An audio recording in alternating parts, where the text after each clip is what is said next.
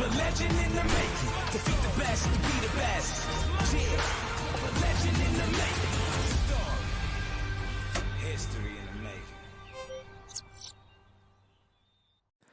Here comes that day where every player starts to live glimpses of their dream. An ordinary athlete rises above his contemporaries and in his path to glory claims his throne amongst the battle of the legends. We are in the semi-finals of iQOO BMPS 2024 so far. Introducing ourselves, my name is Salty. I'm going to be your host and caster for the day. Joining alongside is going to be my good brother Fixes.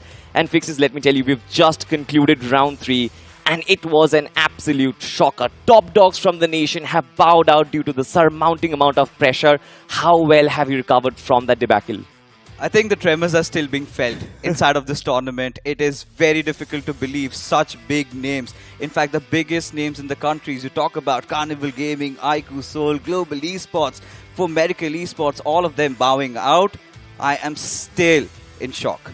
Everyone is in shock as of now. Even our audiences are in shock. But the biggest surprise, Fixes, was because of the fact that these teams have proven themselves in past competitions. You look at Global Esports, they were almost the champions of BGIS 24. You look at iQOO, Seoul as well. They themselves are defending champions of this particular competition. So I believe that it was the surprise package, the surprise element of the undergods who themselves are transcending into an absolute different level.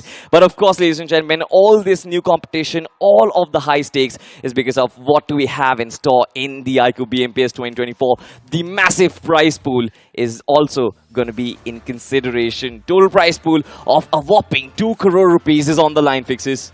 Bigger and better than ever. That is simply put when you talk about the prize pool this time. And when you talk about the winners, they take away the lion's share of 2 crores, which is 75 lakh rupees. And then when you talk about the runners-up and the second runners-up, they get 30 lakhs and 20 lakhs respectively. But what I'm really also interested in, who is going to get crowned as the iQOO MVP of the tournament, because a lot of those usual suspects, a lot of those usual contenders have already crashed out. Exactly right. We do have a nice competition that is brewing up between Spray God and Admino currently, who are still in the competition. But if you consider Goblin and others, they have completely bowed out. So a lot of question marks over there. We do have prizes for the in-game leader, the Rising Star as well.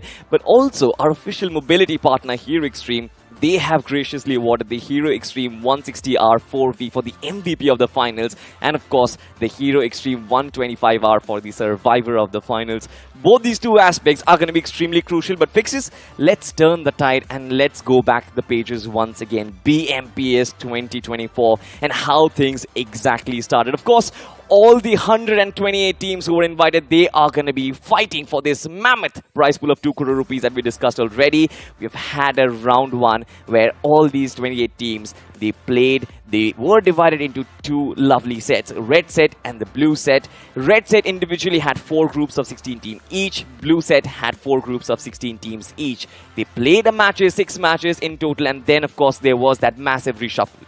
It indeed was. And out of these 128 teams, then we head on over towards round number 2, where the segregation was there. The top 64 teams made it in, and then we had another division. This is where we saw all these teams being divided once again. But before that, it was held from the 7th to the 10th of September. Like discussed, now we had 4 groups of 16 teams each, and they had to battle it out. We had 6 matches individually for every single team, and out of that, we had the competition again being sliced off. We got our top 48, and that is where round 3 began.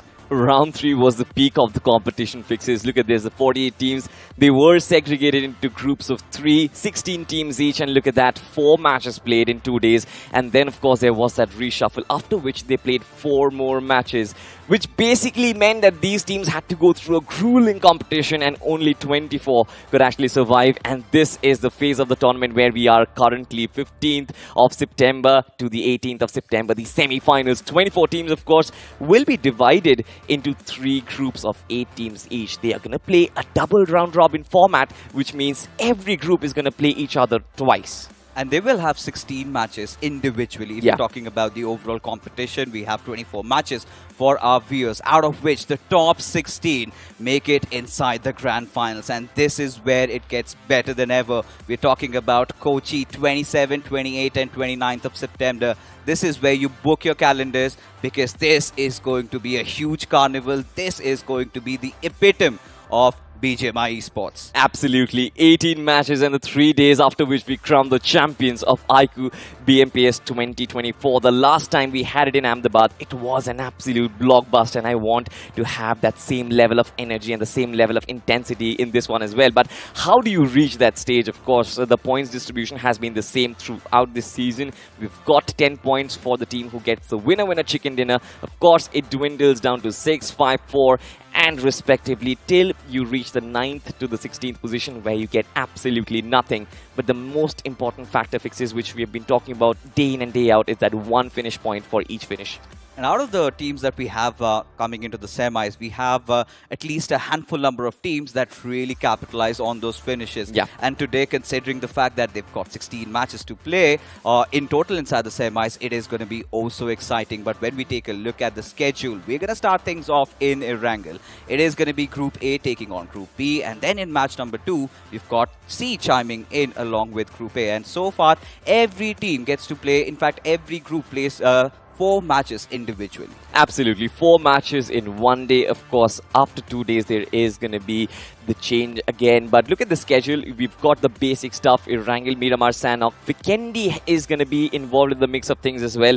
And then we come back to Miramar and Erangel. Coming back to the format of the semi-finals, right? I believe this is probably the first time these teams will have the time to space their matches. 16 matches will be played, which they haven't played throughout the competition so far. So I believe that the teams will have the time to understand the pace of the lobby and then react according to it, make strategies on the fly. What do you think about that? This is where all these teams can actually decide to experiment. If you've been struggling with your position points, might as well start collecting a few. I'm talking about the likes of Carpe Diem. So yeah, if they want to go aggressive, they can certainly do so. And then there are teams like Newman Forever who've been getting a lot of those position points. So they can also decide to play aggressive.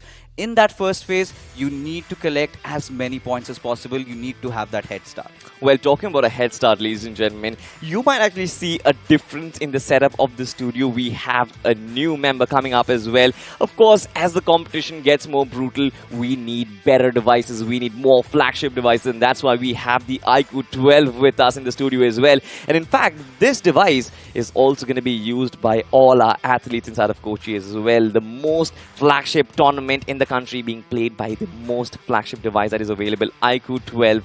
Amazing in terms of specs, but Fixes, why don't you tell them about something interesting which they might be interested in? Yes, 4 lucky winners stand a chance to win this device. All you're going to do is head over to Google, search for iQOO 12, and then who knows, you might have your hands on this, because to be honest and really put there, I have been using this phone personally for the past 3 months, and I've been enjoying my experience. And simply put, this is the granddaddy. I think nothing really beats this phone in terms of performance. You talk about the features, Snapdragon 8 Gen 3 does not get better than this. Absolutely. Gaming performance wise and of course cooling wise as well, this phone does a phenomenal job. But bringing back the competition conversation to the semi-finals and the format once again, you did mention about the teams trying to go in for the placement points, and we have seen that happen inside of round 3 when there was that massive change of pace. The teams also changed their approach as well, because of which I believe not a lot of teams could actually adapt themselves. Talk about Carnival Gaming as a matter of fact, a team that had 150 plus points inside of round 1,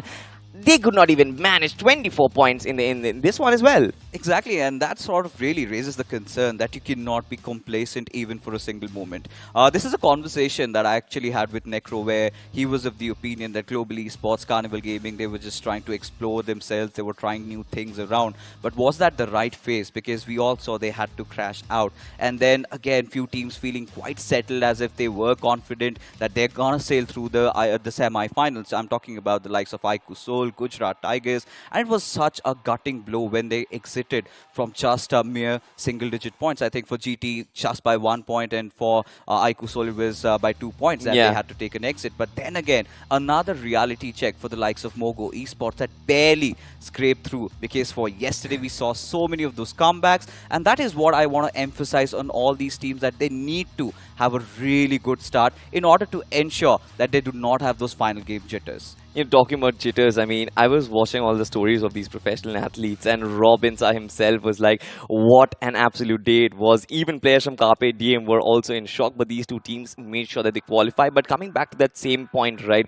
I believe having a good start is extremely important, something which Team 8-Bit have done consistently over the past, right? They make sure before they experiment or try out new things inside of the lobby, they have that cushion on the overall standings, and that comes with playing their natural game in the early matches. They usually get their chicken dinner, and I believe that is when they start trying out new things, possibly going out a little aggressive or trying out different rotations. I believe that should be the way to go inside of semi-finals as well. Of course. Now, when you talked about 8-Bit, I also want to get Silly Esports into the mix, because this is also a team. I think you can categorize them as the front benches. They ensure that they do majority of that heavy lifting in the very first day, and then towards the end, they completely just ease themselves out. We've seen 8-Bit even getting their coach coming to play their games, and even Gotham was getting a lot of frags for himself. But then again, eyes will be on the likes of Mogo Esports. You're talking about a few others that barely made the cut. But yesterday was a day I'm still not over yet, considering that kind of comeback we saw from Orangutan, from Medal Esports, especially that redemption arc of Paradox and Encore being two of the most veteran players inside of the community. They have also been left out of the competition, and it really feels good to have them back. Well, talking about having them back, we are going to have them potentially here as well. But let's have a discussion about the Group A right now. They are going to be playing the first map of Erangel, and I believe the groups were announced on Craft India Esports and the social, so the audience are well aware of it. But TWOB will be the most formidable team amongst all of the 8 right now, I believe, because currently the kind of form they are in is absolutely scintillating. But as we flip pages towards Group B, there are some heavy hitters as well. Who can forget Versatile and their 17 finish chicken dinner on Vikendi yesterday? Versatile was on fire. And I think a very good comeback story for even Somraj, because lately he's been missing out on those official events. You talk about Versatile, cannot really also rule out Hero Extreme Godlike. Now, this has been a complete revamp, especially ever since Punk took over the chains of Hero Extreme Godlike. You could see that confidence and their intent in engaging in those fights. And before, we used to always see that this team had been struggling in terms of the rotation. This time, they just did not care. They just decide to blitzkrieg their way, fight every single foe, and they also had ensured their qualification before that final day of round 3. And honestly, I believe like something which is going well for Hero Extreme Godlike is that every player is playing according to their strengths, right? Yes. You talk about Jonathan, you talk about Admino, they're playing from the front lines. They've been given the freedom by Punk that you can go and try and aggress as much as you want. And also, one important thing I believe Godlike, they've done phenomenally well is the utility usage. The way they have been using their nades to gain openings and advantage in fight. It's scintillating. But Fixes, there's that one player I want to know your opinion about, Simp. This man has improved so much in the past 2 seasons, haven't it? Yeah, he certainly has, and we would talk more about Hero Extreme Godlike as the first match does begin, because, you know, since a lot of these teams have crashed out, I think a lot of those big spaces in Erangel lie empty, and Hero Extreme Godlike will take one amongst the spots, but I think the voice in my head says, it is time we take sail.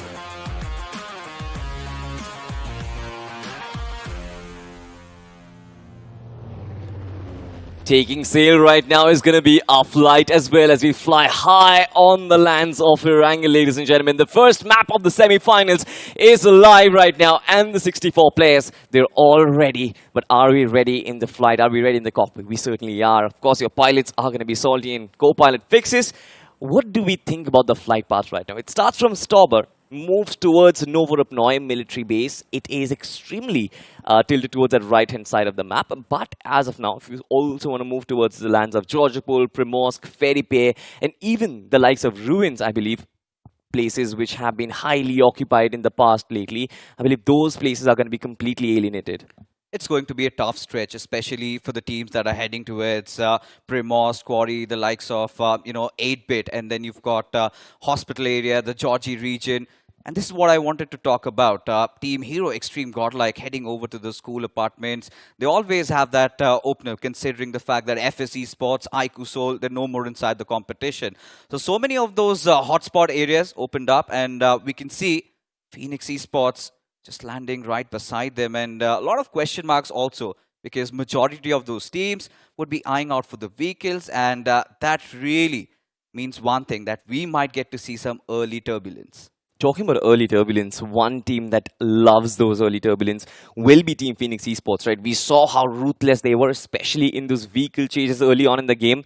And coming back to this map, I believe that there are going to be those early skirmishes. But apart from that, I'm also expecting a very slow pace of the game fixes. Even the likes of Carpe Diem, I believe, will be forced to kind of take a backseat in terms of their fight. They're going to find no one in the lands of Pochinki, nobody interfering with their operations. But knowing the relationship between Carpe Diem and Versatile, I believe Versatile will be waiting with their open arms to see if Carpe Diem can actually fall in their trap. You know, considering that WSP have already taken an exit, Carpe Diem would be a little bit happy about the fact that they head over to Pochinki first, get those loot done. Because for Versatile, we know that they've got different avenues. Somraj has backed off from Pochinki, considering he's been, again, finding his way through. And this time, Versatile, they've been looking so promising. But now, I really want to bring the conversation back to Hero Extreme Godlike, something that we could not complete during that first segment. So, I really feel otherwise. I feel like Punk has been controlling the team in a very good manner. He's got a leash on the players. He's making all the call-outs. You can see that the players are finally deciding to play like a whole unit. But God's Raid, these shenanigans we have witnessed in the past, this time on a chase. And this time, on their hit list will be the players of Sarkar Gaming. Sarkar himself, man, couldn't really do anything much over there. We'll have to take the dip in the waters, but I don't really believe he's going to survive way too much. And of course, he is going to be grasping for breath and no real oxygen being found as well. But Gosray know exactly where this player is, so as the shots keep on getting taken, Sarkar has no option but to buy the dust. But this is unfortunate for Sarkar Gaming once again. And we expected chases like these early on in the match at God's Reign, finding themselves the first pick of the semi-finals.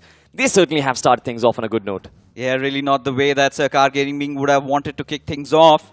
But elsewhere, I think your predictions have come alive, because Versatile and Carpe Diem are exchanging blows up against each other.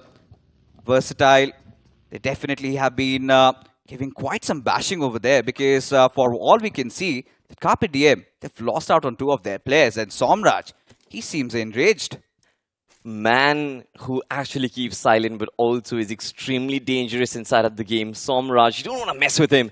This man, he knew, of course, Carpe Diem were going to drop down in towards Pochinki, but they also have the tendency to fly around to try and get as much space as they possibly can.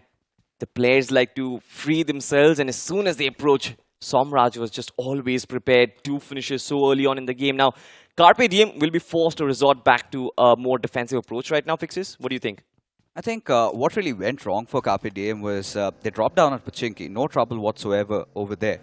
But then they decided to head in for those vehicles. That is where they locked horns against the players of Versatile, and they could not provide cover fire. Because when we take a look at the map, we could see that Fierce is still stationed at Pochinki. Yeah. So I think this was a little bit of that complacency setting in. Maybe they were unaware that they would meet Versatile, and whatever the case is, Carpe Diem still, we've seen their journey so far inside of the iQOO BMPS this time. They do not care about their man numbers, because every single player inside this team knows how to hit. So even if Carpe Diem gets somewhere around 4 to 5 points out of this game, this should still be an amazing start for them. Now, since we are starting to discuss about points, right, we can always have that conversation of what can potentially be the number that teams will be looking to hit every single game. I believe this is a discussion that majority of the pros have an average number, the magic number in their head, which they try to hit every single game. And I believe in this segment of the semi-finals, I believe every single team would be loving to actually hit beyond that 5-point mark to keep up the consistency and then wait for the big games fixes. I think everybody would be eyeing out for that one big game, one chicken dinner, because you get to play 16 matches in total. And considering how the circle has really formed around, reckoning they're going to be quite happy about it. But when you go a little towards that eastern side, you see Team Limra feels like they might get surrounded by the players of Wingod any given moment. Because when we talked about those redemption arcs, when we talk about those comeback stories, I'm pretty sure Avi also carries one along with him. Because it's been quite some time, he's always been quite unlucky, always crashing out of those initial rounds. But this time, he's also held on. And of course, they could not get the chicken dinners, but still being consistent in those final few days, that really resulted in Wingod coming so far ahead. And would love to see these boys back in Kochi. I mean, Rex and Avi himself, they individually have stepped up so much for this team. Initially, it was more of Savitar who was pulling in the shots, but now look at this team, Hyderabad Hydras. They start to huddle right next to Team Dragons, and surprisingly, Moksh did not really take those shots. It was an open target sailing right in front of him. Even the red dot on that Scarl should have done the job. He had Insidious to actually support him as well, but it seems like they want to keep their presence anonymous. Team Hyderabad Hydras, they know as a matter of fact they can hit exactly when they want to. I believe they want to preserve their man numbers. This is the tension inside our semi-finals fixes which we were talking about. Every team will have their second thoughts before pulling that trigger. For Hyderabad Hydras, there has been that revamp.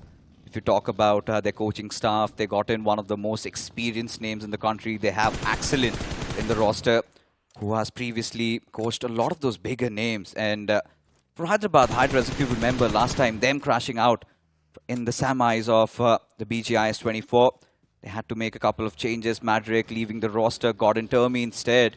And we all saw he was a slayer yesterday, a Titan slayer in fact.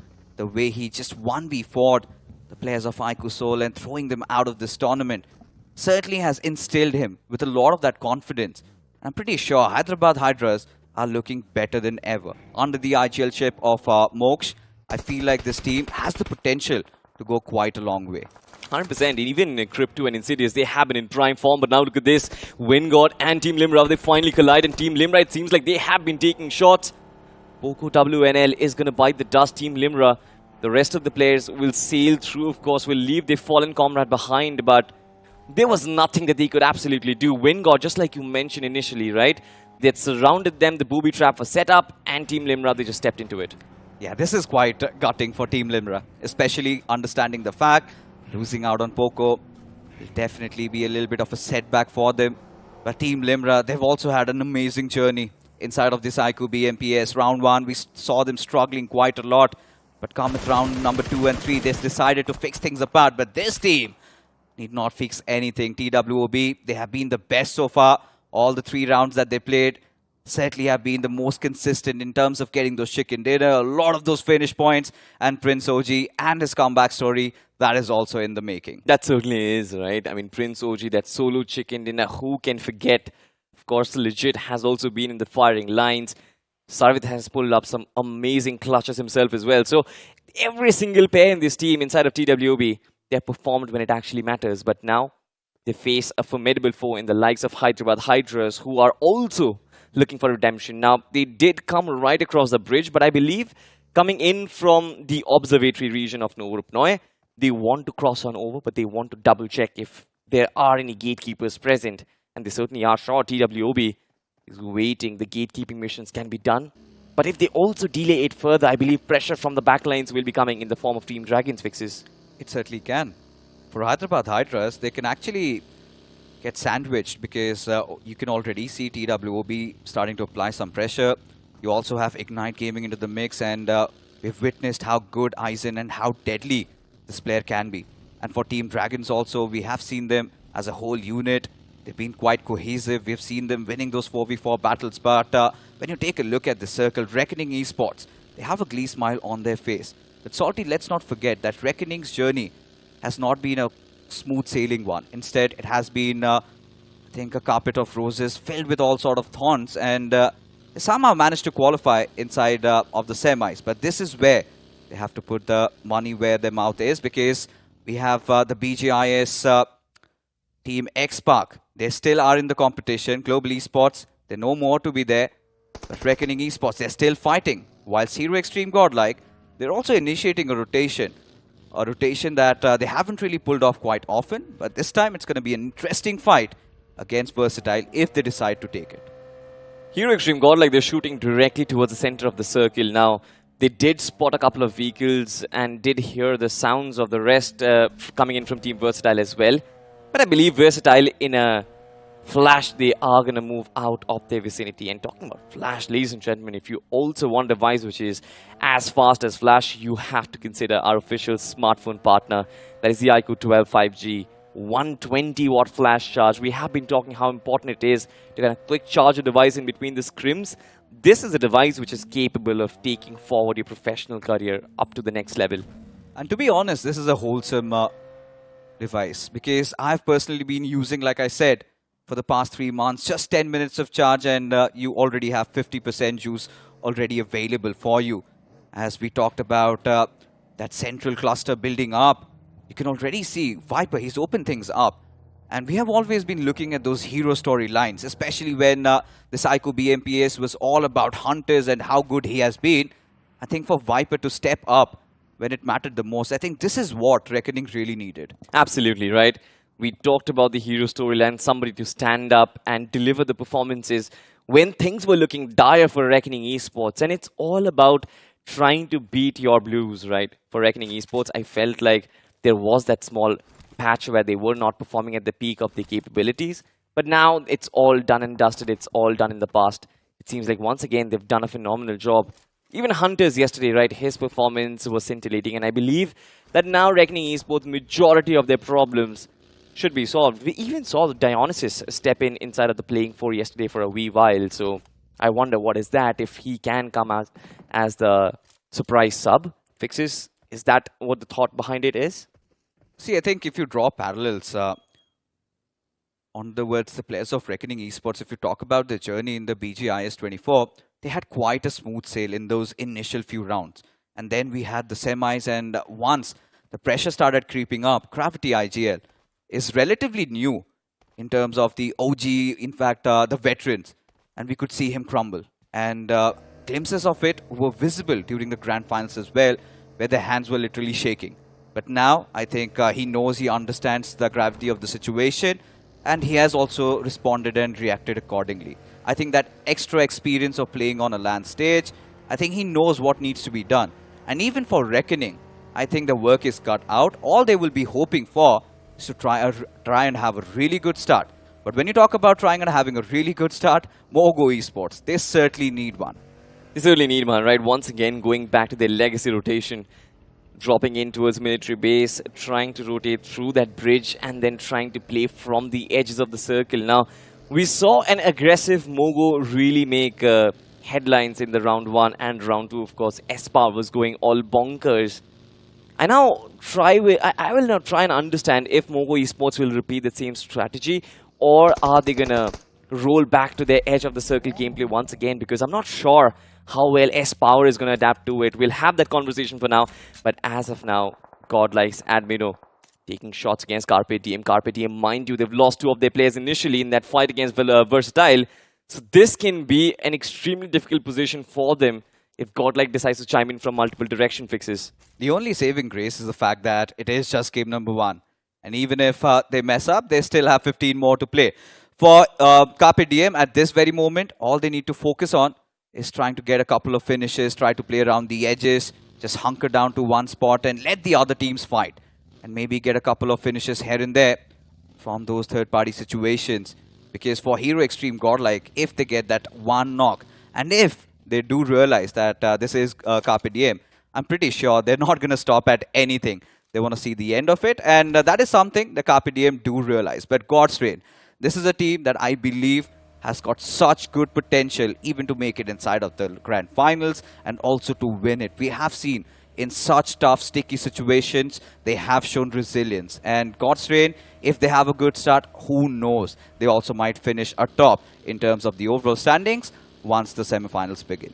Honestly, I'm not really sure about God's Reign, to be honest, because I believe lately it has only been Fury who has been leading the charts. Even Altu, as a matter of fact, his utility usage has been brilliant, but the surprise element has been Venom and his downfall in terms of his form individually. I always feel like Venom, not just as an IGL, he is an exceptionally well technically skilled fragger as well. So I want Venom to lead the charts.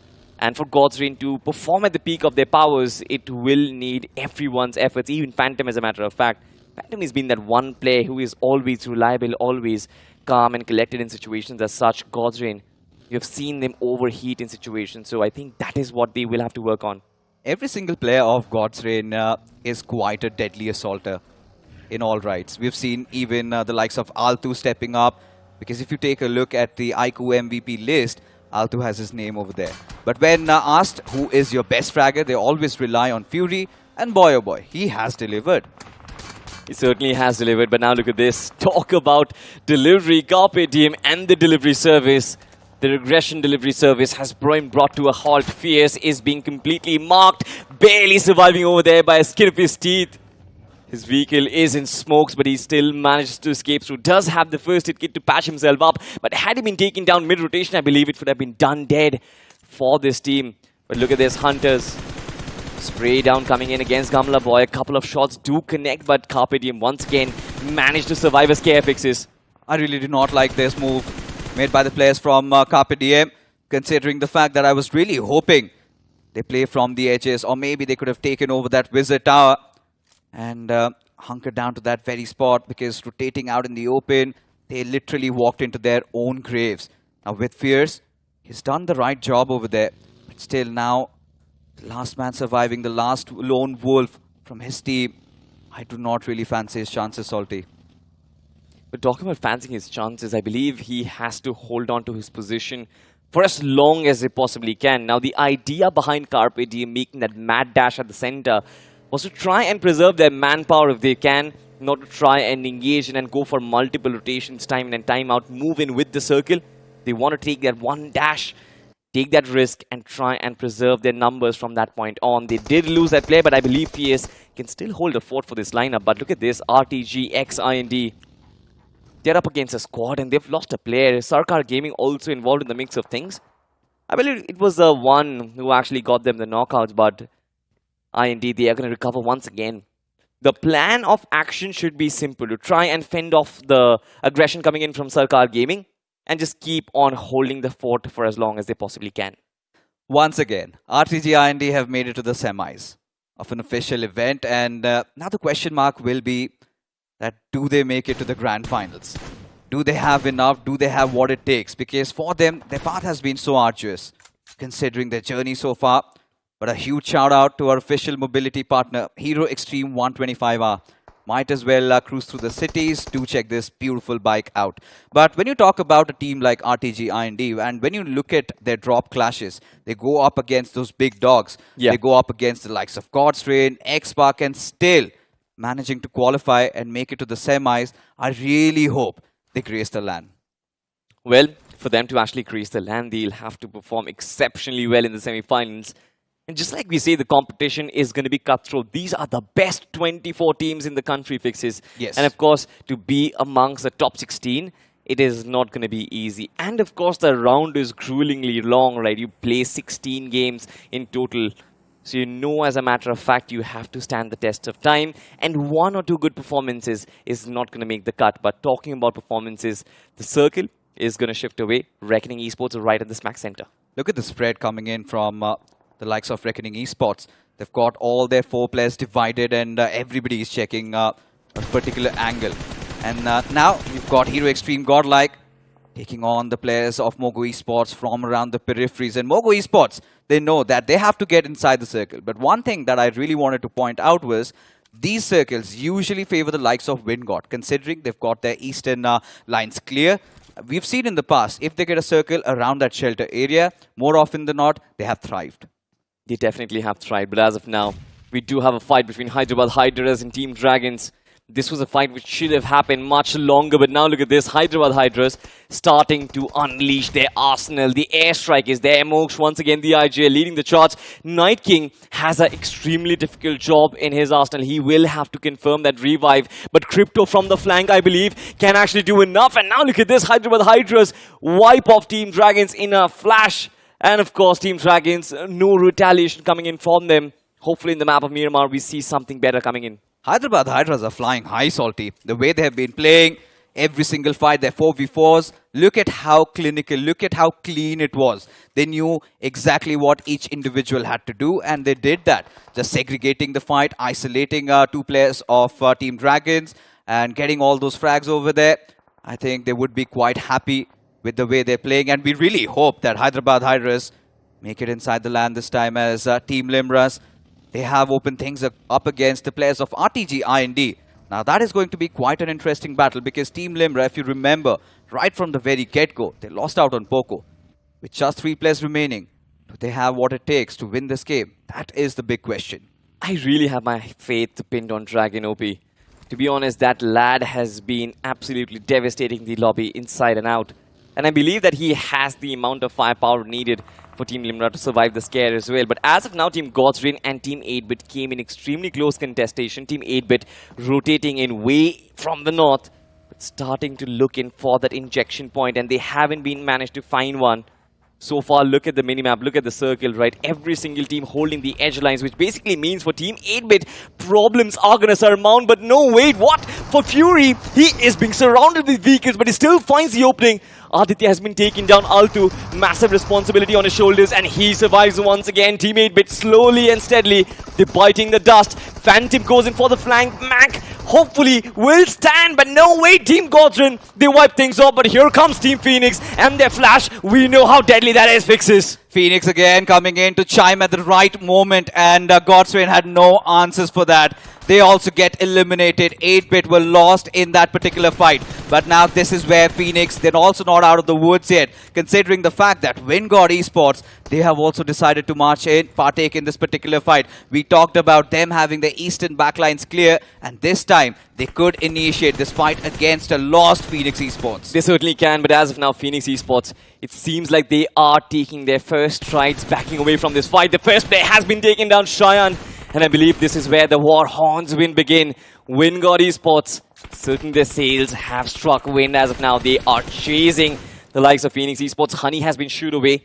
Goes back into the blue to try and survive. But WinGod, they're going to find so many crates in this region. But get back to another fight once again. And this is the battle between the top dogs. Godlike Esports going up against Punk. Look at this. Punk finds a pick against Somraj, but instantly gets traded off. Infinity OP, what a performance it was. But from the back lines, it's Raiden who is still surviving. Simp is down. Godlike, they survive because Jonathan is still the last man standing.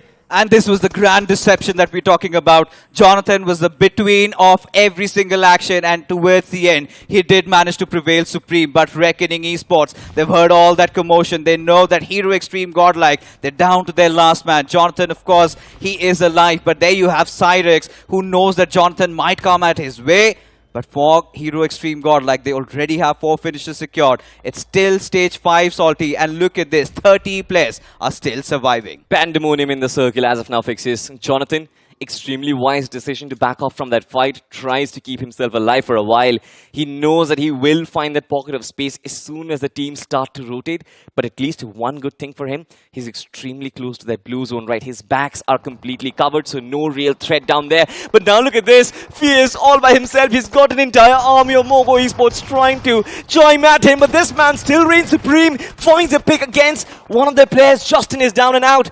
And now it's down to his power. Will he be able to survive? No, wait, Fierce! He won me for Mogo Esports in a flash. This is a sniper tower. He had no way to move, but this man still reigns supreme. Action does not stop as we move back. It is Team Ignite Gaming, and they start to chime things off. Hyderabad Hydras, they're being chewed apart and finished off as well. Crypto the lone wolf, but no more any more inside the lobby.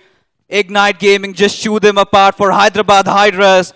It was such a great start inside this game, and in a jiffy, Salty, we have seen around 5 to 6 teams get eliminated, and yes, we're still not over Fierce and his beautiful 1v4 taking down the players of Mogo Esports. This is what I was talking about. One player, and if it is Fierce, he does have the capability to take an entire squad down, and that is exactly what he just did. Man is an absolute monster, but so is Ignite Gaming as well. We move back to another fight. Phoenix Esports versus WinGod. A fight where Phoenix did not really have that advantage so far, but Goku, Did he perform a 1v4 here as well? Did we see another 1v4 against WinGod Fixes? What on earth is happening in the first game of the semi-finals? This is the action that we promised to bring it to you guys from the iQOO BMPS 2024. Battle of Legends, rightly put. Considering the fact the fights we're getting to witness, quite those unexpected endings to it, it's just making things so much more exciting. But for Phoenix Esports, look at this. 8 finishes collected, and Goku, he's got 5 to his name. And next on his hit list could be the Players of Reckoning. But the big question is, are they aware? This time, Fierce, he has to survive another onslaught in the form of Ignite Gaming. And they decide to put in every single inch of power that they have. They've gotten in 3 players, and everybody wants a part of Fierce. Everybody wants to take him down, hence those Molotovs trying to flush him out. Fierce barely surviving as the floor is lava and almost on the verge of a collapse. But he still lives. This man refuses to die. This man refuses to die. The nades don't strike him. The Molotovs don't burn him. He is an absolute monster inside the lobby. How long can he survive is going to be the question. Ignite Gaming just completely making the sniper tower laden with utility. He still manages to survive by a whisker. And at this point, I believe it's even getting funny because RTGX IND, they've spotted the likes of Team Ignite Gaming. Hulk has been knocked down. So Ignite Gaming need to come up with a contingency plan. They cannot put all the utility up against this one man. I know they want the sniper tower, but I believe Fierce still has the control over it. Look at this. 7 teams alive. Means Carpe Diem, they have earned themselves a position point. And not just that, also 4 finishes to add along with it. This is what we discussed about, right? Him trying to get around 5 points for his team. This could be a dream start for Carpe Diem, considering that early disaster that they had to go through. But when you take a look at the circle, TWOB has a really good control over it. But the bad thing is that they're on the lower grounds. This sort of enables the likes of Reckoning Esports to dictate the play, and that is exactly what they're doing. Oh my god, Viper! That nade right on his face once again, just surviving barely on the basis of those boosters. Needs to patch himself up once again. But I'm liking what Reckoning Esports are doing so far. They have spread themselves out along the play zone so far and will try and enter the circle from multiple directions. Viper trying to proceed with the breach. As of now, it's still not come up. But Reckoning Esports themselves, 8 finishes, and finally, Fierce will get taken down. TWOB finding that finish, but as of now, TWOB, I believe control over the circle will get snatched away just because of that man disadvantage against Reckoning. What do you think, Fixes? I think at this very point, it all comes down to who gets that first knock.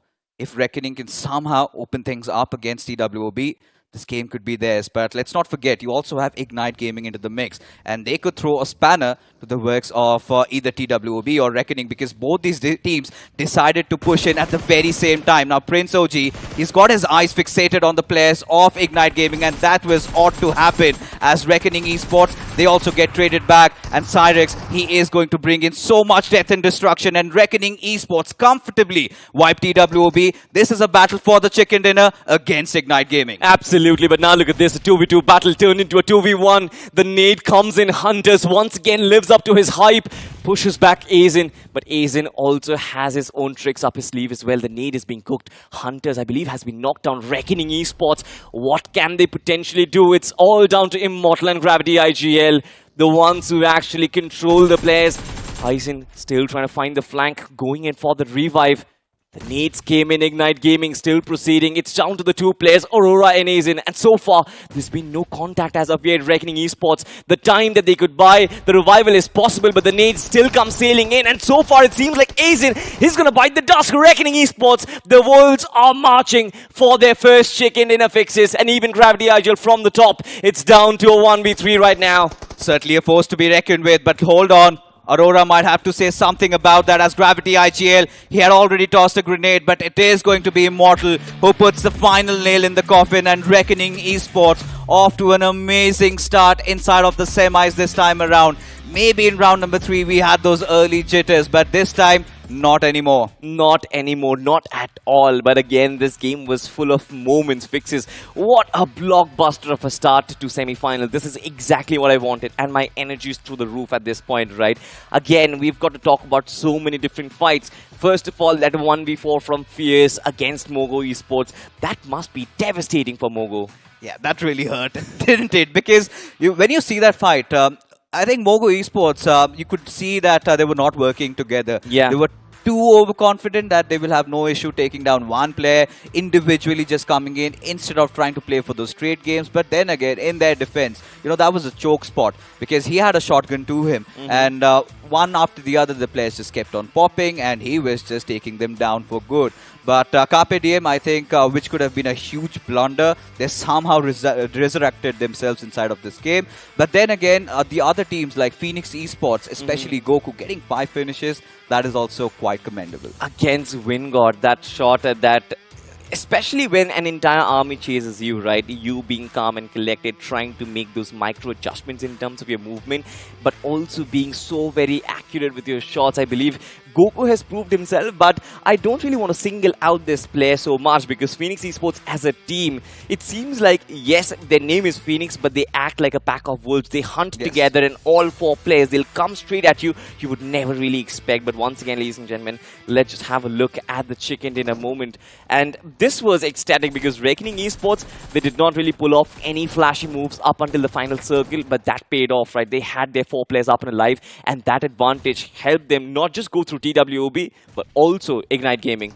We need to talk about what happened because it was a trifecta, and Ignite Gaming and Reckoning decided to push on the players of TWOB, who were the only team inside the circle at the very same time. So it was a 2-pronged battle, and it was just too much for the players of TWOB to handle. Otherwise, we've seen they've been getting inside the circles quite often, always around the center, and they come out as the victors. But this time, Reckoning Esports, realizing that they need to isolate those fights, first took down the players of TWOB, and when even Ignite Gaming had charged in, they also had suffered some casualties. And the moment Ignite Gaming did, get themselves back, and we had the final 2 players, final 2 teams remaining, that is where we could see, right? It was all about trying to get the revives from Reckoning, get the man numbers high, and once that happened, Aizen getting taken down, I think for Aurora, there was not much that he could do because Gravity had already tossed a grenade and they had Immortal. So that's all she wrote. Reckoning, quite comfortable right from the very start, playing around the center. This was a very classic Reckoning style of play. This was certainly very classic. But of course, I believe that there was that one moment for Aizen as well. In his mind, he felt his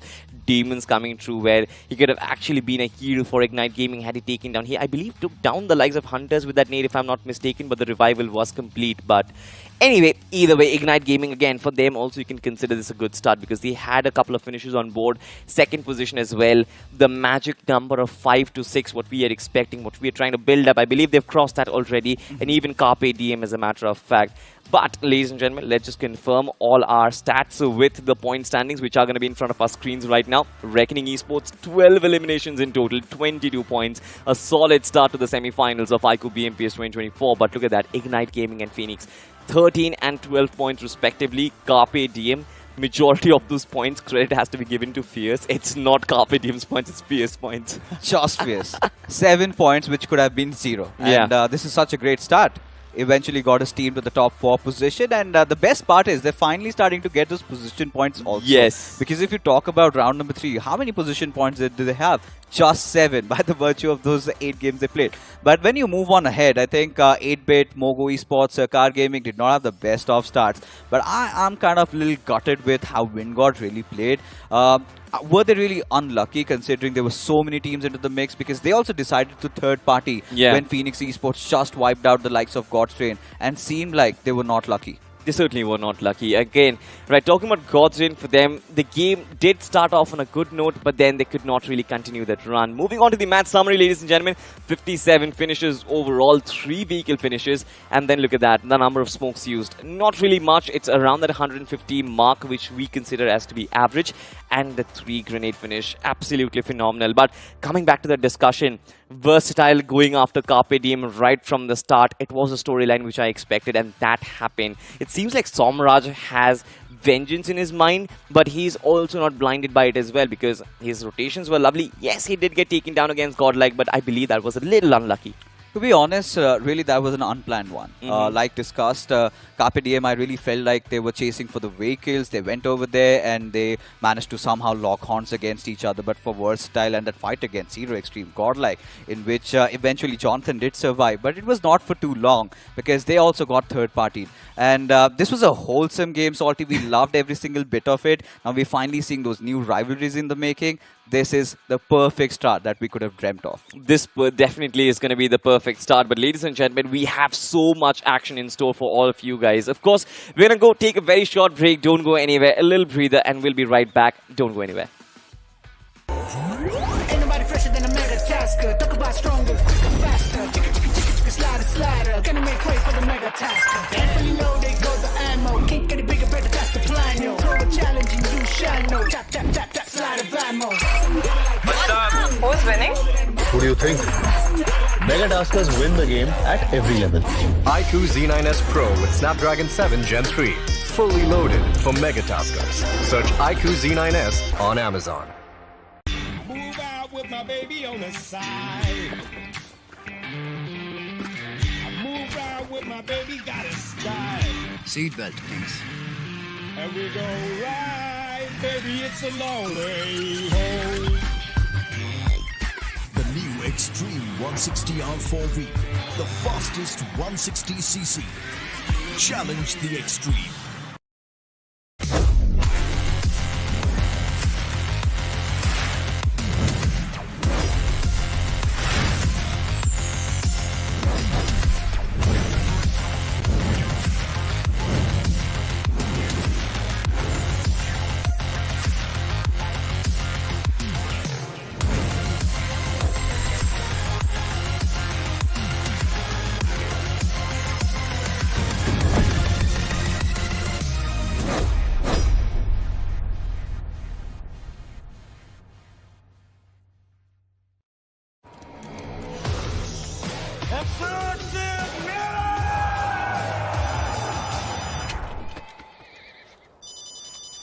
mummy का phone है एक minute किसी और को बात करनी है क्या मम्मी से? Take 63. Ouch. I'm not doing this. 300. यार ये एक्सूट इतने कूल है, लेकिन अगर शूट ही नहीं होगा तो दुनिया को कैसे पता चलेगा? X-Suit's so stunning that even Dynamo won't let us tell you about it. X-Suits, a million reasons to keep everyone away.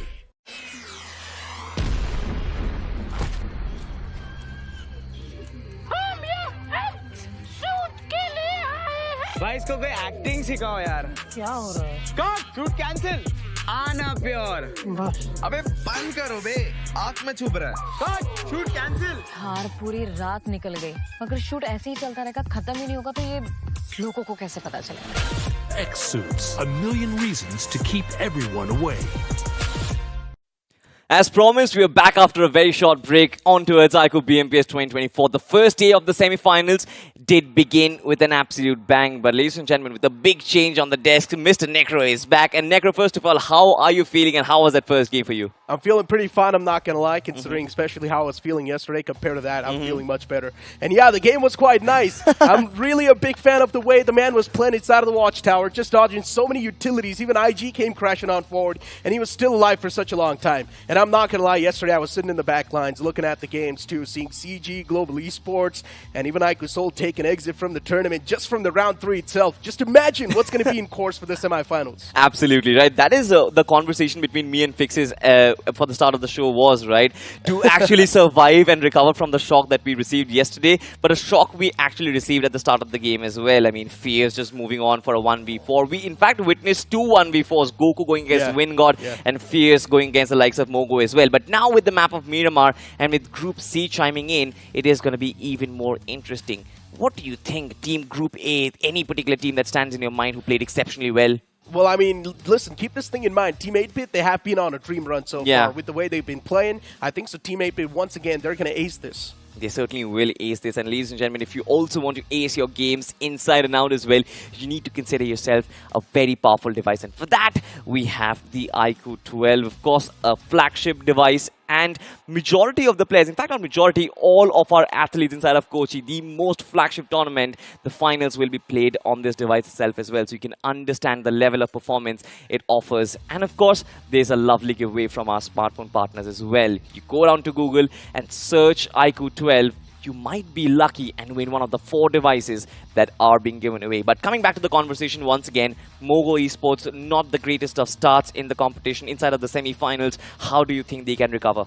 I mean, we're speaking of Mogo Esports over here, man. Yes, I do understand. I've been speaking the same way for a lot of these teams, but for Mogo Esports, it's just the game one done and dusted. You can't really judge a lot just behalf of that game one. They have came so far to the semifinals itself, and we know it's a powerhouse. So we do not really need to doubt Mogo Esports just based on that one single game. You still need to move on forward. You've got a lot more games to go in the future. Second game is somewhere that we can start making a few judgments and know what exactly is going wrong with the team, right? Absolutely. Well, I mean, for Mogo Esports, due to their credits, 15 more games are still left for them to actually play. But the way they actually qualify to the semi-finals, barely making it on the 24th spot, does raise question marks. But then we'll move on forward. Hero Extreme Godlike. I believe it was a good game for the start things off. They got themselves a couple of finishes, one squad wipe as well. But for Team Versatile, I believe this team has vengeance in their mind. Fixes did not agree to me, but I believe Somraj, he will go after every single team. And he has been extremely aggressive himself. I mean, for Team Versatile, hands down, right, with the way their journey was as well, you cannot really say they're on a dream run themselves. They have seen a lot of those ups and downs as well in the entire iQOO BMPS 2024. And knowing the fact that so many known names got eliminated yesterday, a lot of these teams playing today itself, they have received a big reality check. And that's why you see Reckoning Esports as well, off the rip, just buckling up, because they know it could have been them instead of either iQOO Seoul Global Esports or maybe another team that got eliminated. It could have been their name over there. But then, luckily enough, Reckoning Esports was able to clutch it out in the final few games. So now this time, Reckoning Esports, they just want to solidify their slot in the Grand Finals off of the rip. Absolutely, right from the get-go. And we discussed this as well. Right at the get-go, you try and get yourselves those points. But now with group number C coming in next, I believe there are going to be the surprise packages as well.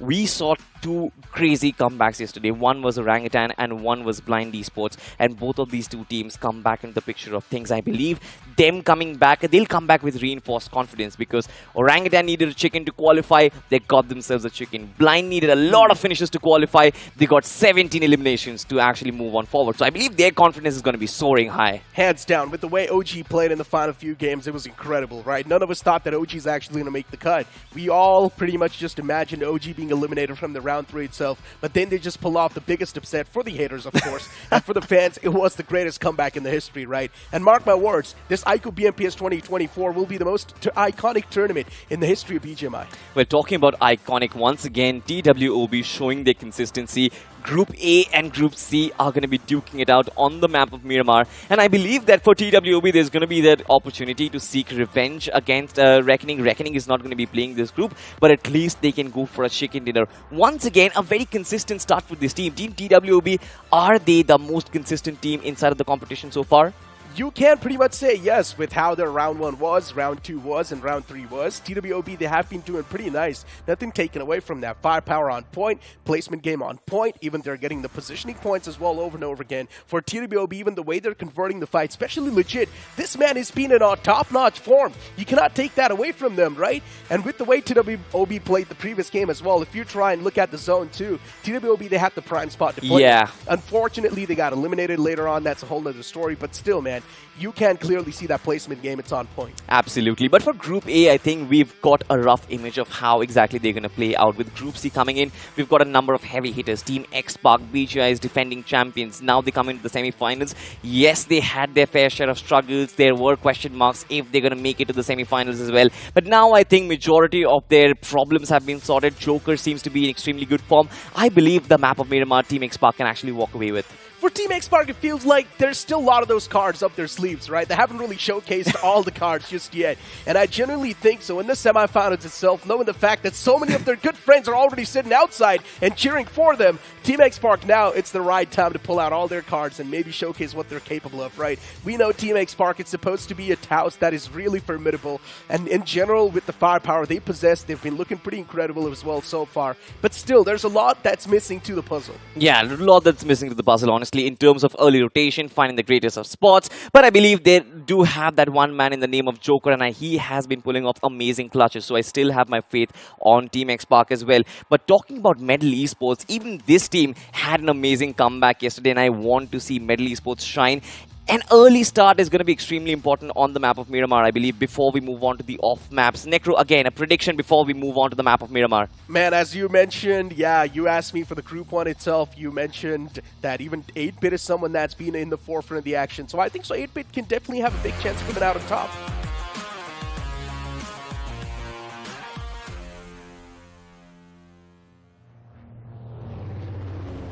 Well, we'll find out if it is going to be 8-bit or if it is going to be X-Pac or is it going to be anyone else who walks away with this game of Miramar. But ladies and gentlemen, we fly high once again as the big bird is back in the skies. And this time the Deserty lands. They are going to open their arms and welcome all the 64 passengers.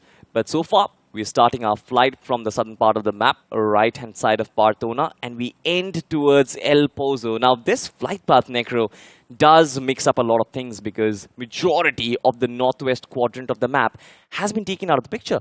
Pretty much. If you want to move in towards Truck Stop, El Azhar, even Torre Branca, or maybe you can say even Torre Amuda. Now, that's going to be completely out of reach. The only way you can move towards those spots is going to be Pit Stop. You can go for a Pit Stop, get your hands on the basic weaponry, get your hands on the vehicle, and then move in towards your primary drop location. Still, I'm going to be looking out for a few collisions, considering those are something that can add on the best possible action off the rip. Drop clashes are always an easy way to get your confidence held up high as well. And for TWOB, considering the previous game wasn't that great, right now in this game of Miramar, they would definitely want to buckle things up. Talking about buckling things up, I believe that there are going to be some early skirmishes as well, Necro. There are a couple of teams moving towards the El Pozo region. You've got Team Newman, you've got Team Carpe Diem as well. Blind Esports, as a matter of fact, this team certainly making waves with the way they actually made that comeback yesterday. Want to see their firepower today as well if they can try and experiment. But Orangutan back with their playing for Atanki, Aru, AK and Visgod. Yesterday was such a shocker. Nobody expected this team to actually make a comeback. Did you expect them to actually do that? Somewhere down the line, you always do have the hopes, right? Knowing the fact that the Apes, once again, the OG names out there, right? You've got players like Visgod, Aru, Atanki. These guys have been in the competitive scene for such a long time. So one thing is for sure, they do have the experience. They have faced these type of hits even once in the past. So they pretty much know how to get out of the tricky spots. And once again, for OG, that experience just chimed in, and they pretty much just came out on top. And looking at the circle as well, it's completely on the opposite side of the plane flat path itself, just forming on the top right. Now, if the teams do want to make it to a better spot, it's going to be a tough stretch, but hey, it is what it is. It is what it is, right? But moving towards Montenuevo right now, Necro, we do have two teams on our screens. Currently, there's just Blind Esports, but you will quickly notice that even Team Medal Esports are venturing out in the mix of things as well. So if there is chance of a particular fight happening early on, I believe Blind Esports might have the early advantage. Considering Medal Esports, they love to take things slow. They love to start on the rotation part of things, love to complete their loot, and then take the fight to the final circle. I believe they would not want to engage, especially the way we saw the Erangel map to pan out as well, right? It was extremely slow at the start, but then as action progressed, it went on to become an absolute blockbuster. And you know what? Speaking about the past itself, even Blind Esports, they pulled off the greatest comeback. Yeah. They had so many eliminations in that one single game. They pulled off 22 points in that one single game. So yeah, Blind Esports is indeed playing for something that's looking pretty formidable. A name to be feared indeed inside of the lobby.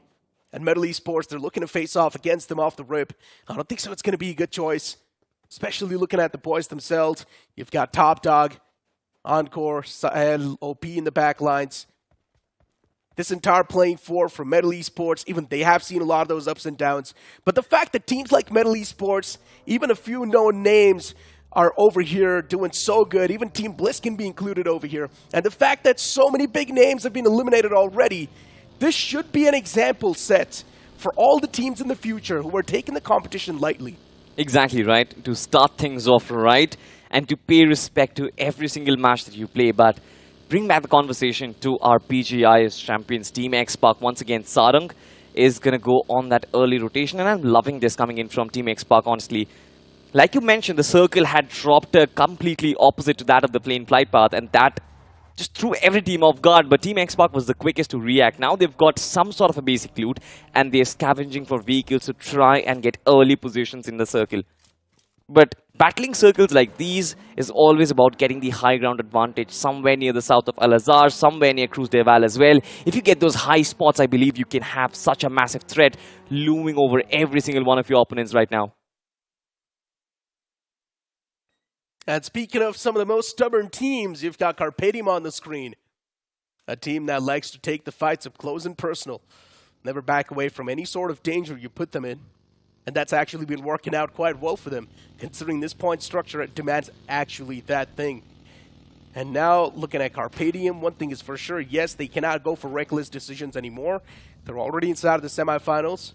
Every single decision they make has to be thought, well, you've got another team. Potentially one of those teams that we thought might just be eliminated so far. That is Team Newman Forever. In the round one itself, the first time we saw this team, they were struggling so much in the round one.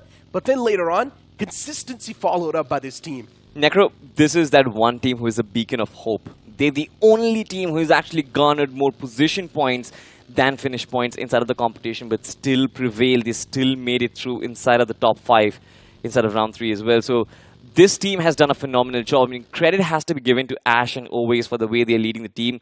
Yes, their firing lines are still not operating at 100% capabilities, but I believe that Team Newman X Forever is still going to prevail too. And then this team, Phoenix Esports.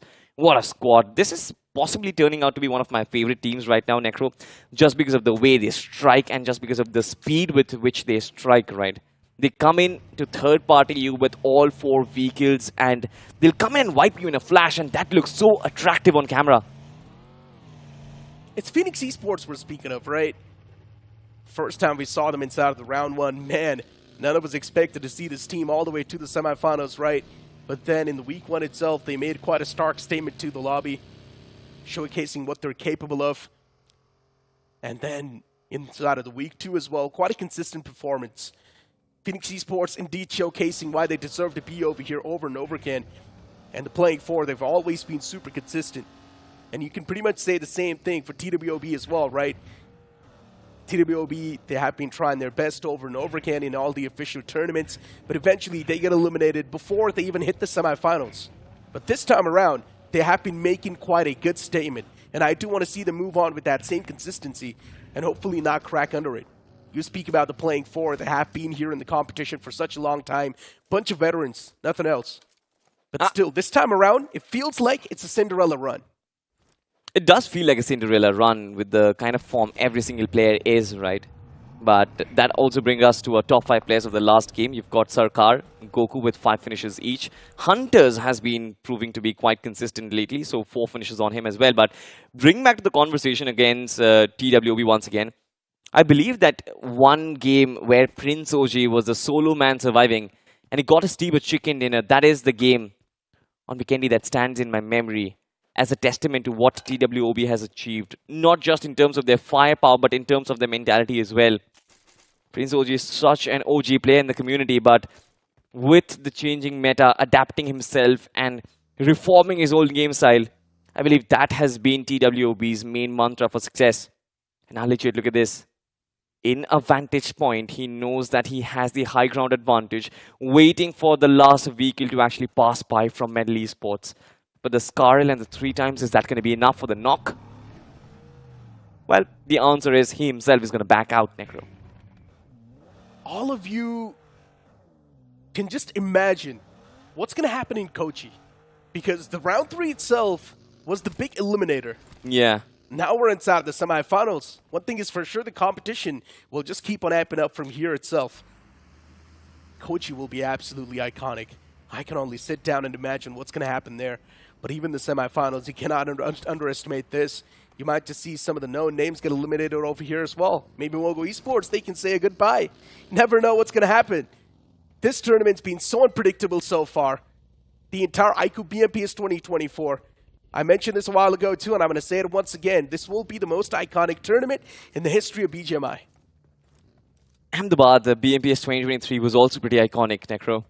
I still remember the crowd, the cheers, and of course the amount of pressure that the players had actually go through for the finals as well. It's not about just the crowd, right? It's also about the overall storyline that we're creating over here. In the BMPS 2023 that we saw, you usually saw all the usual suspects qualifying. But look at this iQOO BMPS 2024. There's so many newer faces on the block. Yeah. Silly Esports, Team Dragons, Phoenix Esports, and the names can keep on adding up. Yeah. This is what I'm exactly saying. The known names this time around, they've already been eliminated. iQOO Seoul. None of us thought that they're going to be eliminated from this tournament. We all pretty much imagined them over there in the LAN itself. Global Esports, a team that is more than capable of to be there in the LAN finale, but they're not over here anymore. Carnival Gaming, a team that was looking in top-notch form, but still they have been eliminated. And that in itself should tell you what exactly this BMPS 2024 is capable of. Exactly, the pressure on these teams was enormous, right? Especially the ones who are trying to prove themselves, for the ones who see iQOO BMPS 2024 as their path to glory. For the ones who took things lightly, or the ones who could not really perform to the best of their capabilities, well, you'll try your luck in another tournament. Not going to say much about that, but coming back to this game so far, it seems like the fight between Team Dragons and Blind is still going on, and Team Dragons themselves are going for an extremely long and surprising rotation. They're moving northwards towards El Pozo right now, through Blind Esports and the defenses, and Blind Esports let them pass. But what my question is, when will Blind themselves rotate? Team Numinix forever, they've got such a lovely position on the north of the circle itself. For them, that injection point should be Tierra Bronca and an easy entry. But now look at this, Team Bliss on the firing line. Sam was peppered with a couple of shots. On the other side, it's Pukar who's been knocked down. TWOB, that's an easy confirmation followed up. Nicely done by the boys. And once again, Cyrix is constantly peppering down the shots in the front lines too. And that's going to be the first pick of the map, by the way. Just look at the intensity. Yeah. We're already so deep inside of the game. Stage 2 is hit. It's 1 minute, 30 seconds on the clock. And now we have seen the first elimination hit the deck. All these teams are playing it way too competitive, considering it is supposed to be, right? At the end of the day, you are inside of the semifinals. And especially witnessing after what happened yesterday, yeah, a lot of these loose stragglers as well, they have realized you do not have a lot of those games left over. All it takes is one single moment to flip the fate. But once again, Necro, I want to come back to Carpe Diem and discuss this with you, because I feel like for this team, the same problems has been repeating over and over again. Yes, they are impeccable in their firefights, but now look at this, right? The way they rotate, they get picked off at by multiple teams. In fact, one of their players getting taken down by TWOB. Now 2 of their players getting taken down by God's Reign. What exactly is going wrong? Yeah, Gumlo Boy is trying his best to fight back, pulls out the S12K in the hand and still going for the shots, but unfortunately runs out of the bullets in the mag. And eventually the final nail will be in the coffin. It will be God's Reign to prevail in that fight. And once again for Carpe Diem, they're the stubborn 4, right? Yeah. What happens to them over here, it's expected. Talking about expected, right? I mean, Pukar himself as an IGL, we know his rotations are spot on. With Gamla Boy and Fierce and Max in the mix of things, I believe he wants to take those fights, but then I believe he also wants to preserve those 4-man numbers till the final circle. We have rarely witnessed Carpe Diem with their full force in the final circle. It's always them getting picked off in some random fights or some random third-party events. And I believe that is what they have been struggling with. They barely have any position points, and I believe that in the finals, the position points are also going to be an extremely important key. Yes, the finish points will give you majority of the chunk, but the position points, Necro, keep yourself afloat. Just look at the replay and see how the fight kicked off. Fury single-handedly dismantling 2 players. And then the last man, Gamla Boy, just suffocated to his death. Can't really do a lot from that one single corner, right? Especially when you've got 3 hungry wolves choming inside of the action. Unfortunately for Carpe Diem, eliminated early from that game, but still they've gotten 7 points in the overall point table. So it's not that bad of an outing, considering the game one itself was decent from Carpe Diem. But still, second game down and dusted. Now for Carpe Diem, it's a reality check. It's time to wake up in the upcoming moments. Talking about waking up, it seems like Orangutan, they themselves have woken up from that round 3 slumber.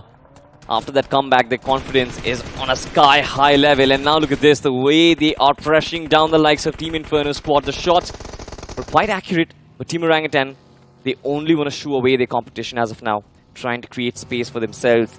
They've got a nice little pocket of space in the southeast of the map. But now look at this Inferno squad out of the frying pan into the fire. They go out of Team Orangutan's grasp, but now land in Phoenix Esports. Inferno squad, I'm not sure what exactly is going wrong. But unfortunately for them, they're facing off against the formidable force of Phoenix Esports, as Jatin's already found. Another man's there in the back lines, but you can't really do a lot from the top, especially when you're being focus fired. And for Phoenix Esports, they do just want to toss this nade, find that perfect squeeze between that gap. Nade's being tossed. I don't think so it's going to be doing any damage. A little bit of that chip damage is there, but not enough to get the knockouts or even the confirmation. Revival comes through. The fallen man's back upon his feet as he now patches himself up. Inferno squad looking good in this spot. They certainly are looking good, but as of now, it seems like Phoenix Esports just gave them too much time to resurrect back into this fight and reset, right? The numbers advantage was there for Phoenix Esports to capitalize. But this is where I love the sense of direction that this squad has. The sense of grit and determination. They are touted to be the third-party kings and they want to stay as that. In terms of taking 4-4 fight, they'll still want a little more advantage before moving in. They possibly did not have the information that Inferno squad has been cut off by a player.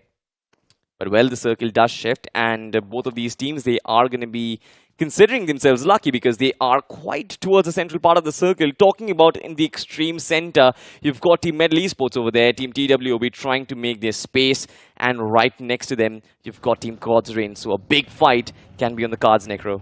Indeed it can be. Looking at the zone 2 and how it's forming up.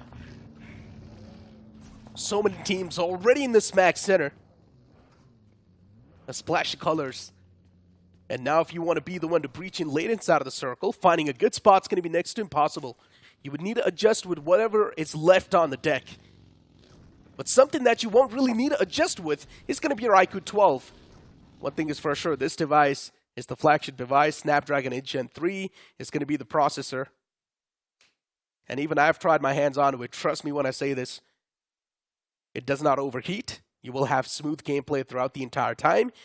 And the charging is pretty quick on it. 120 watt flash charge. That is exceedingly quick, but it seems like Mogo Esports need to charge themselves up that quickly once again. The last game certainly not good. They have a nil on the scoreboard so far, and they need to kick things off exceedingly quick. Now, being 1v4'd against a single player, I believe that hurts every single team and their mojo. And you're going to come back and they need to win a particular fight, get their confidence back on up, Necro. Don't you think so? Hands down. Confidence is going to be the key, man. And you know, a while ago I mentioned this too. The only way you can gain the confidence is by taking a few fights. That's going to grant you the early game confidence that you need. Once you know that you're more than capable enough of striking down a few foes if they do stand against you, that's going to work out so well for you in the future. Team Bliss is on the screen. And honestly speaking, listen, I do not want to brag about it, but Team Bliss was one of those teams that I knew will have a lot of potential this time around, and I was always supporting this team. Not on a personal level, of course, but looking at the way they have been playing from the round 1 itself, there was something special about this team. And I knew this time around, this will be the exact run Team Bliss is looking for, because it's also a do-or-die run, right? Yeah. Speak about Eggy. This man has been there in the pro circuit for such a long time, but he's never found himself that limelight that a man's supposed to find, especially if you're there in the pro circuit for such a long time. AJ, Turbo, all these guys are more than capable enough of bringing that aggression and striking down some of the best-known names. But still, for some reason, they were not able to work it in well as a well-lit unit. But I believe majority of those situations have kind of been overcome, especially by the likes of Team Bliss Esports. But now look at this, Orangutan, they find themselves in the midst of a fight. Team Silly Esports approach them. One of their players definitely has been taken down. It's Hydra who is cooking up a nade, does a sail in against AKOP. Splash damage and not absolutely there. The shotgun battle. It's going to be an S12K on the hands of AKOP, still waiting for that connection. But where are the rest of his teammates is going to be the question. Orangutan, they're nowhere to be found, and 3 players from Silly Esports, Necro, are starting to chime on up. I'm not really sure if this is the safest of positions for AK himself. Yeah, and AKOP, that's why he's just backing away from that, right? It does not have the proper confirmation on what exactly is happening in the front lines. And here comes the cavalry. Silly Esports in a big world of trouble. I think he finds the first strike, and that's going to be a crucial one. Silly Esports already losing out on their main man, and that's going to be iQOO. What can Silly Esports do? The remaining 3 players in the back lines will actually make that just 2, considering Silly Esports lost on one of their players way too early in the game. And now for OG, they've already pretty much got the fight in the bag. They certainly have, right? The nades do come sailing in from AKOP. They almost connected with the splash damage. Orangutan, they're looking to surround them from multiple directions, but just have to be extremely wary of the third-party presence. They're still in the blue as of now, and entering the circle will also be one of their key objectives currently. Still have the shots getting taken down. Aru trying to go in for a flank, but Silly Esports did disengage and move back in the fight. We move on to another one. Team Blind Esports versus Team Dragons. This has been dragging on for a while, but Team Blind, they are going to put a full stop to this fight. They finally eliminate Team Dragons out of the picture. Nova single-handedly took down 3 players. Nova 21. This man's been an absolute prodigy. This time around, Nova 21 has to be one of those insane fraggers that we've seen, or we have discovered pretty much. For Blind Esports, he's been the main playmaker every single time. He's the one to get a lot of those eliminations on the board as well. You transition on forward towards another fight. It's Team Limra chiming inside one of those. The foes were quite close, but considering they backed away at the nick of time, so it's all going to be good in the hood. You try and focus on the zone and how exactly it's panning out. Even for Blind Esports, they've got the edge to play with. God's Reigns going to be a big factor. And that's what Blind Esports is now looking to face off against. Ooh. The main man, Fury, has been taking down Blind Esports. It seems like they have struck the right string so far. Godsrain from the backlines. Venom, what can he potentially pull off? Needs to take care of the flank. Phantom, he knows exactly from where Blind Esports is going to approach, but needs to provide some sort of support so that Venom can actually escape. The cover fire is going to be crucial. But Team Godsrain, I believe, they are going to recover. But Blind Esports, they look to be relentless. They really want their spot, Necro. They indeed do. And with the way they're moving too now, for God's Reign, they do realize taking that spot away from the foes that were there is next to impossible. It's better to just reposition and find yourself another breaching point. And that's why God's Reign's on the move. Before them, they've got no clue. They're on the verge of facing off TWOB, a team that's been looking much more formidable. But something that's going to help you pull off even cleaner rotations. That's going to be our official mobility partner, Hero Extreme 160R4. I would recommend you guys to move on and check it out. S-Power from Mogo Esports finding the first vehicle finish himself as well. And now it seems like Mogo Esports and 8-Bit, a love story that we have been talking about, have met once again. Destro in the front lines, he knows that 3 players from the back, but Team 8-Bit and their formation is so chaotic. They're coming from every single direction. Spore and Delta, both of them have been knocked out. Mogo Esports in a damage control situation. Juicy will be finished off, but I still want to find out where are 8-Bit and their players located. Mighty has such a vantage point. Mac is continuously being the thorn in their path, causing problems for Mogo Esports. And finally, they reunite once again.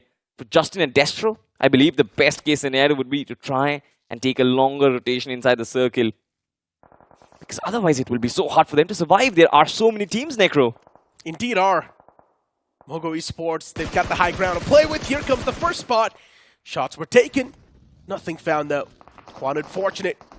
But even the man himself is now starting to face a lot of that wrath. Returning bullets, they do find the perfect connection. And it's also Team 8-Bit you're facing off against. You need to be careful. For Team 8-Bit, it's been a Cinderella run indeed. But now Team X-Spark looking to unleash their wrath against the players of TWOB. For Team X-Spark, they've got the upper edge inside of the fight, the high ground to play with, but not exactly the safety lines. Exactly right. Team TWOB on the right part of the circle, and they come in freshly from having eliminated Orangutan from their path. Team X-Spark, they have lost on their main man. The entry frag as Spray God is down and out, so that means that Team X-Spark will have to play a little reserved, considering they're still quite outside the circle. Sarang having spotted the players from Blind Esports, if I'm not mistaken. Shots were there, but no connection. Absolute nada. I think he still has to go in for a longer rotation, possibly try and take that fight against 8-Bit, because that is where you're going to have the man advantage. But now look at 8-Bit as well. They make that mad dash inside the circle. The space has been left vacant, Necro. 8-Bit's in the smack center. And here's the problem. Yes, it's quite a great spot to be in, but you can also be in the focus fire, the center of attraction that you like to call. So yeah, for 8-Bit, it's a double-edged sword. If you try to keep yourself anonymous, and if you do make it happen as well, then that's going to be perfect. Execution's going to be off the essence for 8-Bit. Team X-Spark spotting out a few players of Phoenix Esports. Joker is charging on up. Shots are taken.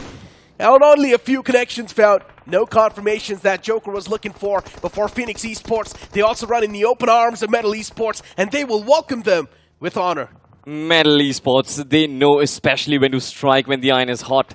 Keeping their foreman alive, we talked about this.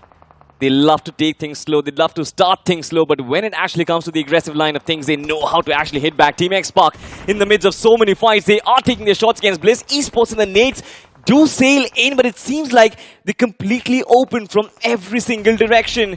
Third parties and explosions happening left, right, and center. And even TWOB, they come chiming in.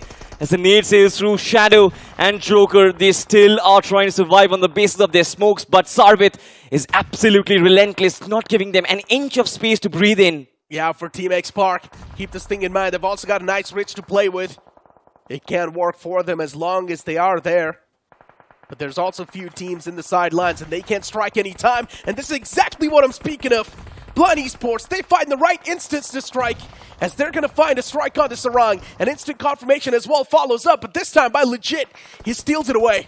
Absolutely, but for Blind, I believe it's time to actually move inside the circle. The blue zone is starting to creep up, even for TWOB as of now. Legit comes up to kind of form a duo with Sarvit. But has his position been marked, or will be the question? Both of these teams, they're playing on the edge of the circle. As of now, Legit is on fire. Prince will be taking down Team X Park. They're still battling and trying to preserve the situation. Legit is going to get knocked out. TWOB, they're slowly dismantling Necro. It's Sarvit in the back lines who can actually reserve and make sure the TWOB don't get eliminated. Utility utilization only comes in with a lot of that experience, and that's where Team X Park, they prevail a little bit. TWOB, they tossed in so many utilities as compared to the players of X Park, but still the connection wasn't exactly on prime. And that's where Team X Park tossed in a few utils and found the exact connection they needed to. And once again, that's going to give them the chance to life. As they spring back to life and start to pull off this rotation, still it's not going to be too safe. Joker's on the run for TWOB. The boys are out in the open. Wall of Death as well is going to start a move. What can you do if you're TWOB? It's going to be the final sprint to the finishing line. Can TWOB survive? That's the question. Not Prince Oche. In the backlines, he was taken down from the distance. But now look at this, Team 8-Bit smack in the center. They're trying to preserve the position. And Mighty has so much responsibility on those lanky shoulder of his. Newman X Forever, potentially a threat you would never really consider. Extremely passive. But when they come in as an army, they definitely strike extremely hard. And Cyrax, I believe, this nade can be extremely fruitful. No, it's way too far away from its target. But Bliss, also managing to survive, can potentially spoil Newman X Forever and their gameplay. I believe he has not been marked as of yet. And from the backlines, he can cause so much damage, Necro. Eggy, I believe, will be the spoil spot for Newman X Forever. It's always the individual players, right, Salty? Yeah. That do have the biggest chance of turning the odds, flipping the tables. Eggy, a nade's being cooked against him.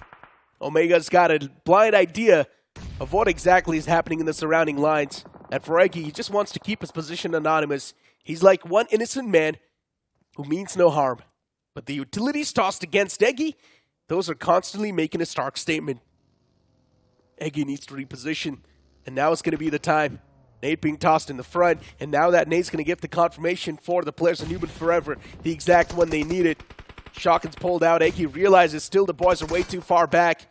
He cannot just face them against them with just a shotgun in the head. First shot connects, and Eggy's going to find the second connection as well. First man goes down from Newman Forever, but now when the Wall of Death is going to start a move, Eggy squeezes in that first aid right in the nick of time. Absolutely, still trying to keep himself alive, still trying to play for those position points. And Newman, they are going to back off from this fight. Omega being falling. I believe that Mafia and Oasis still want to hold their numbers advantage, and this is when Eggy can actually strike, but he gets taken down. The blue zone advantage was not really there for him. Newman X Forever, they still managed to survive, but look at this, Team TWOB, they have been dismantled. Medley Esports going strong, and 8-Bit out of nowhere. How are they still holding the ground, Necro? This is what I'm talking about. It's 8-Bit. Execution's always on point. In the Smack Center they worked. They had so much attention upon themselves, but still somehow 8-Bit, with one last man, they're surviving. And that's who it's Mighty. The only reason why 8-Bit was able to stay alive is because they were able to keep their identity anonymous for a long period of time. And now with just Mighty surviving, things just look way too dicey. Mighty, one last man, looking to face off against the three players of Metal Esports and even Newman Forever. For Newman Forever, the only way they can make the sprint towards the safety lines is going to be by cruising through the opening rounds, and that's where they're going to be screwed. Talking about being screwed, I believe that Metal Esports, they do not want to take this fight against Newman X Forever directly. They want Mighty to actually try and infiltrate. And now look at this. There is one guy. Omega wants to close on up and Mighty on him. There's going to be crazy responsibility. But has his position still not been marked? What is this crazy anonymity? I'm not even sure. And Medley Esports, they strike. And now look at Mighty. He spots himself out and he gets the entirety of Newman Gaming. He in fact gets on-core himself as well. He proceeds, he charges it, he marches in the shotgun from the DBS. It actually makes it work. It's a 1v1 right now. And he's still surviving. And the DBS has 6 bullets in that magazine. Jump shot is not going to connect. He's still going for it as of now. 1v1 Mighty buying himself a little bit of time. 5 finishes on the board already. And Medley Esports finally will be breathing their last breath. So do you think, Necro, will they be able to clean things up? He's definitely got a big chance. Mighty's got the HP advantage inside of the final few one-on-one. And looking at Mighty too, with the way he's repositioning, he should have been the one to find the advantage. But luckily enough, the man from the outskirts, he found a perfect jump shot connection. And that just flipped the odds, but still almost executing a 1-on-3. Mighty. Indeed, just like his name, he is Mighty. I mean, it's not just a 1-on-3, right? He got the likes of Numinix Forever first. So Numinix Forever, they were eliminated in a flash. Like Medley Esports spotted 2 players down. Their flank Omega was taken down as well. And when Mighty pushed up DBS from that range, I did not actually presume that he's going to find the first 2 connections, but he did. Absolutely crazy guy. Remember what I said in the middle pack as soon as I saw Idbin in the smack center? Now they're also going to have to focus upon themselves. But if they do keep their position anonymous, that's where things can't change. It's all going to come down to the execution, which will be off the essence. And 8-Bit executed that perfectly. One man was lost in that entire kerfuffle, but still Mighty, one single man, keeping his position anonymous in the final few moments too, holding that trigger discipline to the brim and showcasing what this man is capable of, almost pulling off that clutch as well and securing that chicken dinner. But unfortunately enough, he was not able to pull that off. I mean, it's still fine, right? A second position with as many eliminations as it did secure. But for, I believe, Medley Esports, this was an extremely important game. And brings me to a very tricky conversation, Necro. It seems like Medley Esports, in the semi-finals of every official tournament, they start things off extremely hard. And then we move on to the finals, and we always say it's a semi-final curse. It's Metal Esports though, right? With the way things have been looking for Metal Esports, keep this thing in mind. They've already faced a lot of those bottoms in the past itself. Now, in the round 1 as well, Metal Esports, they barely moved on forward towards the round 2. In the round 2 as well, they faced a lot of those thick and thins. And now in the round 3 itself, they barely qualified, right? So it's Metal Esports we're speaking of. They've already faced so many of these reality checks. Now at this point, they have been forced to success. And if they do not find the success itself in the semifinals, then it will be upsetting. But still, these guys will pretty much go back to the drawing boards and try and figure out what exactly is going wrong. Absolutely. You had Team TWOB as well, once again, contending for that chicken dinner. And it's become their consistency, right? They're always in the final circles and not without finishes. They have a couple of finishes on board as well when they actually make it inside the final circle. So kudos to TWOB for maintaining that consistency. But coming back to this clutch, Mighty, oh my god, he almost got that final player also to just about 10% of his HP. I almost thought, I was so excited, I almost cut you off saying that the jump shot is going to connect, but thankfully for that last player from Medley Esports, it did not. But had it been a clutch, I would have been, like, this would have been the chicken dinner of the semifinals, honestly. It was still way too close, though, let's be honest, right? Mighty had the HP advantage in that entire scenario. Only if you'd have pulled out that M416 and went for a spray, there was a high chance he could have actually went for the win as well. But unfortunately, did not really strike his mind. He himself did not know that the last man is way too low, so he, of course, was playing with that DBS, going for the odds with him. But you try and move on the conversation towards that entire game and how it panned out, right? Off the rip, we did not really see a lot of that action. Miramar started off with, once again, quite a peaceful start. But then later on, there were so many teams in the smack center of that zone. And we also saw the plain flat patch just starting completely from the one side of the map. And then the zone just forming on the opposite. The zones on the map of Miramar has kind of given a lot of curveballs to these teams. We still remember that zone completely out of the map territory as well. That is still fresh in my memory. But coming back to a couple of teams, right? Team Xbug did manage to get themselves a couple of points out of this game. Could not really make it inside the circle. And then you also had the likes of Team Bliss. Now, Team Bliss had an opportunity, had a slow start, did make themselves almost to the final circle. But I believe, I'm not really sure who get taken down, but Team Bliss could not really do best out of this particular game, did they? I mean, you can pretty much say the same thing about OG as well, right? The Apes themselves. They tried their best to get something done, but unfortunately for Apes as well, things just did not really work out. Moving on towards the point standings itself, you've got, of course, OG there with just 4 points accumulated, but Metal Esports with that chicken dinner, 17 points, a way to kick things off. You've also got 8-Bit with 13 points. Now, remember, you asked me a question, which team you think is going to be someone who can pull off a good game. There you go, 8-Bit, 13 points. That's a way to start things off as well. Absolutely. I went with Team X-Buck, in fact, and they did not fare up very well. 7th position, 5 points for them. Team Limra on 5 points themselves. TWOB, I see this team as being the beacon of consistency right now. Every single game, they are closing more than 7 to 8 points right now. But now look at this. The second page is where potential concerns can begin. Silly Esports, right at the start of the day, 2 games not going in their favor. Phoenix Esports as well. Not the best of ones in this one, just 3 points is what they have accumulated. And then, of course, you have God's Reign, 3 points to start things off. Carpe Diem being wiped out. Like I said, I believe this team still needs to work on the rotational path because they are being intercepted by so many teams, Necro, time and time again. Hands down. I mean, in general, speaking of Carpe Diem, they're quite the stubborn ones, man. They're never going to back away from a fight. Yeah. And if they do get intercepted, they're always going to take the fight head on. They're never going to back away from it. And that's also a problem, but that's also something that's keeping them alive so far in the tournament. Keep that thing in mind. True. Elimination points matter the most. Yes, placement points do as well. Nothing taken away from that.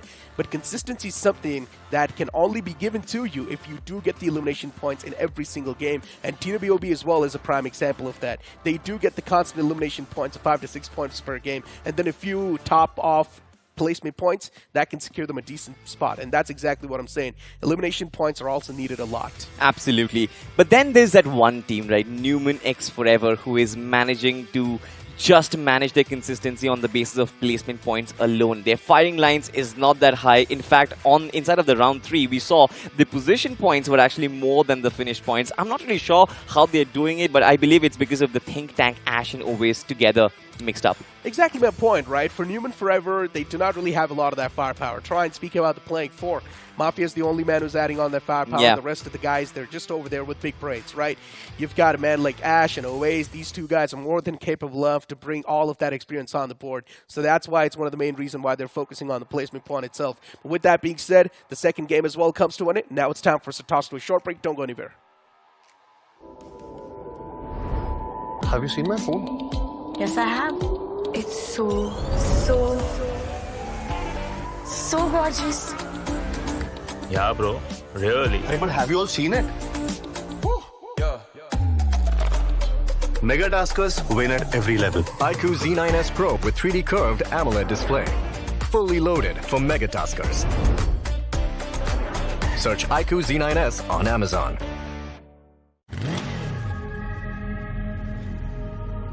The movie starts in 10. You can miss the beginning, or you can go ahead and challenge the clock. With an all-new Sprint EBT engine that goes 0 to 60 in 5.9 seconds. Presenting Hero Extreme 125R. Challenge the extreme.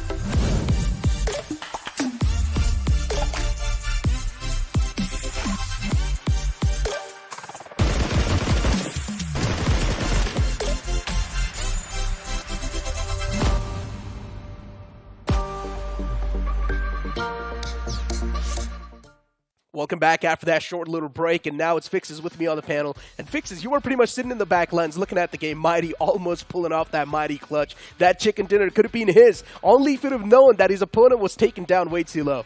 I was literally on the edge of my seats over there because Johnny and I, we were both watching the game and we were all rooting for Mighty to pull it off. Like you said, of course, he could have done 67 different other things, but decided to stick to the DBS. It is all about that instinct kicking in at that moment. It's all about, you know, players relying on the weapon that really has been helping them out. But regardless, it's a valiant effort. But for Medley Esports, I'm loving this momentum that they're carrying forward, because even when you look at the matches yesterday, that chicken dinner, the final chicken dinner, they get and sail through into the semis and still carrying forward that momentum. This is lovely stuff. Hands down, for Medley Esports, this consistency is something that we all were requiring from the start, right?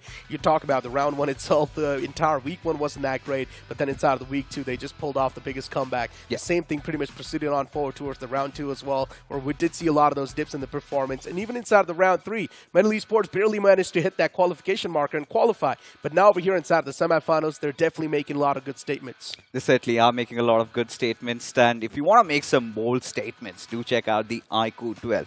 And do you know, Necro, that in the Kochi LAN, all our top BGMI esports athletes are going to be playing on this device. When you talk about those features, it's a flagship one. Has the Snapdragon 8 Gen 3. And guess what, Necro? What? 4 lucky winners stand a chance to win this beautiful device. All they have to do is just head over to Google, search for iQOO 12, and then you partake in that competition. And who knows, the lady luck might kiss your forehead and you might walk away with one of these. You know what? Me and Johnny were having a conversation about the Z9S series, but you know what? I'm going to take my mind away from that. You guys can have the Z9S. I'm going to take this one away. I already have this one, so yeah, you can have I think so. You already have that, so I'm the only one in line, so I'm going to take this now. It's mine. No one's going to even dare to put their eyes on that device. But you know what? Let's move on forward with that conversation, right? Knowing the fact that, yes, the previous two groups, they did quite good. Even for TWOB, once again, burning torch consistency, getting those points constantly rolled up on their belt. But you've still got a few more great groups that do want to chime inside of the action, right, in the upcoming moments. And for those groups, as we know, still a few more teams that weren't really able to find their groove as well in the first game itself. Now sitting back and looking at what exactly happened in the previous group, as they are going to be back over here. A few unexpected things can definitely happen. And me and Salty was having a conversation, right? Knowing the fact that so many known names got eliminated from the previous round, now it's a reality check to these teams that if they do mess around in the initial games itself, later on to clutch it out, it will be too tough. It will definitely be. You need to have that head start to ensure that by the second phase of the semi-finals, you already have a good position to sit at. One quick look at the overall standings. Reckoning Esports, having just played that one game, 22 points is going to be enough for them. For Medley Esports, we've talked about this. They've been quite consistent. Same goes with TWOB and even for Numan Forever. But this time, we are going to have Group B also coming into the mix. So really excited to see those teams also making a comeback once again. I mean, 8-Bit with 2 matches done and dusted, 13 points. Not that bad, honestly. Yeah. The same thing can be said for Phoenix Esports, two matches done, 15 points. Even TWOB, 15 points. It's all about that consistency. You do not really need to go for a nuclear performance, considering you've already got so many games to go. You flip the page and you see Team X Spark over there with just 5 points, 1 game done. They would still have 1 more game to go in today's day. So for Team X Spark, enough chances will be given to them to try and recover. But for God's Green, playing all the 2 games and just getting 7 points can be a bit of a problem. The same thing can be said for the players of Carpadium too. I think for God's Train, it has been the similar storyline, like if you compare it with Medical Esports. They also wait for those big, consistent, in fact, those big, explosive games. Because as we talk about them as an entire lineup, we saw even today, they were facing those early troubles, losing out on their players early on, not really having 4 of their players in those final circles. I think this is something that they should work upon. But so far, from what we have witnessed, it's all about these consistent teams from round number 3, again, somehow replicating that. We're talking about Numan Forever, TWOB, 8-Bit. These are all those front benchers, Necro, throughout round 1, round 2, round 3. We've seen them always being in those top 8 positions. I think this is something really good for all these teams. Yeah, I mean, sometimes even the placement strategy can work out, right? But you cannot really get good games in every single match. That's the problem, right? All it takes is 1 single game to drop down that consistency, considering you do not really have a lot of those elimination points. So you won't have a lot of points in the overall structure anyways. And here's the problem with playing that placement game. If you do not really get a good placement game with decent amount of elimination points on the board, then consistency is something that can only save the day for you. While you try and compare the same thing for a team like Carpadium, which does focus a lot on the elimination points, and if they do get that chicken dinner as well, then instantly that's going to be nuclear performance and they can propel themselves in a better spot. Exactly what I wanted to talk about, and we'll indulge ourselves in this conversation. Let's take a quick look at the matchup first, because now we're talking about Group B also chiming in. Versatile Esports, they have been exceptional, quite phenomenal in round number 3 if you talk about it. Equinox, one of those players in the iQOO MVP list. We've got Ignite Gaming off to a really great start. For Hero Extreme Godlike, we saw in the game of Erangel, they had a good fight, but eventually were just taken down. Like you said, we saw a very good comeback from Orangutan yesterday. That final game, chicken dinner, qualifying into the semis. This time, yes, one good early fight, but again, the same problems starting to creep up. Them trying to get inside the circle and a lot on their plate. Yeah, and once again, moving back towards the conversation, right? Yeah. If you're someone who likes to play on the placement game, then you have to be really consistent. And that's the problem. You cannot be placed good in every single game. It's pretty much next to impossible. But if you're going to have this elimination point underneath your belt, so at least you can get away with 6 to 7 elimination points per game, and that's the exact consistency that you need. So basically what, Necro, you're trying to say is for teams like Carpe Diem, they need to take a page off of Numan Forever's books, or even for TWOB. Get yourself into a good position and eventually a lot of those fights will follow. We've seen that happen multiple times. I think TWOB is a better example. Every single time you see them, they're at the smack center of the circle, and they also get a lot of those finish points, and all their players have been firing on all cylinders. So if Carpe Diem somehow manages to fix those things, and we've always been talking about the narrative inside of the semis, whatever issues you've been facing, you've got 16 games to go. In that first phase, you need to somehow make sure that all those problems are fixed, so that heading on into that second phase, that is where you do not face enough trouble. I mean, once again, this entire structure is built around the elimination points, right? Because we want to see that aggression inside of the games. And Carpe Diem, they're seriously on the right tack. I do know, yes, they do lack a lot of those placement points, but I do think so if they keep on moving the same way, things will be much better.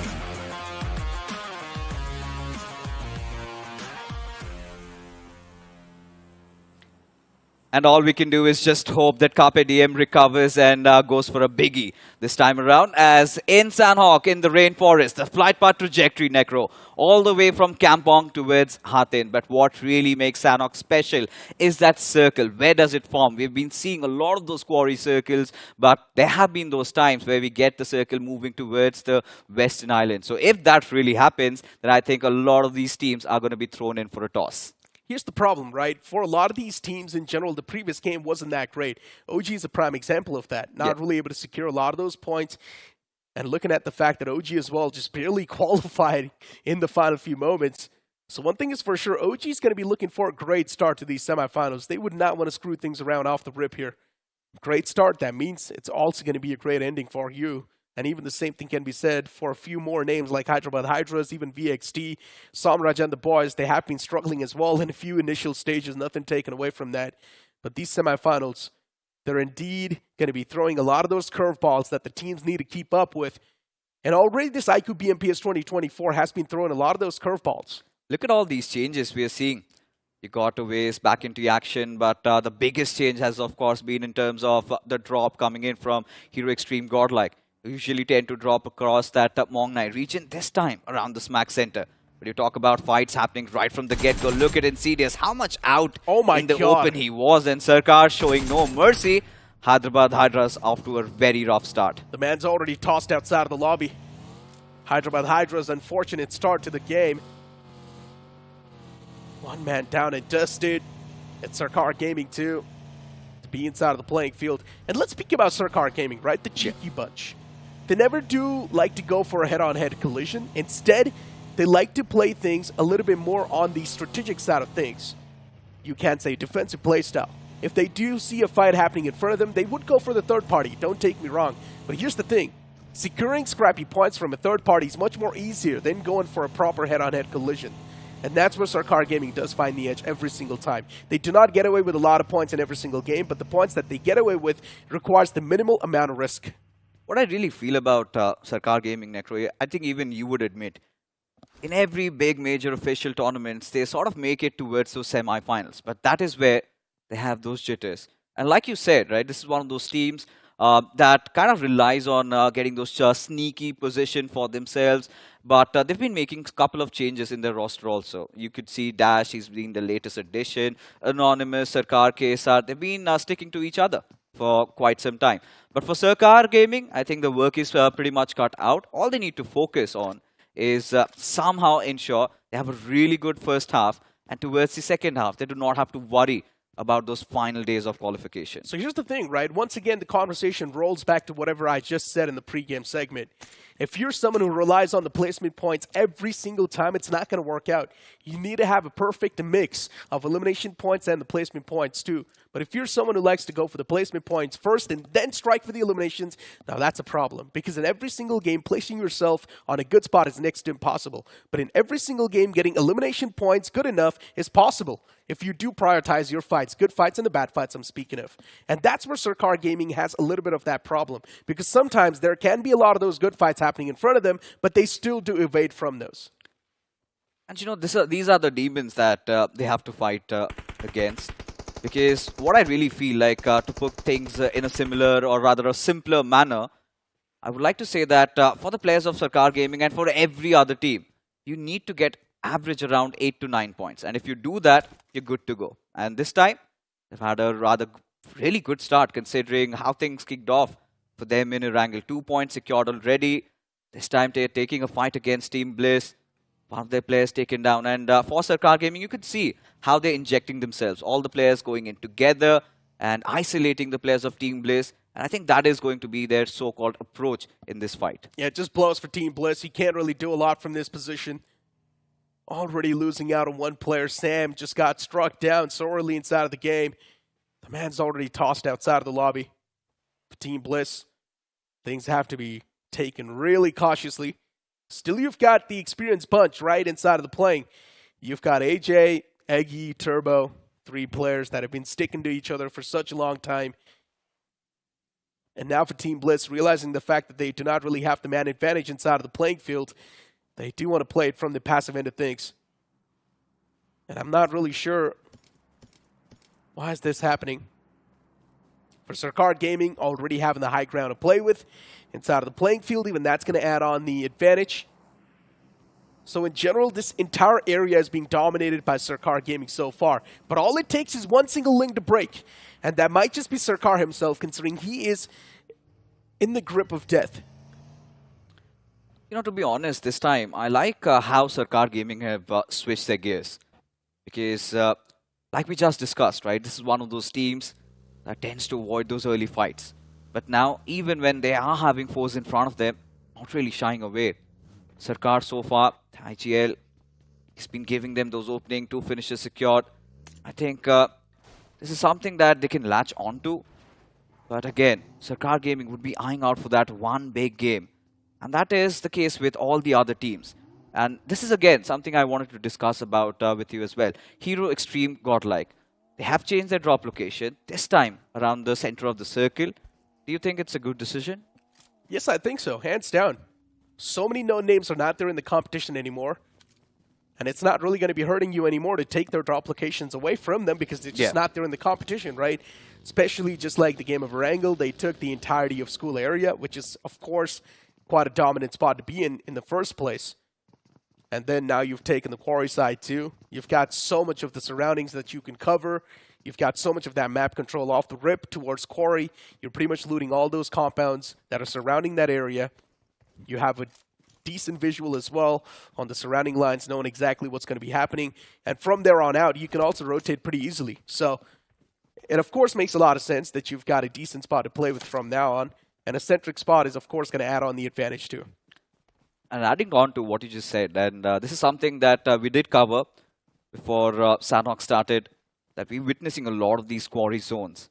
And for Hero Extreme Godlike to gauge the situation and drop down over there, it's going to be a rather easier time.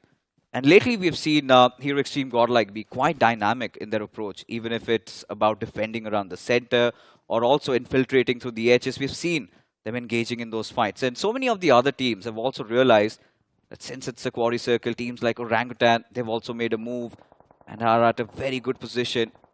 And now even Medal Esports, I'm loving their approach. Look at them, almost at a very good spot. This is where their hardship would also head on to it.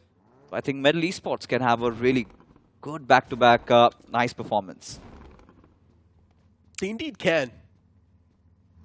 Speaking of Medal Esports, I mean, in general, this lineup on paper is supposed to be magnificent. Sometimes they have been facing those problems. Yes, nothing taken away from that. But still, man, the playing four, it's quite the formidable one. You've got a nice mixture of tactical nature and firepower in that playing four. And now the same thing is being applied to perfection inside of the playing field. And look at Jonathan. The man had the striking advantage, but he messed up big. It's not something you expect from a man like Jonathan. He gave his position away from that spot, but the nades being tossed to perfection does deal decent amount of damage, but not enough to get that strike. And Jonathan messed up big. This could have been the big advantage Godlike was looking for, but then he just whiffed those shots. Not exactly a whiff, but he panic fired. But still, at this very situation, nothing lost for Hero Extreme Godlike, because when you look at the setup, they've already surrounded the players of RTG IND. It's all about finding that golden window of opportunity and strike and get a knock. But one thing that Hero Extreme Godlike needs to be very cautious about is Numan Forever. Because more you prolong those battles in a game like Sanhok, it's inevitable that a third party comes your way. And while we're talking about Hero Extreme Godlike surrounding RTG IND, we can also see that Team Bliss, they're starting to fire back. And now Team Sarkar Gaming, after being off to such a good start, Necro, they're on the receiving end of things. Here's the thing, right? Surrounding right now does not make any sense. Especially you're right in the smack center of the zone. There's going to be a lot of those teams stacking right next to you soon as the zone keeps on moving. So for Godlike, they need to be a little bit more cautious. The only time surrounding can make sense is because when you know the opposing team needs to move outside of that compound, that's when surrounding can make a lot of sense. But right now, Godlike, the only way they can find the upper edge inside of the fight is by finding the first knock. And to find the first knock, they need to push up. And I don't think so Godlike would want to do that. I mean, at this point, considering how Godlike have been playing in the previous rounds, don't get me wrong, but I'm pretty sure they're showing that intent. Just that one player getting picked off, and RTG IND, they might be in a whole world of trouble. Because looking at their body language, you could see, right, they're not really showing any signs of firing back. They just want to let things simmer. But for Hero Extreme Godlike, they're searching for those angles. And they also realize, like you said, they understand the lobby. They know a lot of foes are around them. So they want to see this through. For Hero Extreme Godlike, it's not just been about playing for those position points, right? What has been their USP so far has always been trying to engage in those fights. But the iQOO MVP of the previous game, Mighty, and he has been phenomenal, especially his crazy run in the BGIS as well. And this time, almost clutching that chicken dinner for his team. I think a lot of people would consider how good he was. For Mighty, he almost missed out on that chicken dinner. That's it. The only reason why he was not able to clutch that entire moment was because he did not have the track on the opponent's HP. He did not know how low the opponent was. But yeah, focusing on the top 5 players as well of that previous game, it was there on the screen. Plan Esports for now, facing a bit of that casualty upon themselves. Saurov's knocked out, and that's not a great news. Even the smoke's getting spammed, so you cannot really crawl back to safety anymore. And Inferno Squad, they're quite the hungry bunch. They do want to get the elimination points in their hands as well, rolled up as much as possible. What I really like about Inferno Squad, to be honest, is ever since PMWI IGL is leading the team, he gets his team to a very good position. Yeah. And we've seen improvements in their 4v4 fights as well, as a result of which they've made the cut. They are inside the semi-finals. We know this team also made it to the Grand Finals of the previous BGIS 24. Certainly hopes would be high because, again, always sort of getting overshadowed by the bigger orgs, Inferno Squads. They've also been making those improvements and seems like they're visible right in front of us. They indeed are. I mean, we've had a full-blown conversation about this, right? How PMWI's addition has been so essential for this entire lineup. And because of that, he also brings in the experience of the years and years that he's competed himself. And now, Inferno Squad, they seem much more refined. A few fights happening inside of the zone, too. Did see Hydra by the Hydras collide.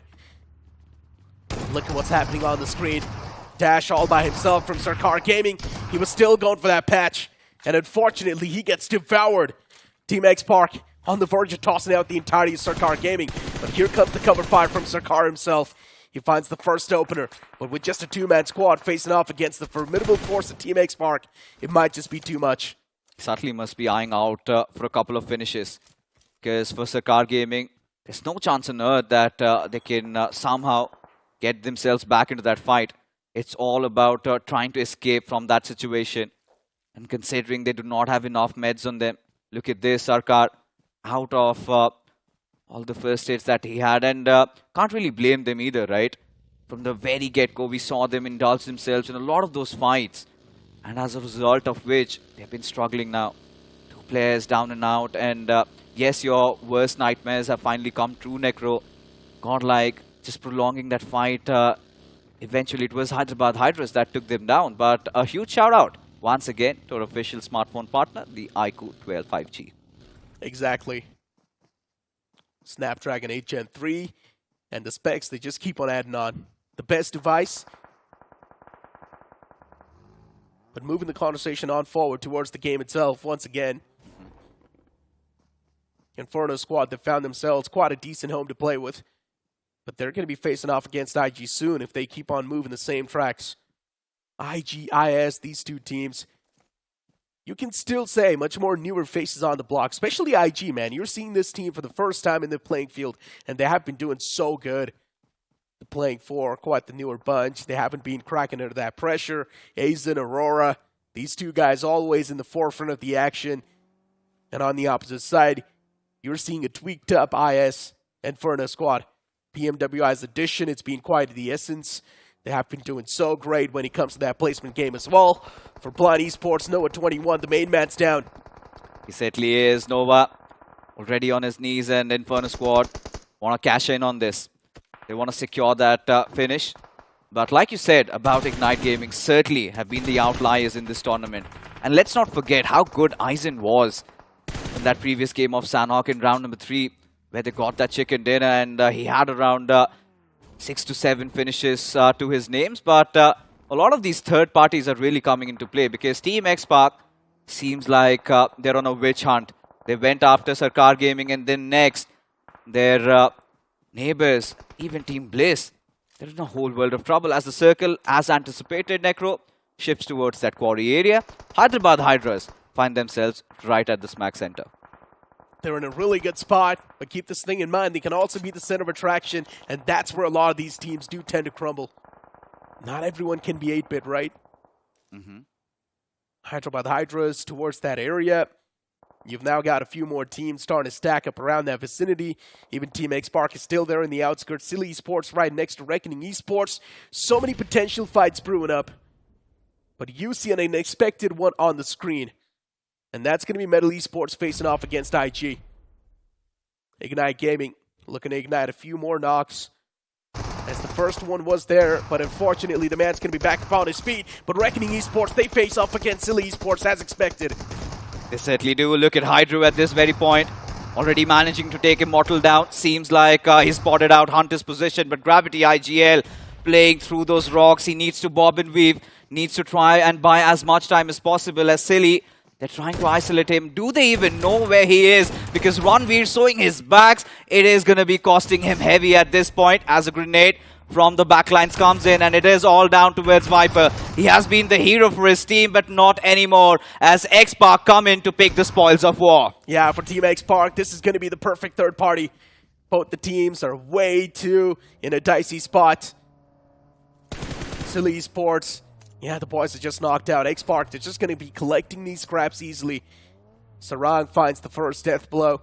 Second man, Ranveer's right there in the front lines. Even he's going to be confirmed easily. But yeah, for Team X Park, the timing could not have been any better.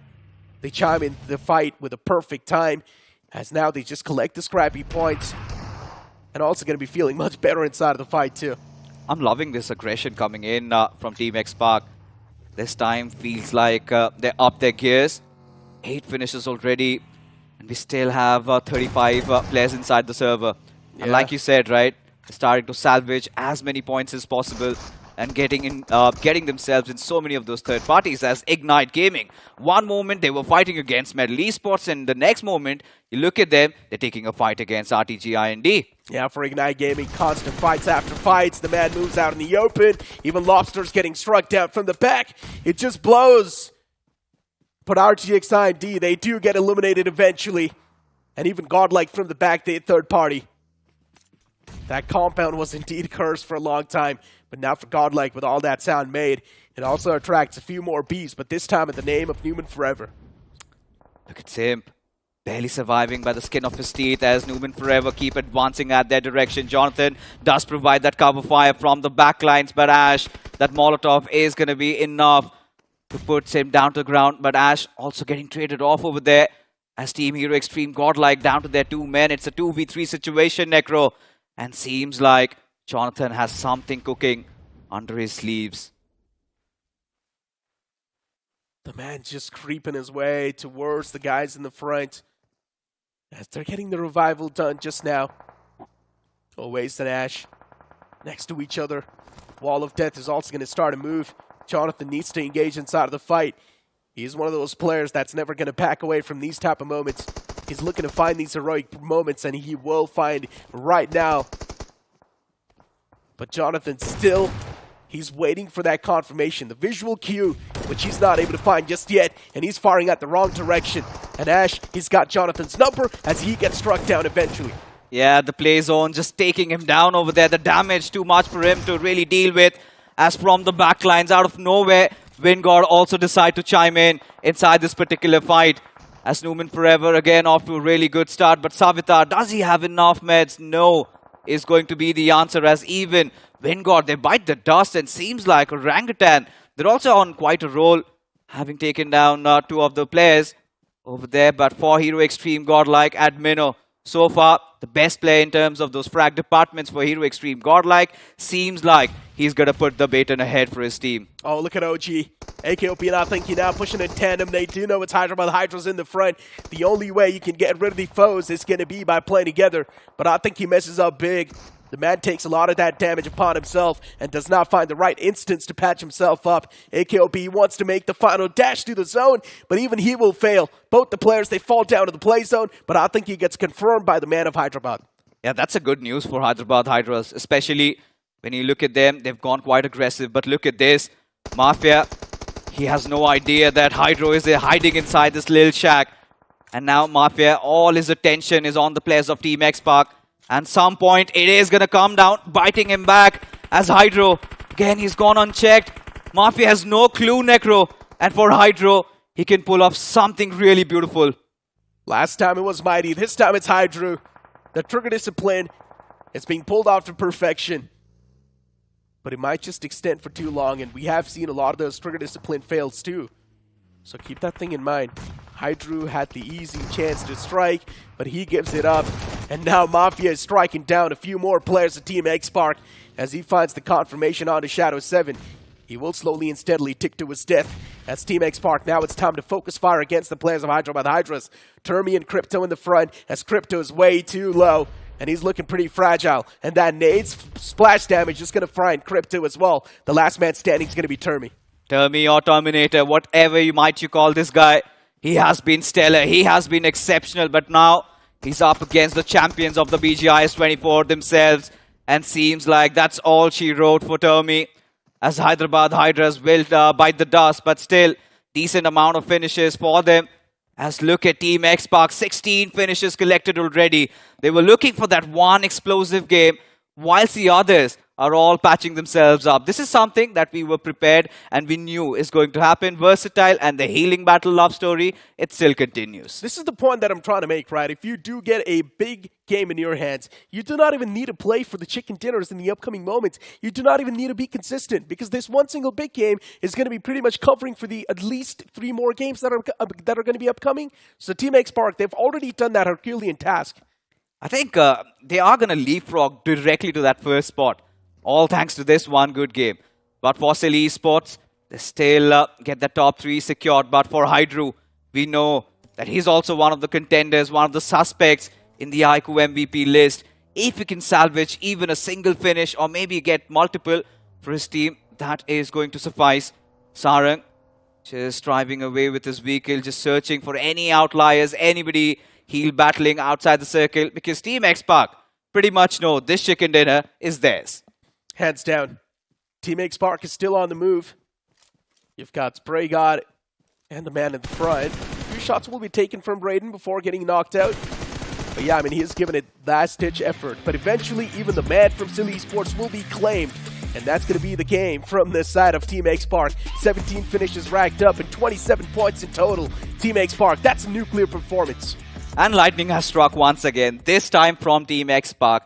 Finally, it feels like the BGI's 24 champions are back. Because when you look at their performance in the previous rounds, it was not really satisfying. Joker being one of the recent additions, yes, individually he's been performing really well. We still remember that Erangel clutch, and if he had not performed to his very best, maybe even Team X Park could have been eliminated from round 3 itself. But this time they ensured they did not want to leave things to chance. This time, right from the get-go, they had such a good start. 17 finishes out of this game means from one game they collected 27 points. And here's the point, right? That's the exact point I was trying to make as well in the pregame segment that we were just having, right? Now, if you're going to try to play for the chicken dinner in every single game, it's not going to work out. You cannot really get a chicken dinner in every single game. But if you do combine a lot of those placement points with the perfect amount of elimination points, now you've just cooked up the perfect recipe. And that's what Team X Park pretty much just showcased. Getting this one single nuclear game in their hands, not even playing for chicken dinner in every single game, but getting these type of big games can pretty much cover up for a lot of these upcoming games.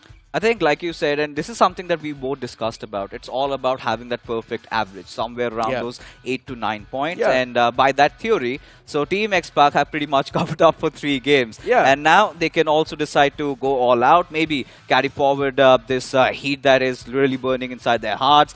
This time, not give their fans a chance to worry about them or maybe even their qualification.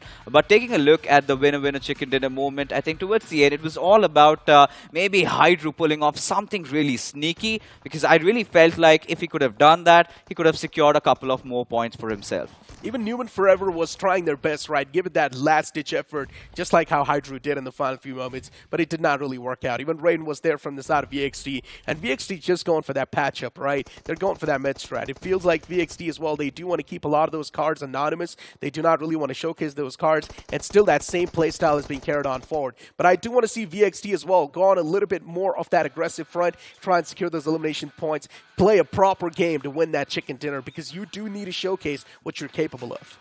This is a long-going debate about the healing battles, especially in the maps of Sanhok and Vikendi. And we've even seen in the past when Somraj was from Entity or Skylet's Gaming, whatever you call it, he's been doing that. Drop down at the southern belt and start collecting as many meds. But if you think from a player's perspective, as long as you can secure those 6 to 7 points and that is set in stone, I think they still want to go this route, because in those games of Erangel or Miramar, if chances come, they would take those fights. But I think it's fair understanding from a player's perspective. We just have to move on ahead. As long as, you know, the system is still there inside of the game, why not use it to your favor?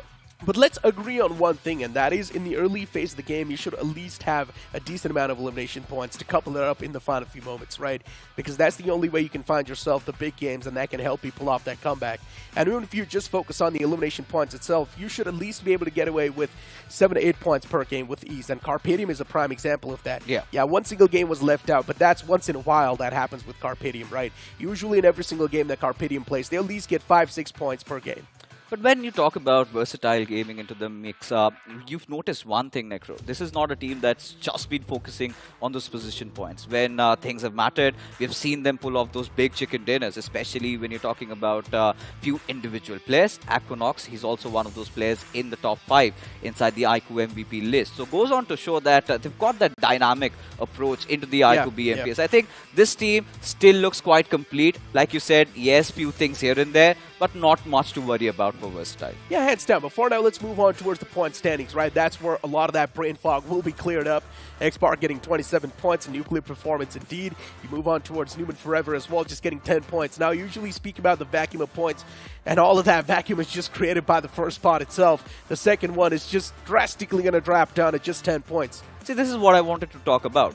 Versatile, just by the virtue of that heal battle, they secured those 6 extra position points, and they had 3 points and an average of 9. You have it in front of them. Silly Esports, they've also been quite consistent for Newman Forever. We've seen them. They've been having the tournament of their lives, again making a change in the roster, getting Owace back in, and still walking away with 10 points. Goes on to show the depth inside of this roster. But when you talk about teams again starting to struggle, Orangutan, Hero Extreme, Godlike, yes, those won good fights, but when it comes down to having a really good game, That is where they've failed at. Exactly, man. You flip the page and you still do see a few upsets, right? Even someone who's from the side of Blind Esports, this team was supposed to perform quite consistently well, considering they've already faced that reality check in the previous round itself. Just getting 1 point from this, now that's going to be a bit of that hurting side of things, but let's just hope in the upcoming moments they do catch back up. Team Bliss, they haven't been able to find that sweet game for themselves yet. Look at this, just 37 smokes used. When was the last time we saw this happen?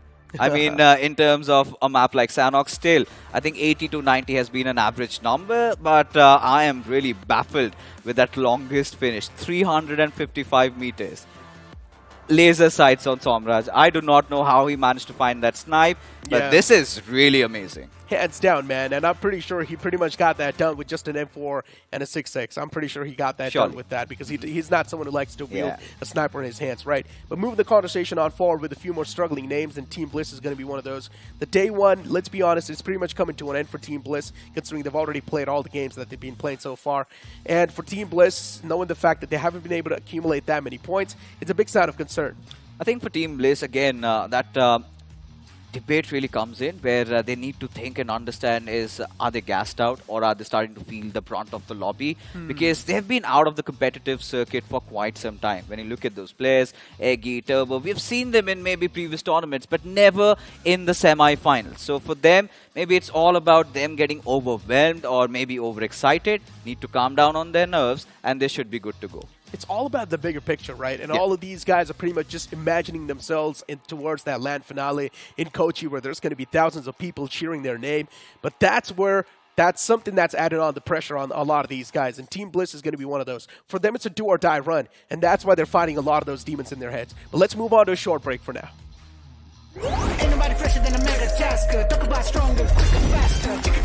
Slider, slider. Gonna make way for the mega tasker. Carefully loaded, go the ammo. Can't get it bigger, better, that's the plan, yo. Throw a challenge and you shall know. Tap, tap, tap, tap, slide of ammo. Who's winning? Who do you think?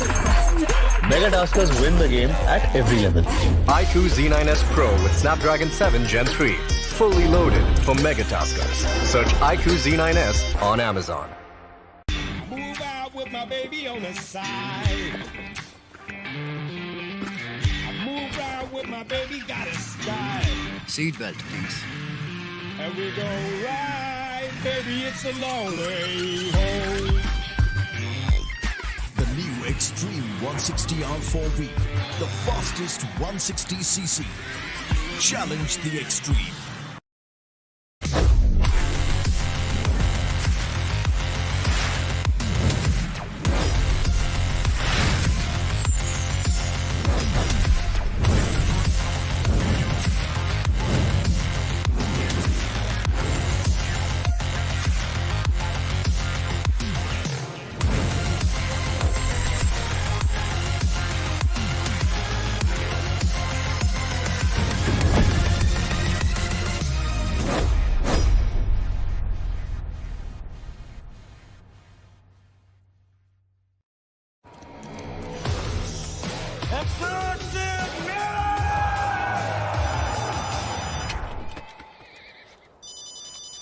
Mummy का phone है एक बेटा किसी और को बात करनी है क्या मम्मी से Take 63.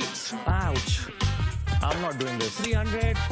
यार ये एक्सूट इतने कूल है, लेकिन अगर शूट ही नहीं होगा तो दुनिया को कैसे पता चलेगा? X-Suit's so stunning that even Dynamo won't let us tell you about it. X-Suits, a million reasons to keep everyone away.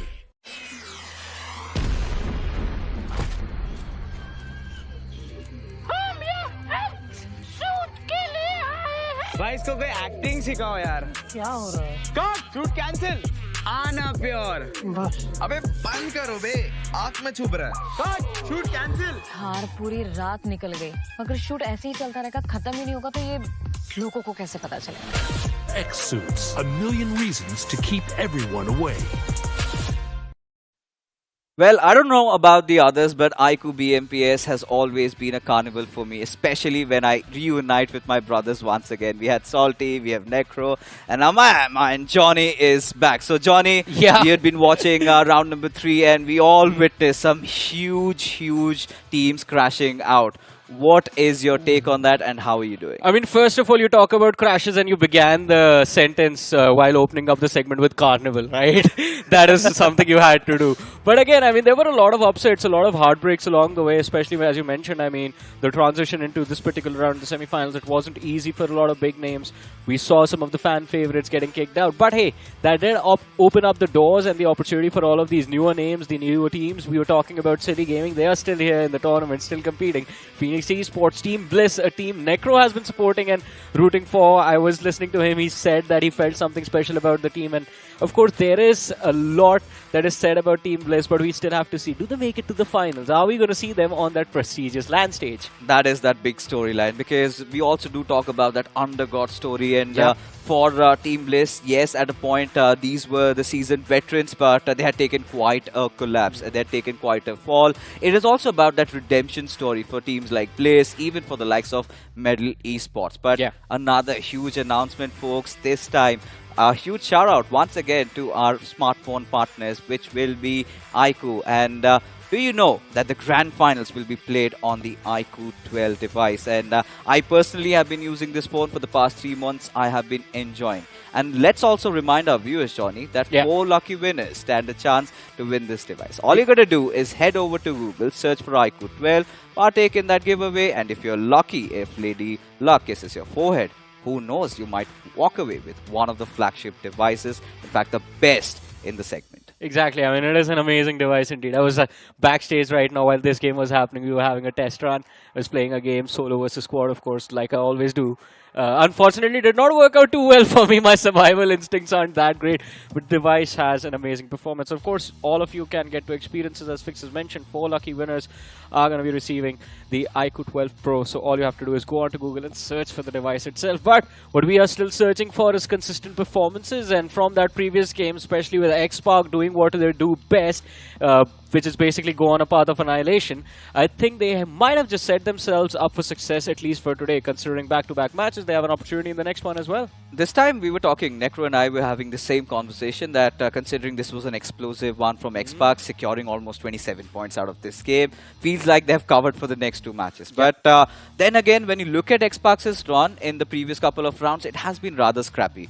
They haven't really played like the champions of the BGI S24. Finally, them back and having a outing like this, I think really elates us. But as you take a look at the overall standings, Johnny, yes, courtesy to that one good game, one big game, sitting right at the tippity top, 32 points already secured. But then again, you talked about teams that have been quite consistent. I think this is where we need to talk about Newman Forever. 2 games gone, 23 points. Again, quite good. Exactly. Without a chicken dinner, they have kept themselves on that podium position. And I feel as long as you end the first day within the top 8, you still have a safety cushion to work with. And while Newman Forever, as you mentioned, Fixes, this is a team with a lot of experience. They are bound to do well. I'm quite surprised seeing Ignite Gaming within the top 4. This is a newer team with a new set of faces. And yet, the level of consistency they have maintained, not just in this stage of the tournament, not just in the first 3 games that have happened right now, but overall, if you look at their journey in the iQOO BMPS 2024, they have been consistent overall. Even though there have been ups and downs, they've barely managed to qualify for a few rounds. In the few rounds, they've done exceptionally well. At least they are still here. And I have a lot of hopes from Ignite Gaming. I want to see at least one explosive performance today before the day comes to an end. So that, I mean, we do have a little bit of guarantee. Like, already, Ignite Gaming haven't lost that momentum from round 1. Be rest assured, with Ignite Gaming, how they've played their previous rounds, I'm pretty sure one explosive game is coming their way. But I really wanted to talk about that redemption arc. We talked about Medal Esports, we talked about Team Bliss, but along with them, I think Loki, Wingod Esports, and in fact, you know Avi from quite a long time. And it's been quite a long while since we have seen them gracing the LAN stage, and this time, Wingod Esports is closer than ever. Exactly, and this is going to be an amazing redemption arc, as you mentioned, not just for Avi, but for his teammates as well. I mean, all of them have been on the sidelines of the competitive circuit. These players were hailed as some of the best in their particular roles a long time back, Avi in particular. But it seems like ever since the shift of the meta happened, where the center-focused IGLs were sort of forced to adapt, Avi still stuck to his playstyle, and because of that, the results were just not there. But it seems like the bounce back that we're witnessing from him and from his team, it has been incredible, and I really hope to see him succeed this time around. It's It's not going to be easy though, don't get me wrong. It's definitely not going to be easy, but I hope to see it happen. Let's see how things go though. I really hope the best for Avi and the boys. But Team Dragons, when you talk about the matchup, they will be coming back. Group A in action, and they haven't really started off opening their points. But for Sale Esports, they've been quite consistent. Eyes will definitely be on the likes of Inferno Squad as well, because this is one of those teams a lot of people are talking about right now. Because in the previous BGIS 24, we both were on the desk, and this is one of those teams that wrote that underdog script. And this time, they're one of those pros really battling out, and now they want to etch their names as the legends of the game. Exactly, but for Inferno Squad, I think they are also one of the wild cards that you would never want to go up against. Yes. Because in any given situation, either they're going to play like absolute gods and just annihilate team after team, or it's just going to be an instantaneous crumble that comes in within the first few stages of the game. So that hit or a miss situation is something that Inferno Squad needs to adapt upon and realize that sometimes if you lose out players early, it's important to just completely start playing for survival and just play for any points that you can grab for every single game possible. Because I believe you and Necro were having this conversation a few moments ago when you were discussing how important it is to go for chicken dinners, and Necro mentioned this, and I completely agree with what he said, that you can't really secure a top 4, top 3 finish every single game. But what you can do is make sure that you have a certain aggregate that you keep in mind as a team. We have to go for 7 points per match. We have to go for 8 points per match. And you figure out a way how to get that aggregate in with a combination of both placement and finishes. And that is something that Inferno Squad need to realize. Because majority of their matches are either all or nothing. And that is not going to work out for the finals. It certainly won't work out for the finals. But right now, folks, it is time we enter inside the Tundras and find out who wins this game.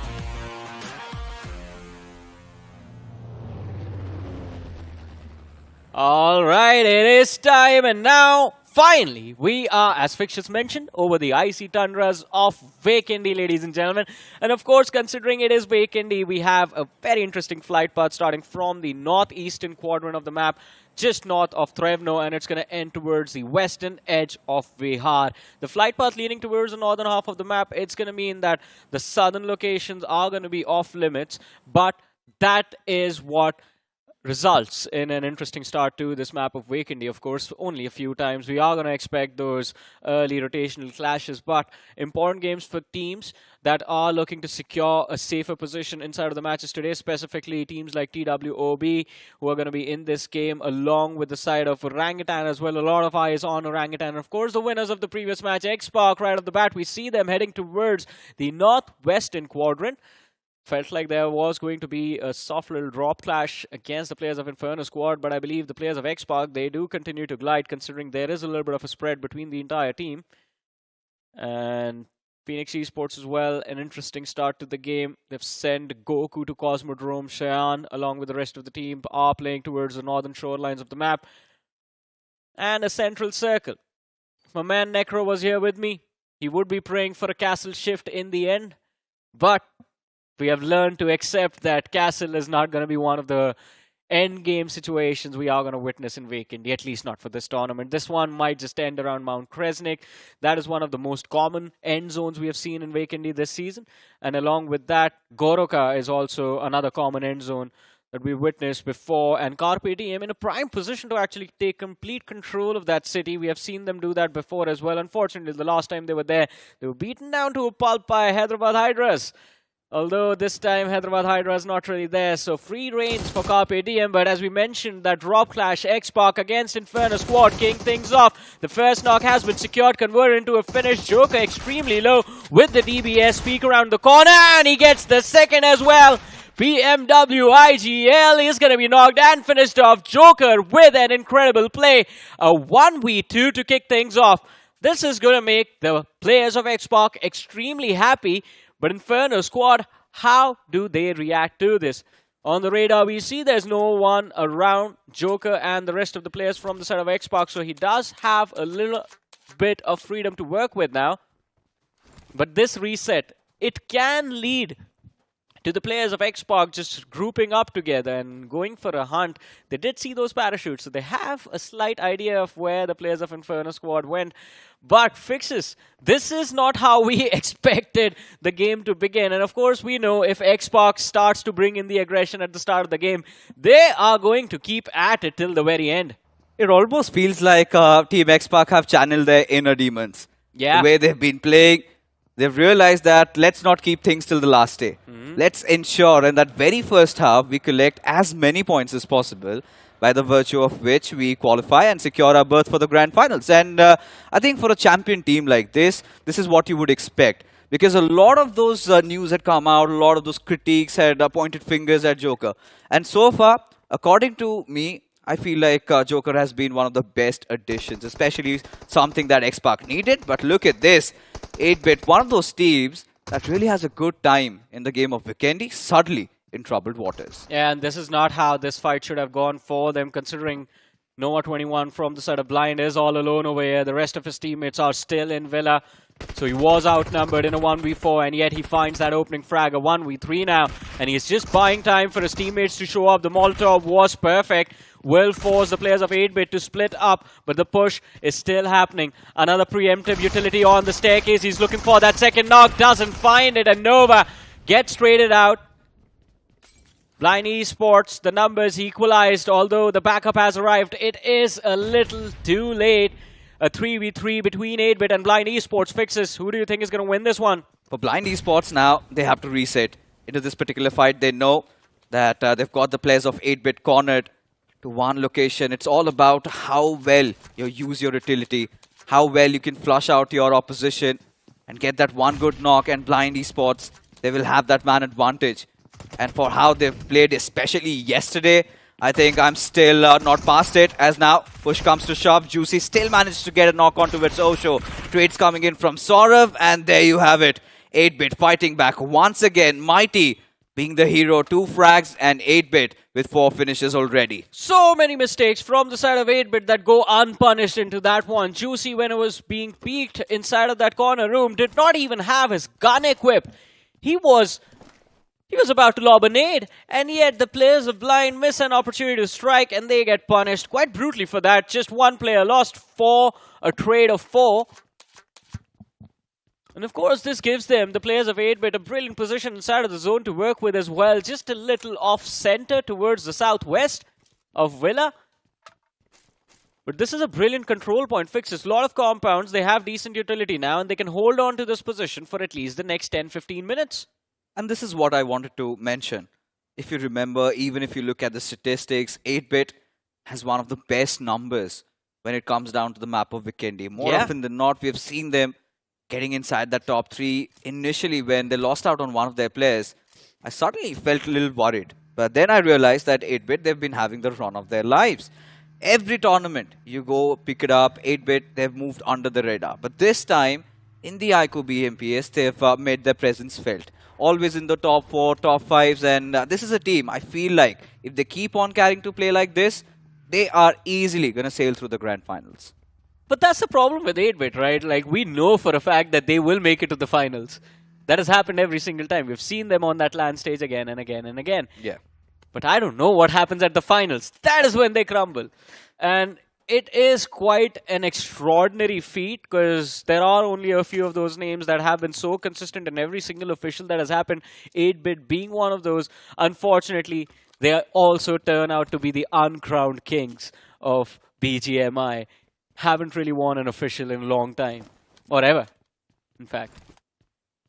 To be honest, maybe in different titles they might have, but 8-Bit, they have not seen the end of the days. I think you can call them that they've been Grand Final merchants, but that was also a curse. That is also something that, who knows, this lineup of 8-Bit might just beat. Because when you look at the players, I think they have stuck on now to each other for quite some time, especially Mac and Aditya having been the latest addition in the previous BGIS. You remember, right? Yeah. This lineup was formed just merely hours before the registration ended. And what a run they had in the BGIS. Oof. Now come at iQOO BMPS, you can see finally this roster is starting to deliver in terms of the consistency, in terms of how well knit of a unit they are. And for 8-bit to keep on carrying forward this style of gameplay, I really hope they make it to the Grand Finals, and I really hope that they at least get a top 3 finish. Well, let's see. I mean, the journey is still on. Although they have gotten extremely close to their goal. I wanted to see this fight develop. We saw shots being fired, a little bit of a soft trade between the players of Carpe Diem and the players of 8-bit. That was going to be a fight between the heavyweight contenders of this tournament. And of course, we see on the map as well Orangutan. It's a little bit towards the right of the two teams. At this point, Mount Kresnik does become a big priority spot for Orangutan, gives them a lot more information to work with. But again, it is Vikendi. It's not about the first few zones. It's about stage 4, stage 5, the later mid-game stages where a lot of these teams will struggle. And so far, another development that I personally want it to convert into a big fight is going to be that Phoenix Esports Inferno squad happening towards the coal mines, the northeastern edge of the circle. We just saw TWOB as well in the backline, so opportunity for the third party will be there. But it seems like with how Justin has positioned himself, one of the players from the side of Orangutan has been spotted out. And to make things even spicier, you do also have TWOB into the mix. If that fight really happens, then we can expect the players of TWOB also contributing and meddling their toes. But for now, Team Dragons, let's talk about this team also for a while, Johnny, because this is one of those teams that, to be honest, we did not expect would make it this far. But by their sheer grit and resilience that they've shown, especially even if you talk individually, Night King being one of those players in the top iQOO MVP contenders list, he has been phenomenal. But so far, their start inside the semi-finals hasn't really been that easy. They haven't secured a single point. Yeah, I mean, that's just very awkward, to be honest, for Team Dragons. But not the first time we are seeing this from them. Yes, unfortunately, till now, struggling to open up on the overall leaderboard. But as soon as that happens, I think Team Dragon has been one of those teams that sticks to the momentum they've built. If not today, then maybe tomorrow. There are a few more days of the semifinals remaining. So the opportunity to strike back is still there for them. And as long as the opportunity is there, it's not completely faded away. I think I will keep Team Dragons in my list of teams that have the potential of making it to the finals. This team has been phenomenal, especially these new sets of players have been quite amazing to witness in the past. Necro loves them a lot. He loves everybody. That's the best Not thing everyone. about Necro. Yeah, sometimes he has those harsh opinions, but then again, he's a cutie at heart. But when you talk about the likes of Team Dragons, I think one thing for sure, we cannot really give them the Hunter Gods tagline anymore. I think more of like the dark horses inside of this tournament. Same even goes for Phoenix Esports. I think even if you look at their past, share a rich history. Hailing from teams like ESCN, Cheyenne, Goku, they have been quite phenomenal, quite stellar. And for them also to come back and rewrite their redemption story really fills my heart with joy. Alright, I have to do this because this needs to be done every time on Vikendi. Yes, everyone, the circle did move. It is stage 2 right now, not stage 1 anymore. And this is one of those circles, Johnny, that Ocean and I, we were having a discussion about this. Have you noticed a lot of these circles in Vikendi are somewhere staging around Mount Kresnik? We have not been seeing those circles going down south. It's all about these players also understanding that. I think Orangutan, they've done their homework quite well. Staged atop those Mount Kresnik hills, and all of these teams are actually waiting for that circle shift to happen. And once that does, that is when you're going to see the entire floodgates opening, a lot of those fights happening. And you talk about all those fights happening, they will happen in the Grand Finals in Kochi and on this device, the iQOO 12 5G, who are, of course, our official smartphone partner as well. Exactly, an amazing device, ladies and gentlemen. 120 watt flash charge. So imagine being back into the action in a matter of minutes every single time. And of course, amazing performance on the device as well. Can't wait to get my hands on the test matches again after my matches on the desk are done. Or you can just borrow my phone. Then what It's are the you same going to play device. on? I'm supposed to beat you today. In your game. dreams. Yeah. All right, I mean, it's fine. A lot of these teams have dreamt, so can you. Cannot really stop you from doing that. But yesterday, Johnny, yesterday's match of Vikendi, Uh-huh. we saw something magical. The likes of Blind coming out of nowhere, all they needed was one game to qualify. Yeah. And they took around 17 plus finishes. Yes, they could not get the chicken dinner, but what an amazing game it was. Medal Esports, that final game, get that chicken dinner, they qualify through. Vikendi, a lot of these people, a lot of the viewers might feel like, why is this map still there? But again, this is the uncertainty of this map that makes it ever so exciting. Yeah, I believe it makes the whole day a little bit more exciting having those off maps included in the mix. Gives an opportunity for the teams to take a breather, strategize how do they want to play the next half of the day, and specifically having Vikendi as the fourth game of the day. I think it's a perfect opportunity to initiate those comebacks for a lot of these teams. Right now, we do have Silly Esports. It seems like they found their first pick inside of the game by picking off one of the players from the side of Team Dragons. It just leads me to believe that even in this map, fixtures, no matter what we expect, Team Dragons, I think, are destined for an early exit. I really do not want that to happen, especially for Team Dragons. At least want them to open their accounts. Sitting at 0 point kind of takes you back to the likes of Gen X FM in the previous round number 3. I think 4 games had gone past by and they barely had any points to their names. But for Silly Esports, I think they have just been continuing that momentum that has really built up from round 1, 2 and 3. And even now, all these players so well oiled up, Johnny. Does not really make you feel like they're one of the recent teams. You've seen them in those previous tournaments. But finally, they're getting the credits that have been long overdue. Still a long way to go, though. And again, as you were talking about this a few moments ago, the circle still holding on top of Mount Kresnik.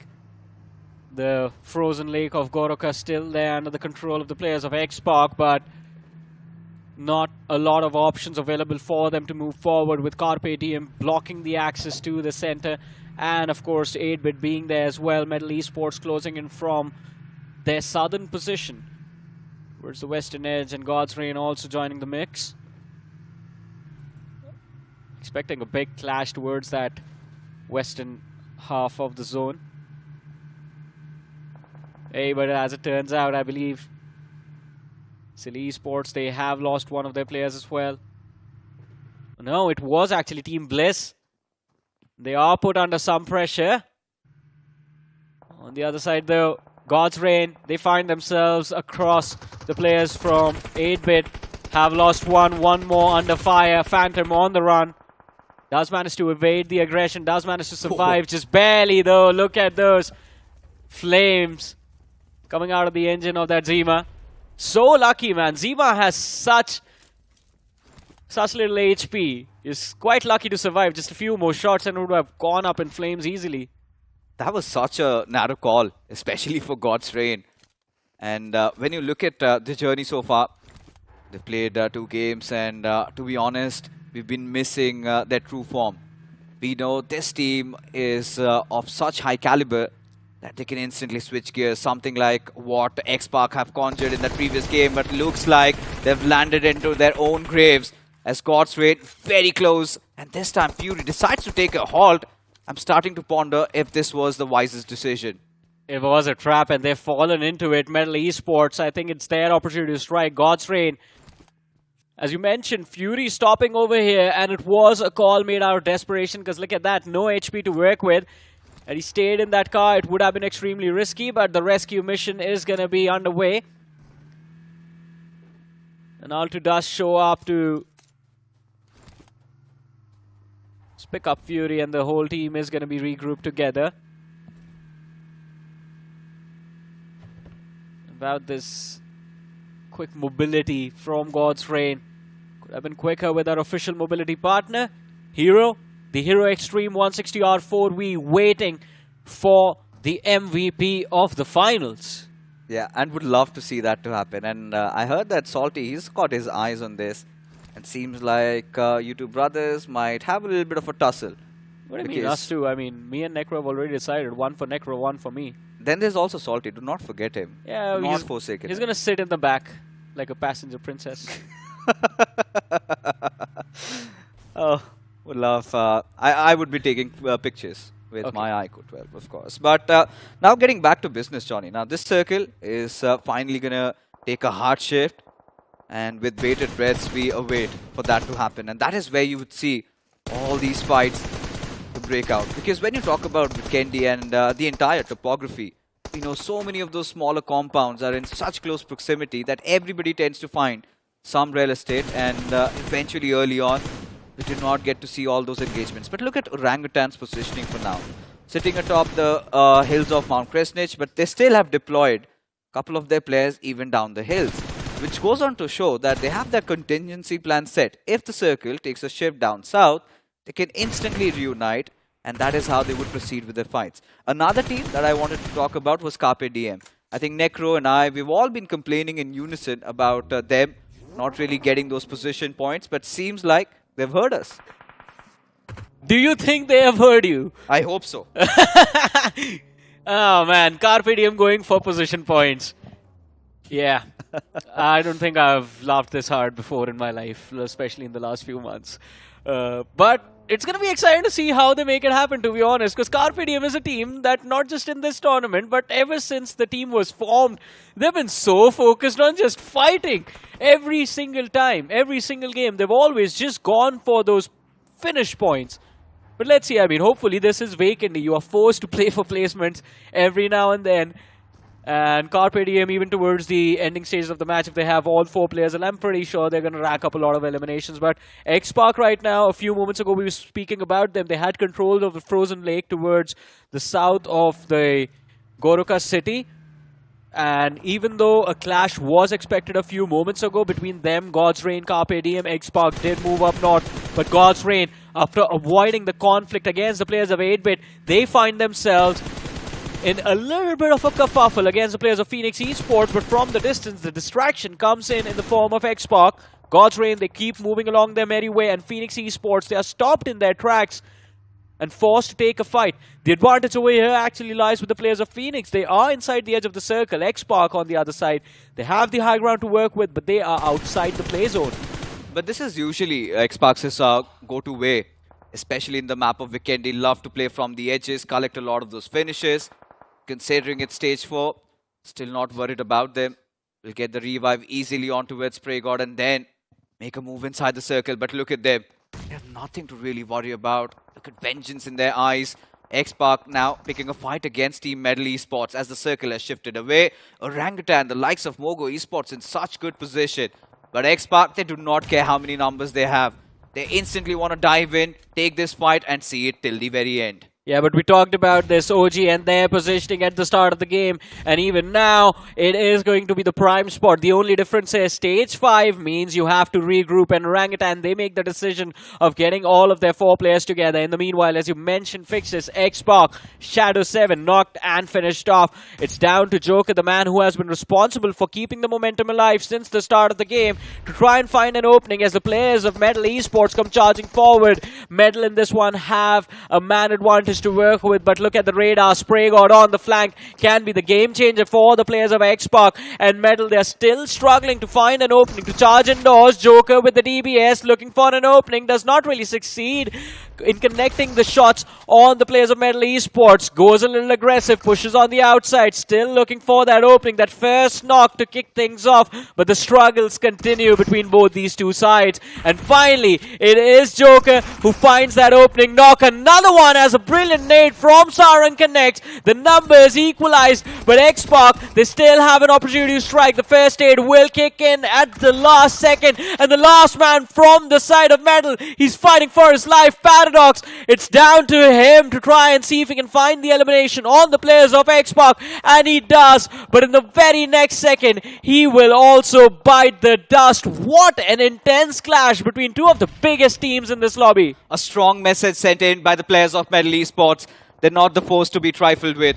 And Team X-Park, of course, did not have the best of numbers, but we're going to talk about that a little bit later, because now Team Dragons, they have initiated this push against Mogo Esports. It's an objective fight, Johnny. They realize that Mogo Esports have got some real good estate to play around with, and they want to contest for this very position. Night King, having secured one finish already, he's bowed out. But now everything rests on Addy and Rebel Bot. Looking at still the teams contending for the chicken dinner in this one. We know 8-Bit and Orangutan have got real good positioning, but here comes TWOB, quite infamous for their rotations in Vikendi. Cyrex just instantly pushing in, and Juicy, he's in a whole world of trouble. Man, playing in this valley, it is such a difficult spot to be in because of what is about to happen to the players of TWOB. If 8-Bit, they line up their utility perfectly, and even if one nade connects, it gives them an opportunity to strike back and get those trades in. But 8-Bit, right now, they sit at a numbers disadvantage. I believe 2 players already lost, just 2 men remaining. They have the high ground. They have to try and protect that high ground advantage for as long as possible. This position at the southwestern edge of the circle just became one of the biggest priority points for any team that does not have the numbers to work with and play for the endgame. In the meanwhile, Fixes, I think it is pretty clear that either Orangutan or Newman from here on out might end up dominating the rest of the match. Oh my days, how did I forget Newman Forever? Another team who's pretty much been the beacon of consistency. And this time they've got that northeastern side to play around. But for them to really get inside the circle, Orangutan, they are holding the doors. As Team 8-Bit around that southern areas, they have their backlines clear though. Still have to deal against a lot of foes. And the next imminent threat has to be in the form of TWOB. We saw that fight really break out. They'd lose out on their IGL. Now with Mac and Mighty, 2 players surviving and 2 of the most deadliest assaulters that 8-Bit has to offer. I still fancy their chances. A couple of more finishes and they might be good to go as well. This is where things become tricky for the players of 8-Bit, as you mentioned. Just 2 survivors looking for those extra frags. Because even now, 11 teams remain, so placement points, you aren't going to get any if you get taken out right here, right now. The players of Silly Esports looking to climb that ridge. Mighty 2 smokes remaining, I believe. Not a lot of nades and Molotov as well. Hey, but lucky for 8-Bit, Silly, I think they are looking to move up north. And if they do, they might just get distracted by the teams on the other side. Nade lobbed out, Inferno under trouble, and he instantly goes down. Brilliant way to kick things off by Mighty, but Mac gets traded out. Mighty, the last man left, not so Mighty at all. 1v3 and he falls. Silly Esports, they find those 2 frags, but the trades, the third party, they come in from the side of Team Limra at the right nick of time. And Silly Esports, they're down to their last 2 players. Hydro, he's trying to hold his own against the players of TWOB as the nades come flying in from the players of Team Limra. Inferno has been brought back into the game by iQOO. And the players of Silly Esports looking to regroup. They have to recover those HP bars. Inferno needs to put on that fair state, but iQOO falls. And again, the numbers disadvantage for Silly Esports. Too much pressure to deal with because of those third parties. Yes, exactly. Even when you talk about that fight against 8-Bit, the numbers really did overwhelm them. But Team Limra, like you said, they had been the ones to come in and salvage here for the spoils of war. But look at this. From the sidelines, it is going to be the players of Orangutan. In fact, Atanki, he takes Dragon down for good as Gokul, one of the final surviving members from Team Limra. He has to piece this one out together. As Seli, they've managed to recuperate in this particular fight. Now it is down to a 1v3 situation, and there you have it. Gokul and Dragon, all right, his finish stolen. Seli Esports, 8 finishes. They are kicking already. Hydro right now, well, he is on fire. I don't know how this man is doing it. 4 eliminations secured, 8 eliminations on the board for Silly Esports, and they're not looking to slow down. 2 players still left for the side of Team Limra, but from here on out, survival, it is going to be a big challenge, considering it is going to be an uphill fight on the finish feed as well. We noticed OG, they have a high ground advantage to work with, and of course, the right flank, it is going to be blocked by the players of Mogo Esports. Although Fixes the team that I want to talk about, it is that team up front. TWOB, they're playing in the depth of that valley and climbing out from that valley. It's going to be a near impossible task for them. All the high grounds, they have been surrounded. If they move towards the east, they are going to be blocked and potentially taken out by the players of Team Dragons or Mogo Esports. If they try to move up north, then it's a whole different world of trouble waiting for them. And of course, OG is going to be the big threat that stands in their way. There we have it, OG against the players of TWOB. A little bit of distraction by the players of Newman on the flank and the back lines. You know, I still would fancy TWOB's chances. Really? Considering how they've played in the games of Vikendi, trust me, cannot rule them out. But now, this is what they have been waiting for. Somebody to make a fight or take a fight against the players of Orangutan. And that is what Numan Forever are doing. And under this, they might make a move. But whilst all of that was happening, Mogo Esports, they decided to step out of the cover. They had enough, deploying n number of smokes over there. Now going after the final player of Team Dragon, Rebelbot might get turned into history, just surviving with a sliver of HP. But hold on, he has something to say back. And this time, again, it is going to be the players of Numan Forever, always from out of nowhere, comes hunting down everybody down the line. Oh, but while Numan got distracted by the players of Mogo Esports, it was the cue for Orangutan to pull the trigger, and they go for the punish. AKOP looking for an opening, does find it as Ash goes down, but he instantly will get traded out by a preemptive nade coming in from Ash from the side of Numan Gaming.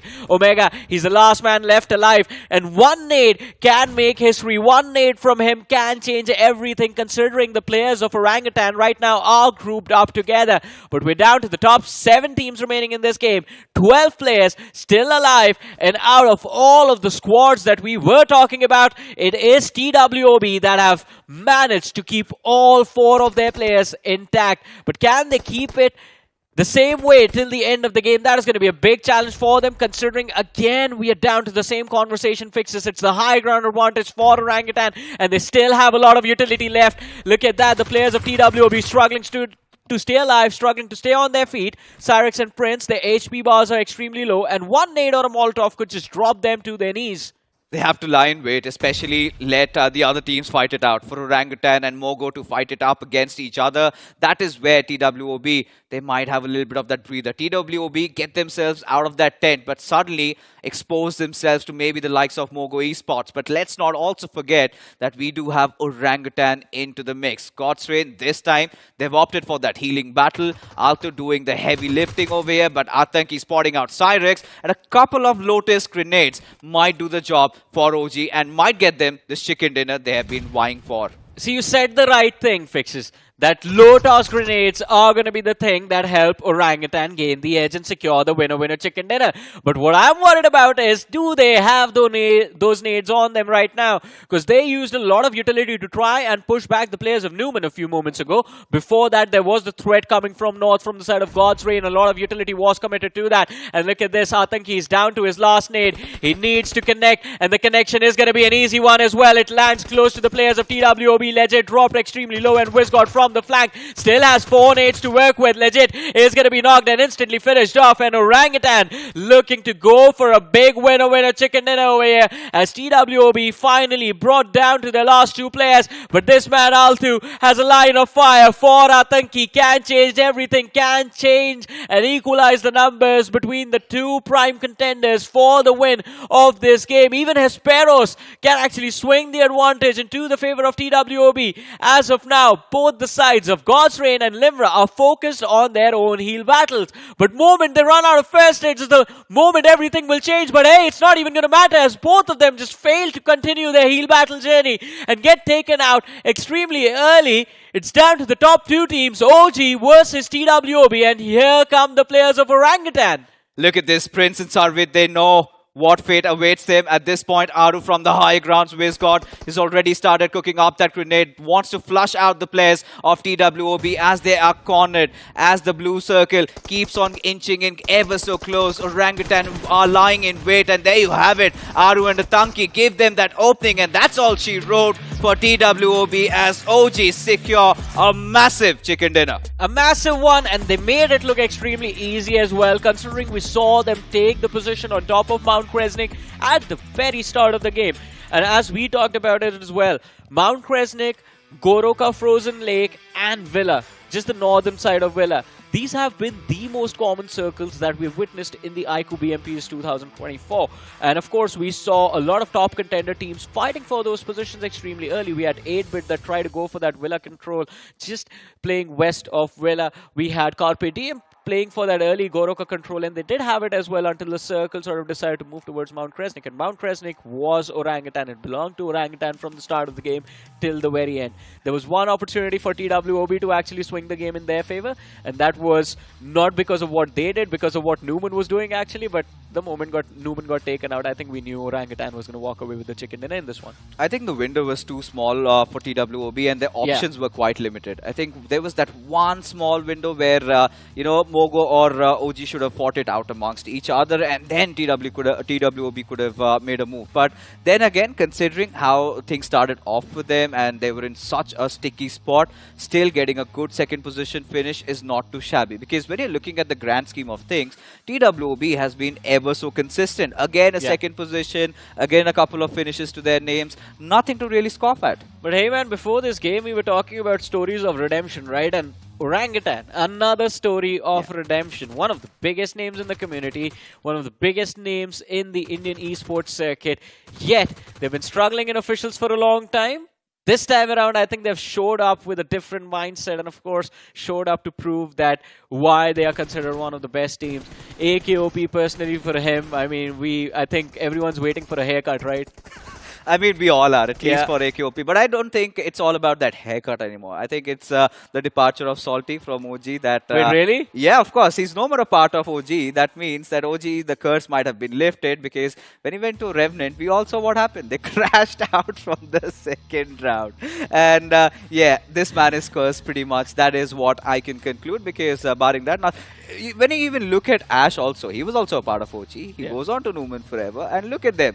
They've been playing so well. So, you know where the answers are, you know who the problem is. So that's the only common link we draw between Ash, Newman, OG, Revenant, that Salty was related to all of them. Exactly. And finally, I think even the fans have started to realize who the problem was. But overall, in the grand scheme of things, this game of Vikendi really took its time to build up. Yeah. But few of those very fierce fights, I think one of which I really loved was a fight that Team X-Park took against Medal, and how they really responded back.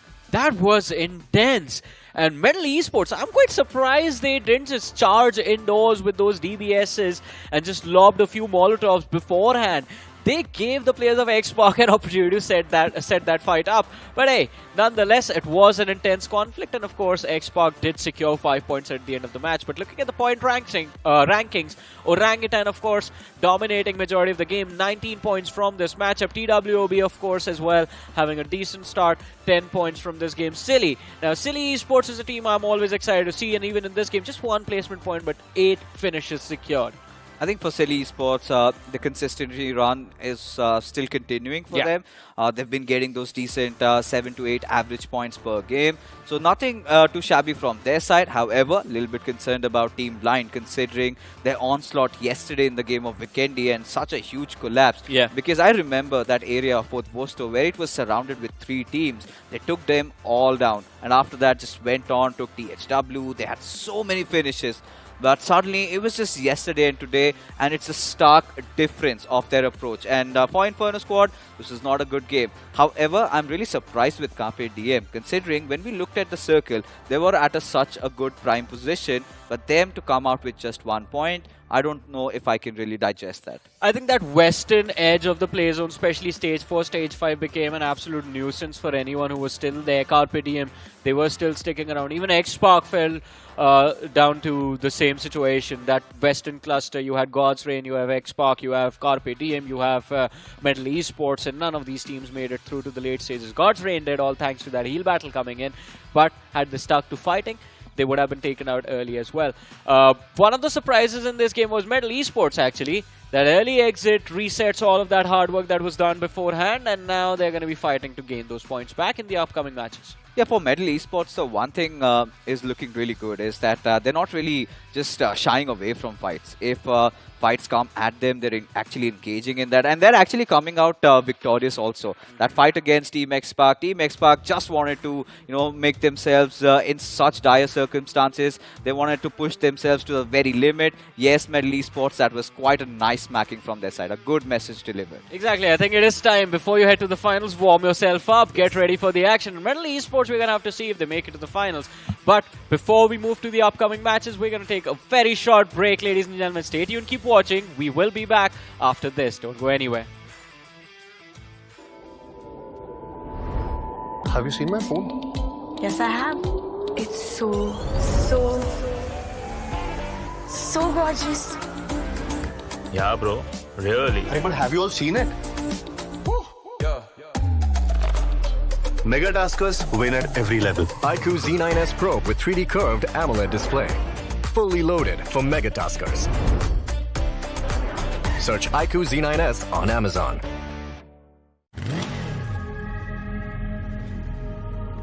The movie starts in 10. You can miss the beginning, or you can go ahead and challenge the clock. With an all-new Sprint EBT engine that goes 0 to 60 in 5.9 seconds. Presenting Hero Extreme 125R. Challenge the extreme.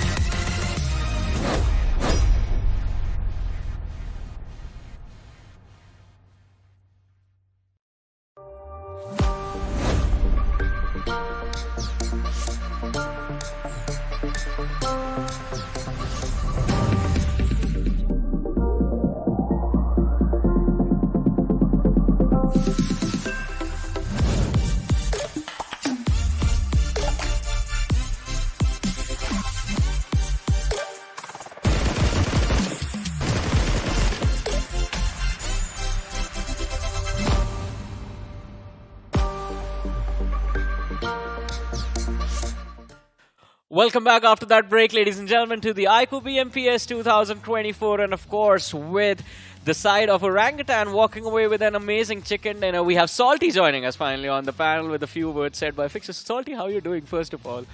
Fixes went missing. What happened to him?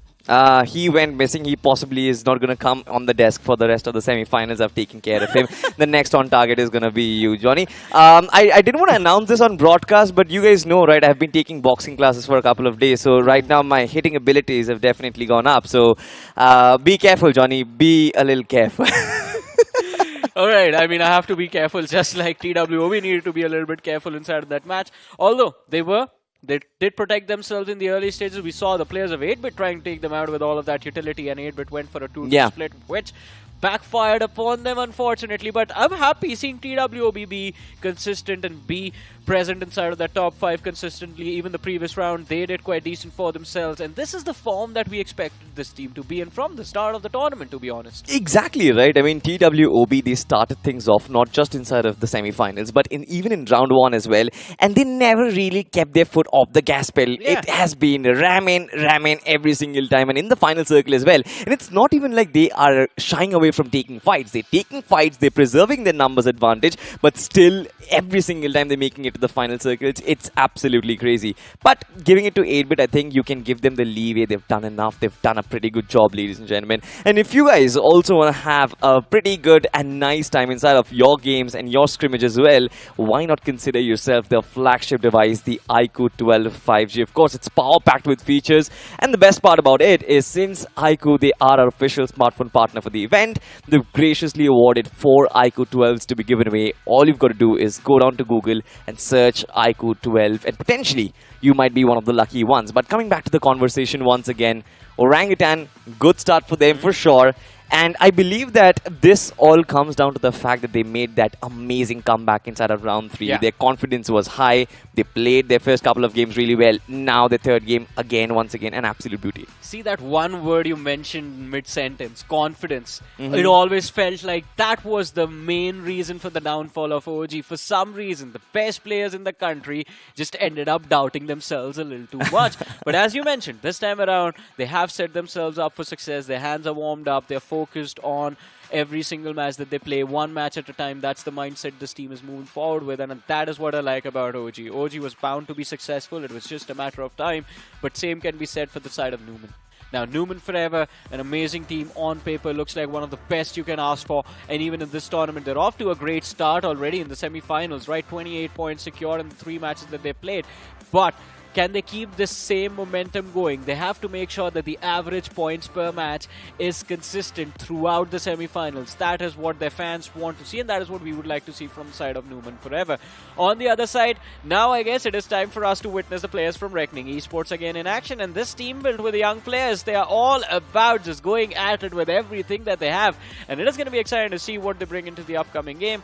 Ignite Gaming as well, waiting for an opportunity for them to strike as well. 6 position points in 2 matches.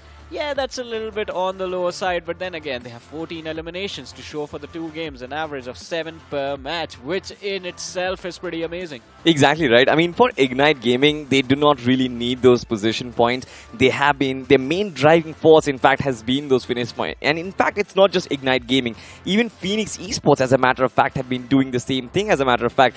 We flip pages, and here, have a look at this. Carpe Diem, they're struggling, and that does come to me across as a surprise. Exactly, because you guys have been telling Carpe Diem to go for placement points. That is never going to work out for this team. This team is not built for placement points. This team is all about aggression. You look at the lineup, they have one of the most aggressive IGLs in the entire community. They have some of the best frontliners. Even then, support is one of the most aggressive players you can come across inside of the game. So this team is all about those fights. And Carpe Diem, I think, again, we've noticed this, right? If they get breathing room in the early stages, they struggle, because then they're scrambling to look for fights, and when you're moving around the map, you are also the most vulnerable. That is not the position Carpe Diem would want to be in. This is a team that is built around holding on to a position, having teams charged upon them, and then they just annihilate whoever shows up in front of them. That is Carpe Diem's natural element, that is their natural playstyle. So I believe in the upcoming map, yeah, Vikendi is not really their game, it's never going to be their game. This is a map that forces you to hold on to a position, and as we have established, they are not good at it. Miramar and Erangel, these are the 2 games that Carpe Diem will always succeed on. Sanhok, I always believe that Sanhok, if Carpe Diem has it their way, this is going to be the best performing team on Sanhok you have ever seen. Unfortunately, that opportunity has not arrived for them yet. But hope to see them in that momentum at least once in this week. But hey, let's look at the teams that are going to show up in the upcoming game. We have Group A first of all, and I want to know your expectations. Salty, who are you expecting to see bounce back in the upcoming match? Talking about bounce back, I think hopefully Carpe Diem is going to bounce back. Even Mogo Esports, as a matter of fact, couldn't really get their ball rolling in this day so far as of yet. And extremely aggressive lineup that start things off inside of round 1 on a very aggressive note. I'm not really sure why exactly they are struggling right now, but being on struggling shoes, I feel like Mogo Esports right now, they need that services of Espar once again. And I believe that Destro, once again, if he breaks his shackles, he has been continuously falling back on his old strategies once again, right? Dropping in on the edges of the map, trying to go in from the edges of the circle. I believe that that era of Mogo Esports is done and dusted now. What actually worked for them in round 1 was just chasing teams down and shooting them down. I believe that strategy, that blitzkrieg, we have to see that once again. Exactly. I mean, that mindset, and especially with the players that Mogo Esports have, all of them just looking to run into anyone they see. I think it's a similar situation to Carpe Diem. It's just that the way the players take fights is completely different.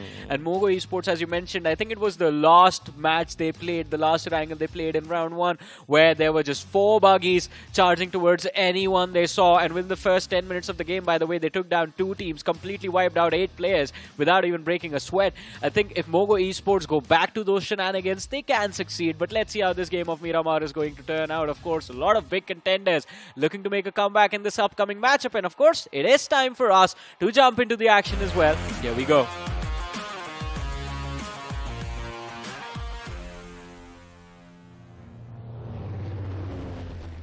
And once again, the big bird, it goes back up to the skies. And this time around, we are flying on top of the deserty lands of Miramar, ladies and gentlemen.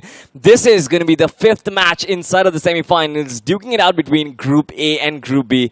It's going to be exciting because, just like you mentioned, there are going to be certain names, Johnny, who will be struggling. Just we talked about Mogo Esports need to find the rhythm, just like TWOB have found for themselves.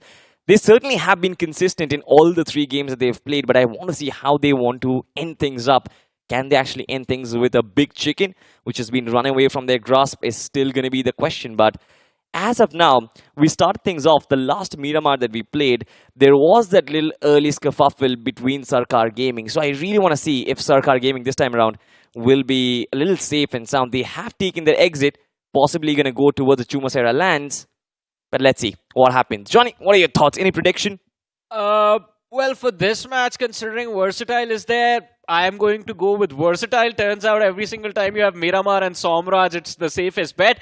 But hey, this is what I wanted to talk about, right? After the previous round of the tournament, Miramar, for me, when I thought about Miramar, it became the dullest map of the game. Because there were no drop clashes happening. But hey, God bless Carpe Diem. It turns out they also realize Versatile is there. And Pukar instantly just goes, Somraj, my brother, here I come. Because look at where Carpe Diem is headed. They were looking to go towards El Pozo.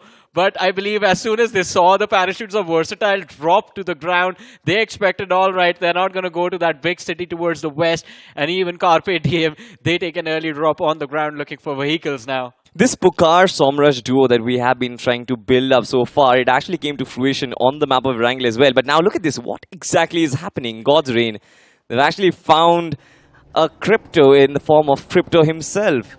I mean, completely isolated Hyderabad Hydras. I expected more from them. On the other side, Phoenix Esports, they're taking their fight against Mogo Esports right now. In S-Power, their stalwart has been picked off right up the get-go, and Shyam is still going in strong. No utility, no weaponry in Mogo Esports in their hands, but still Justin fights back. Yeah, I mean, they do find those trades, but Justin surviving over here, it's not going to be easy for him.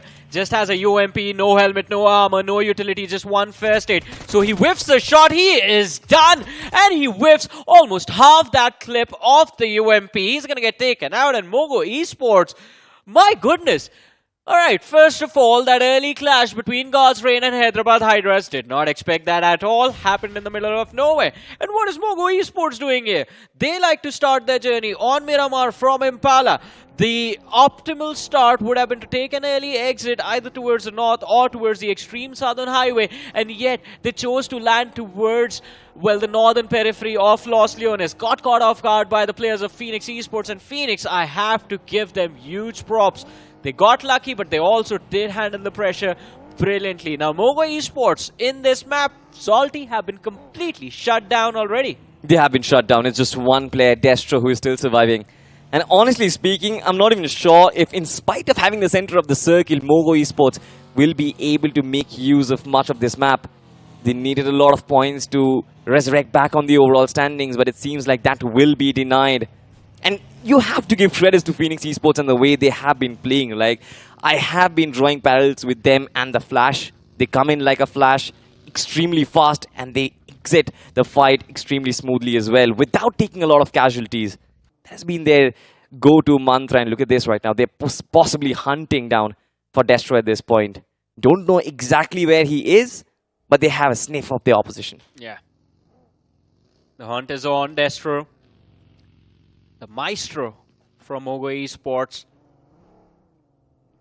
To be honest, can't really do much over here. It's a 1v4, so the best case scenario for him is to just try and secure one finish, give away his information, and get taken out. Doesn't even have a shotgun on him, Salty. Had he had a DBS or an S12K, then we would have just been like, all right, maybe he can clutch it out if the players of Phoenix Esports just charge him completely blind, but that's not going to happen. We all know it.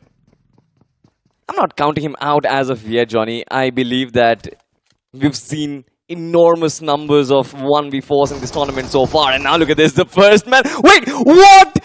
Destro! My man! He wasn't even looking at you. Salty, you were saying something. Never mind. It seems like Fixes is right. I've actually turned into bad luck for a lot of these teams. Pardon me for that, Johnny. Even for the team you aren't even a part of, man. Just said, like, alright, let's go. Even Honey waves him bye-bye. That is how you do it, ladies and gentlemen. That's extremely sad for Destro, to be honest. I'm not even sure how to digest the fact that Honey was not even looking at him, right? He was running in the other direction. The spray down was there from Destro. Whiffed majority of his shots. Now look at this. Once again, action replay. Whiffed all of his shots. He turns around, slaps him with a shotgun, and done. Few of them hit the pan. That's how you got lucky. Phoenix Esports. Wow. And it's just not just one player, you know, it's not just Honey or it's not just Snowjord. At times it's going to be Goku, at times it's going to be Cheyenne, and every single one of these players, they step up when it's actually required. And I've been loving this team so far. Would love to watch this team perform on the LAN finals as well. Yeah, I mean, it is going to be amazing. And I wonder how many of the other squads are going to bow down to the order of the Phoenix in front of us here. Phoenix Esports. I mean, so beating out Mogo Esports in this game, as you mentioned, right? It gives them priority and control of a very big position inside of this game. Yeah. So now that they've set themselves up for success, not just by taking down Mogo Esports, but by gaining control of Impala, I want to see what the next move for Phoenix Esports is going to be. How do they protect this newfound homeland of theirs, especially considering from the northern side, Hyderabad Hydras, they are looking to breach in. It's not going to be easy. But honestly, I don't trust circles on Miramar, especially after what we've seen in the recent days so far. It can go anywhere. It can go towards the south, towards Puerto Paraso, especially with almost 50% of the circle being on the waters. It can potentially take us to those isolated islands as well, right? So you never really know. But coming back to that Impala conversation, I feel like for them, they can set up their own fortress, especially inside of Impala. But since it is the central part of the map, I believe there is going to be a huge influx. There is going to be that traffic that comes around and tries to hold their ground inside of Impala. Multiple teams in the process. For Phoenix Esports, I believe their first priority would be to try and get a couple of finishes on board, but then eventually exit Impala to try and survive, because I believe with the one chicken dinner Phoenix Esports, they will catapult themselves on the top of the overall standings, and that is exactly what you want, right? You have to be methodical. Now, I understand Phoenix Esports loves taking these fights, but majority of their fights, they exceed when they are third-partying. So, I believe for them, it's also going to be a good option to kind of take a backseat, not let the aggression come to you, but look at this, talking about the aggression coming to you. RTGX IND, they have been swarmed by TWOB. Yeah, and we know TWOB, after the previous map of Vikendi, they are going to look to be a little bit more aggressive inside this game. Arib running up to the rooftop does make himself a little bit more vulnerable to the surrounding, and of course all of the utility that is going to be thrown towards him. A nade that blows up right on top of his head like a firework. Takes him out. An easy finish for the players of TWOB to secure, but Radeon in the backline can provide some cover to his teammate. Or maybe not. The worst part is RTGX IND, they were left spotting that their own teammate is getting hammered by the likes of TWOB, right? He could have done absolutely nothing. And Team TWOB, how beautiful the utility usage was in that location. They did not give even a second thought before launching that net up in the sky and blowing Arib out of this game. RTGX IND can't really do much, will need to fall back. Yeah, but Salty, before this fight, I wanted to tell you a very funny story of something that has happened, right? So at the start of the game, we saw the players of Carpe Diem head towards El Pozo, and we usually expect Versatile to start from El Pozo. While Carpe Diem went to El Pozo looking for Versatile, Versatile wasn't there. A few moments later, Versatile went towards El Pozo looking for Carpe Diem, and by then Carpe Diem had rotated in a 2-2 split towards the northern side of El Pozo. So Versatile went and checked the city, and while Versatile was exiting Carpe Diem, they came back. So there was a back and forth between the two teams trying to look for each other, but unfortunately, no collision between the two sides. Now, Carpe Diem, we see them moving towards the zone from the northern edge of the play zone, while Versatile stick towards the western edge of the map. They might come across the players of Ignite Gaming over there, and that is going to be an interesting fight. But look at that cluster develop close to the center of the circle. Talking about the cluster now, look at this. Hyderabad Hydras, they've got such a fine vantage point to actually work with, right? An amazing high ground advantage, and Termi himself, this man has been really singing the songs of death for the big guns.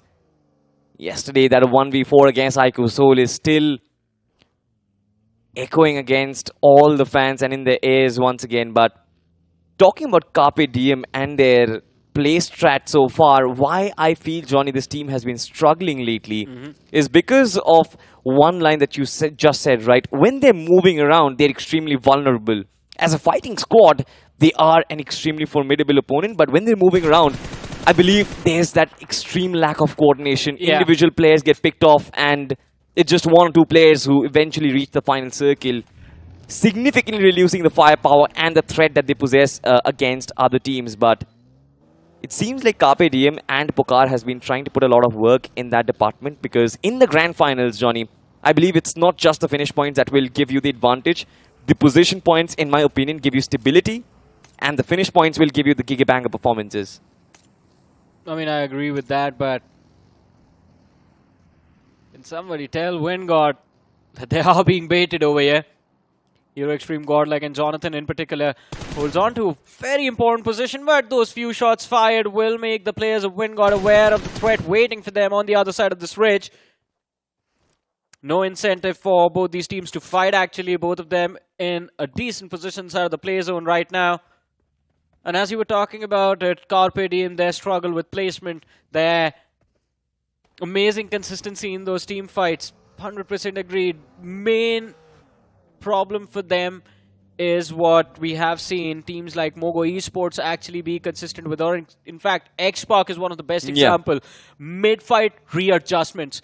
How many times have we seen X-Park battered and bruised down to their two players, and still they put up phenomenal numbers on the board multiple times. But for Carpe Diem, as soon as that mid-fight readjustment needs to happen, they just go all in. It's a full frontal assault every single time. Sometimes it works out, but the conversion ratio is not that great. Although it looks like Wingard are on their way to convert this frag against the players of Hyderabad Hydras. Tell me, you were talking about him a few moments ago on that high ground. Chose to came down. Moksh, he's looking to rescue his teammate, but it's not going to be an easy one for sure, especially considering the line of fire gained by the players of Hyderabad Hydras. In fact, Wingard actually puts Moksh under immense pressure, although he does manage to reach to a decent cover position over there. So Termi is going to be brought back into the game. What I'm extremely surprised about is that Hyderabad Hydra is giving up their high ground advantage in spite of being dead center on the circle. Yeah. Now, I'm not really sure why Termi exit from that particular region, but on the other side, we've got something interesting brewing up. Team Dragons, they have been intercepted mid-rotation. Reckoning Esports, they're going to find that finish on towards Addy, clean him up completely.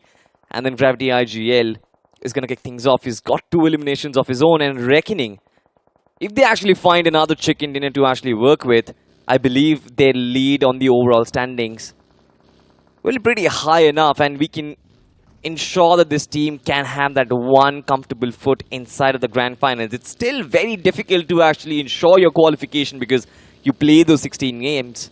It's going to be a long semi-final journey, but for these teams, I believe this is going to be the right step. And for you guys, for all our viewers, the right step for you is to try and get your hands on a flagship device which is capable of handling everything that you throw at it.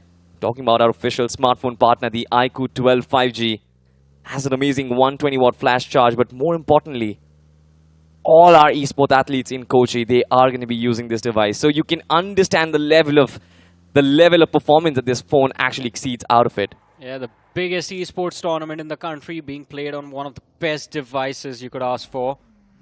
Have you decided to get one for yourself? How is it that Conqueror Rank 1 push going, Salty? Now, honestly, I was actually banking on that lucky draw, so I'm still searching on Google, iQOO 12, hoping to be one of the 4 lucky winners. And talking about that Conqueror push, well, it seems like it's going pretty well. I mean, I still have got one more week. I've ranked up from Iron to Silver, but it's a long way to go, Johnny. Yeah, we're going to stay updated on this journey, I guess, across the years of BGMI. How well does Salty do on his climb up the leaderboard, but yeah, it's going to take a while, I think, for longer than what it's going to take our teams to qualify for the finals. And as we were talking about it, right, one thing you mentioned a few moments ago, 16 matches in the semi-finals. I think more than looking at it as the semi-finals themselves, this is prep for the finals, man. Because semi-finals, you're going to play 18 games over 3 days, right?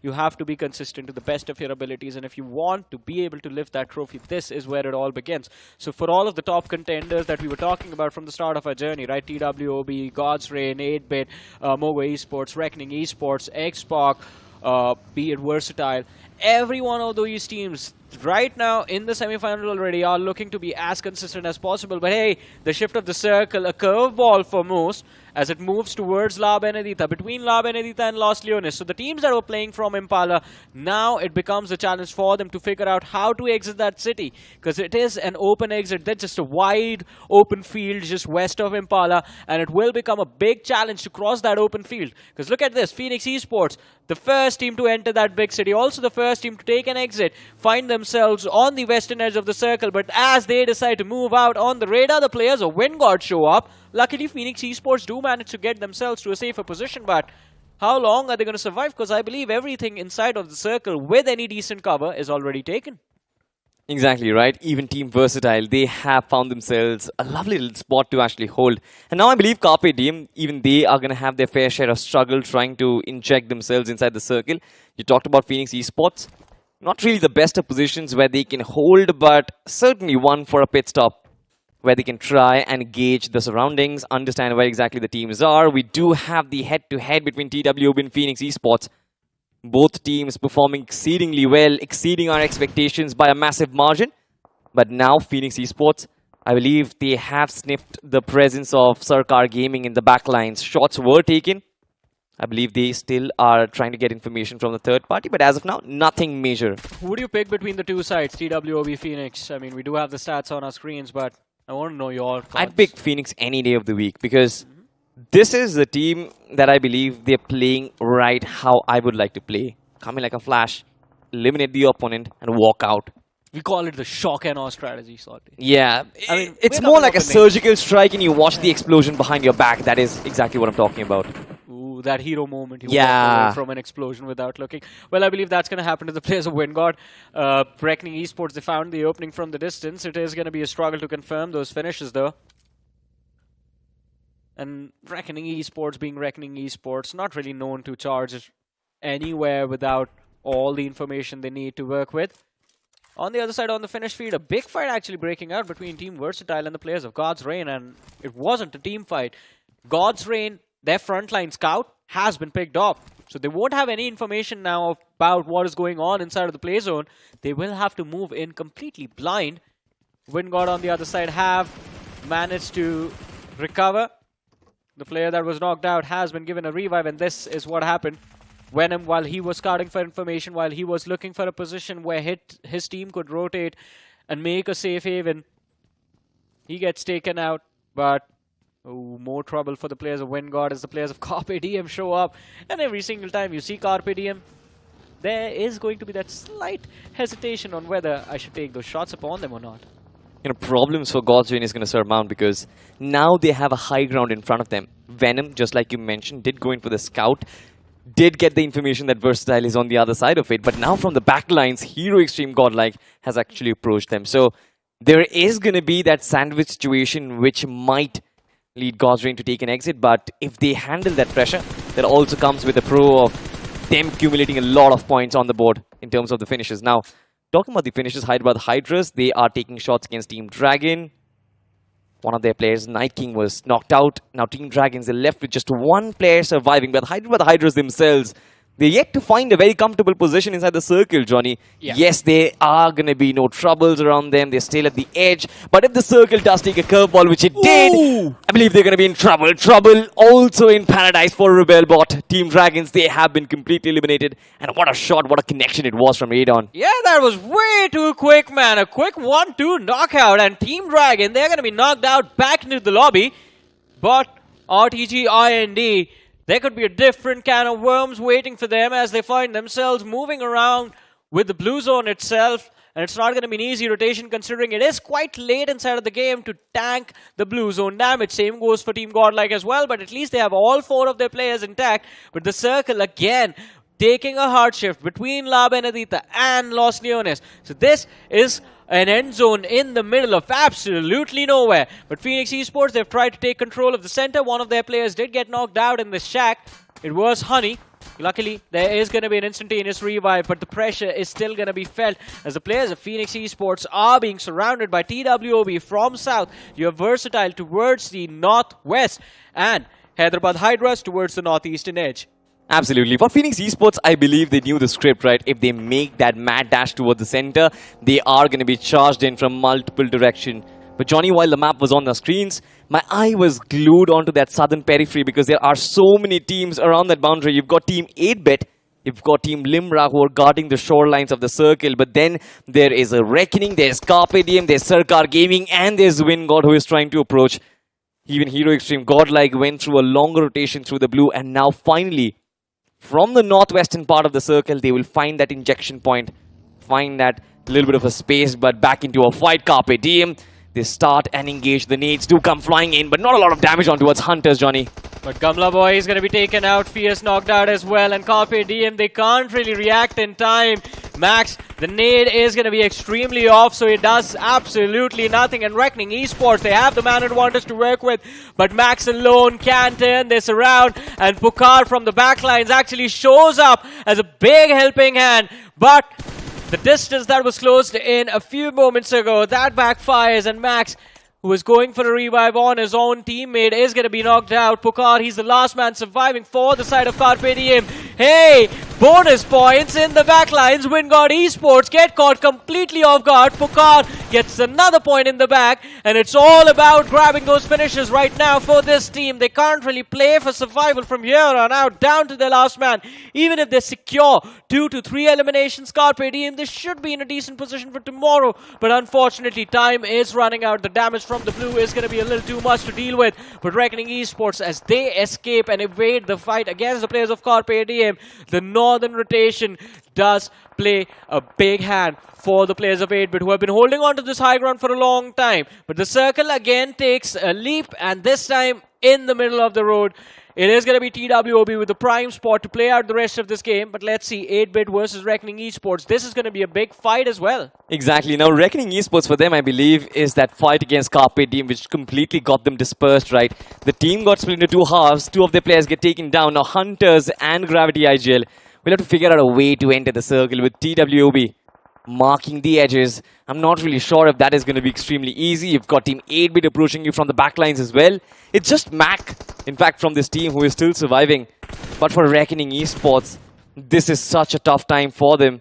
Viper and Immortal were taken down in that fight, but credit has to be given to Pukar because his presence of mind in the situation, he instantly went from being in a back foot against a fight to being in the front foot against Team Wingod. All of a sudden, that was just a switch that he flipped. I mean, it's Carpe Diem. They don't see players, they just see points.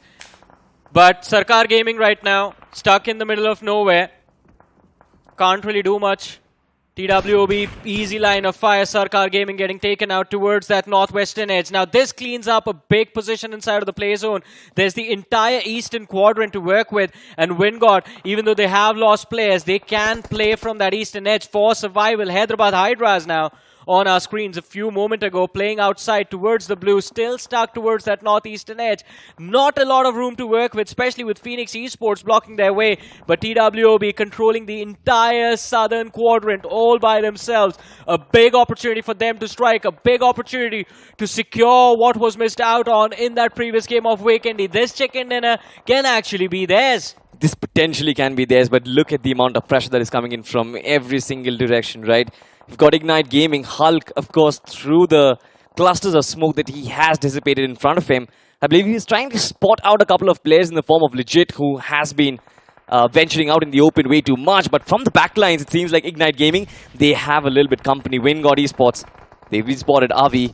He knows exactly where the position is going to be on the other side. This is going to be Phoenix Esports versus Hyderabad Hydras. A couple of these players are going to fall. Phoenix Esports, it is all about them chiming in on those finish points. But from the right-hand side, look at the influx, look at the cavalry which is coming in. Versatile and Godsrain make that mad dash. And Phoenix Esports, do they let them pass by? Absolutely no. Well, even the players of Godlike up top can be a big threat. And now it is just a scramble for points between all of these teams. Phoenix Esports already up to 5 eliminations, looking to make it 6. But the players towards the east, it is going to be the side of Team Versatile. Not an easy team to beat. Luckily for the players of of Phoenix Esports. Team Versatile getting distracted by the players of God's Reign and Godlike in the backlines. Still no knocks secured. There's a lot of utility dropped upon the entire team of Versatile, and all four of these lads are still standing, taking the fight head on against anyone who tries to block them. Look at that, fighting three teams at the same time, and it is still Team Versatile. Finally, Somraj is going to get knocked out, but he doesn't go down for free. He takes down one of the players from the side of Phoenix Esports. Goku can be the next one in line, and the nade, it's going to be too close. Barely misses the mark. Goku and Snowjot still left standing. There's no cover left for Phoenix Esports to work with. If they want to try and force a fight against the players of Team Versatile, they need to readjust. They need to move towards the other side of the edge. Yeah, but I think Phoenix Esports are playing this to their advantage, right? They know, as a matter of fact, they do not need to go hammering down on Versatile. They just need to kind of try and defend the fort as of now. Versatile, they themselves are in their own world of trouble right now. Raiden, the Molotov did come flying in, but God's Reign, I'm extremely surprised with how God's Reign, they've actually maintained their pocket of space as of now, but Altu makes an extremely difficult run for himself, chooses to actually fly in with the vehicle itself, but this man, the vehicle did manage to stop the ridge, stopped his momentum, and that is how he's going to fall. Versatile, they find themselves the opening, but now the revive on Equinox is going to be so crucial. Yeah, but it's not going to happen. It is crucial, but it's going to be extremely difficult to bring that man inside of the fight, inside of the game. In the meanwhile, 8-bit, they get pushed upon by the players of TWOB. And even though one man from the side of TWOB has hit the floor, he has been knocked out, they still have the numbers to work with. This, again, is their prime position to secure the winner chicken dinner. Team Limra looking to push out into the open. A big mistake, and the points being picked up by TWOB. 9 eliminations on the board as they break into the top 6 of this game of Miramar. A few more points. In fact, if they get one more, the double digits is going to be secured, and TWOB will already be on their way to a big game of Miramar. Same goes for the players of Phoenix Esports, and I think this is going to be it. Oh, the clock runs out. Phantom Belly avoids getting taken out, only for a few seconds though, as the players of Phoenix Esports finally show up, and they secure that last frag, eliminating the side of God's Reign from this game. We're down to the top 4 teams. It's TWOB, Ignite, Phoenix, and Team Limra. All of the undergods fighting for a big win on Miramar. Talk about undergods. I look at Phoenix Esports as of now. Snowjot still surviving. Goku needs to be revived, but it seems like Ignite Gaming from the top, they're going to rain down Supreme on them. The shots were perfect, but now it brings us to the top 3. You've got Team TWOB with the man advantage, and as always, Hesperos. This man has been notorious with those heal battles. Once again, he makes his team, he pushes his team to the top 3. But this time, I'm worried about Ignite Gaming because TWOB is not a team to scoff at. Look at their spread inside the circle. They do not have the high ground, but they do have the shots. Prince OG finds the opening. Aurora has been taken down. Hulk and Thor, I believe there's going to be so much on their shoulders right now. Ignite. They have to ignite this entire final fight if they want to win this matchup. Top 3, decent number of placement points in this game, but not an easy win to secure, even with that high ground to work with. TWOB, the momentum is there. The map control is theirs as well. The only player that can ruin the day for them is Hesperos. He's taken a few shots, but can't really do much. Distracts the players of TWOB for the next few seconds, but it's not going to accomplish anything in this match. Thor and Hulk, 2 superheroes. They are going to have to put up a superhero performance, but the nades are all they need. TWOB just blowing things out of proportion. A lot of eliminations secured and a brilliant winner chicken dinner. Look, this is consistency. On Vikendi, they finished 2nd. On Miramar, they show up with a big win. 14 eliminations. I have no clue what this team has had for breakfast, but Johnny, they certainly are on steroids right now with the way they are performing. This is absolutely insane because no matter who comes in front of them, not just they absolutely obliterate the competition, but also find 4 players inside the final circle. In a circle like this on the map of Miramar, where it was Mogo Esports' game right from the start. This is crazy stuff. This is absurd level of consistency which TWOB is showing today. Yeah, I mean, it could have been them, or actually, to be honest, I wanted Phoenix Esports to win, considering they were the ones who eliminated Mogo Esports at the very start of the game. And taking control of Impala, having that southeastern circle as well. This was bound to be a successful match for the side of Phoenix Esports. They did not win the game, but they do have a lot of eliminations to work with, so that still makes me happy. But TWOB, I'm just amazed with how consistent this team has been. Again, we've seen these players in the past. Yes. But we never saw this level of consistency from their side, so just having seen them improve this much, it is amazing, and I hope they keep this going, not just here, but in the finals, because I am sure they're going to make it to the finals now. The Soldier Serum is actually doing its effect right now, but we will actually have a look at the WWCD moment once again. And it all started off with the Team TWOB finding their right position inside the circle, barely at the edge, but preserving that high ground advantage and the numbers advantage as well. Slowly peppering down shots, trying to block off the rotations coming in from multiple teams. And in the process of finding random picks left, right and center, it seemed like they kept on clearing out the big dogs, and even Ignite Gaming, as a matter of fact. Look at that scintillating utility usage, right? They knew exactly where the players are, and the nades land and they explode them out of proportions. Exactly. I think they had every piece of information they needed to work with in that endgame scenario. But here's the most interesting part, right? I mean, whenever you have a circle towards the southeast in Miramar, you always expect 8-bit to do really well. Yeah, they walked away, they took an exit inside of the top 5, but guess how many eliminations they have? How many do you have? Enlighten me. They got no eliminations. I expected 8-bit to actually win a few fights, but unfortunately that northern exit of Los Leones again leads to an open position, leads to an open field.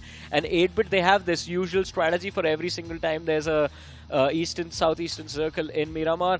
There are a few hills, not a few hills, there's one particular hill just north of Los Leones. That is where they like to be. It gives them a high ground advantage. The exit options are limited, but by then they have a lot of eliminations to work with. Unfortunately, this time they weren't allowed to take control of that hill. I mean, it was not just them, right? Even Hyderabad Hydras, they themselves had control of one particular hill when they were in that Impala region. And it came across to me as a very big surprise that why did they exit it when I believe it was pressure coming in from WinGod Esports. Termi made that drop. All of a sudden, it seems like Hyderabad Hydras and the fortress they had set up, it was completely disrupted. Yeah. But having said that, it seems like majority of these teams and their flow was disrupted. Even God's Reign, their performance was disrupted. They did try to cause an interruption, but that was not allowed. Even Hero Extreme Godlike as of now. It will get quantified as we do have the point standings in front of our screens. TWOB, they've got 14 finish points for themselves, 10 position points, 24 total points in total, and then you've got Phoenix Esports as well, 14, and Ignite Gaming on 13. These three, Phoenix, TWOB, and Ignite Gaming, have been also super consistent today. Exactly, and even Team Limra, I mean, they might not have been consistent, but again, this is a team that almost a lot of the fans were actually hoping to see that somehow they bounce back, somehow they bring themselves back into the competition. Because it's the start of their journey, man. Round 1 was absolutely horrible from the side of Team Limra. Luckily, they did make it to round 2. And from there on out, it seems like they have recovered and we are seeing the same Team Limra that we wanted to see after the previous BGIS. Although, big letdowns in this game. First and foremost, Mogo Esports. What was that? I don't think Mogo Esports is used to getting drop clashed or getting fought early in any game. And I think Phoenix Esports might have just figured out the kryptonite to Mogo Esports. Don't give them time to breed. As soon as the game begins, just take them out. Absolutely. And I believe for Mogo Esports, nothing is really working out for them today, at least, because in the first match, they get 1v4 by Fierce. In the next game as well, they get taken down. They certainly are getting eliminated in extremely weird fashions. Yeah. But we transition on towards the match summary once again, and it seems like once again, almost a 350-meter finish coming in from Dragon OP. Team Limra have been ecstatic. 2 vehicle finishes does come across as a surprise on the map of Miramar, and 9 grenade finishes, Johnny. We were almost about to touch the double digit. I believe majority of them came against in that fight between God's Reign and Versatile, I believe. Versatile were laden with nades. God's Reign, Versatile, Ignite, Phoenix. 4 teams were there. And unfortunately for God's Reign and Versatile, they were the ones who were sandwiched between Ignite and Phoenix towards the extremities. So those 2 teams basically dealt with the brunt of the force. And of course, as you were talking about Mogo Esports also struggling, you remember at round 1 there was a prediction made on social media that 3 teams were going to qualify for the finals, like guaranteed by someone. 2 teams already have been eliminated from the tournament. Mogo Esports barely struggled to qualify every single round. Oh my god, Johnny, you actually pulling that thread. I had no clue you were going to do that, but wait a second, ladies and gentlemen. If you guys have no idea, we'll let you know, of course. But for now, we're going to move to a very short break. We still have one more game remaining. Don't go anywhere. We'll be right back. Ain't nobody fresher than a mega tasker. Talk about stronger, quicker, faster. Slider, slider. Gonna make way for the mega tasker. And when you know they go the ammo. Can't get it bigger, better, that's the plan, yo. Throw a challenge and you shall know. Tap, tap, tap, tap, slide of ammo. What's up? Who's winning? Who do you think? Mega Taskers win the game at every level. iQOO Z9S Pro with Snapdragon 7 Gen 3.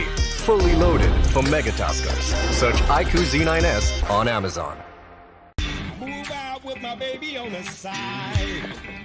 I move out with my baby, got a style. Seatbelt, please. And we go right, baby, it's a long way home. The new Extreme 160R4V, the fastest 160cc. Challenge the extreme.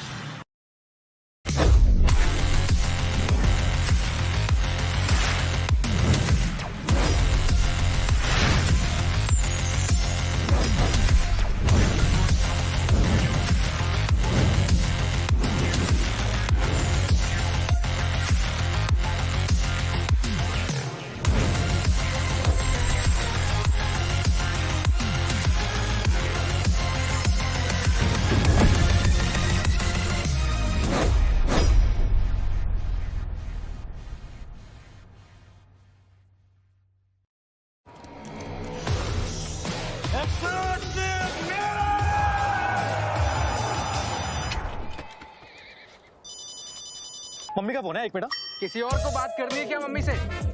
Take 63. ouch I'm not doing this 300. यार ये एक्सूट इतने cool है, लेकिन अगर shoot ही नहीं होगा तो दुनिया को कैसे पता चलेगा? X-Suits so stunning that even Dynamo won't let us tell you about it. X-Suits, a million reasons to keep everyone away.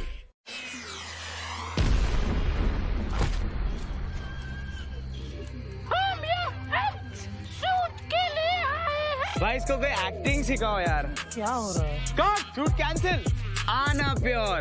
बस। अबे बंद करो बे, आँख में छुप रहा है। Cut, shoot cancel. हार पूरी रात निकल गई। अगर शूट ऐसे ही चलता रहेगा, खत्म ही नहीं होगा तो ये लोगों को कैसे पता चलेगा? X-Suits, a million reasons to keep everyone away. Once again, ladies and gentlemen, welcome back after a very short break. And this time around, Mr. Fixes, it seems like he's back from that first aid room, of course. Did we have a little bit of an interaction once you... I heard you said something about me, Fixes. What was that all about? Those weren't even vile allegations on you. That is literally facts backed with numbers. And look at that. Every single time you were associated with Orangutan as a content creator, we saw them crashing out. And just recently, we saw you joined forces with Revenant. Previous BGIS, this iQOO BMPS, the storyline continues. So we all know who the problem is. Do you still manage to forget that while I was also associated with Orangutan, they did manage to win a massive tournament? Missed out by that 1 point, of course. But apart from that, we also did pretty well in other LAN tournaments. Yes, the official curse was there, Fixes. But no matter what, these are just allegations. Someone is being extremely superstitious. Look at what you just said. You said you won. Which tournament are you talking about? Once again?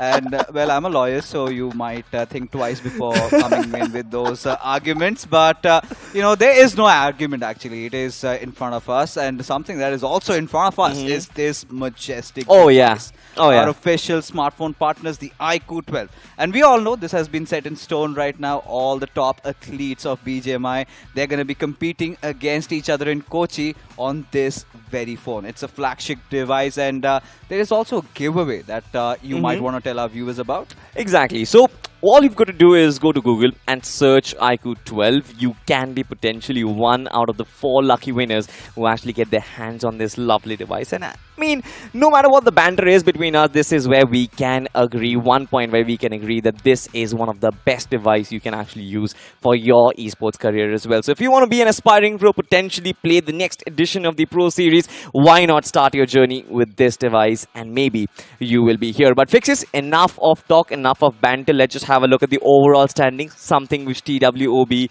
Phoenix Esports and Ignite Gaming have absolutely dominated the overall standings on our screens right now. TWOB right at the top, 49 points. You've got Team Xbox, 37, Ignite Gaming, 33 points, and Phoenix Esports, 33 points. I think for TWOB, this has been continuing and seems like they've cracked the code. Every single round they come in, top the charts.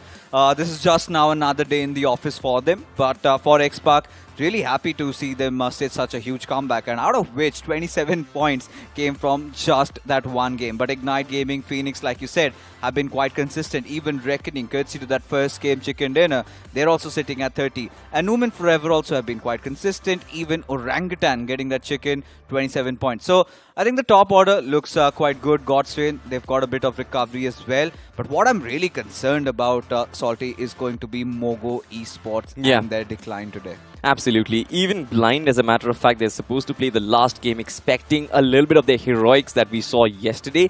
But moving on towards the last page, there certainly are going to be a lot of concerns. Now, Carpe Diem, we don't really know what exactly is happening. Yet to see this team take a proper 4v4 fight fixes, because every single time we see they get intercepted mid-rotation, one of their players falling, and then of course they get dismantled with that man disadvantage. Same goes for Mogo Esports as well.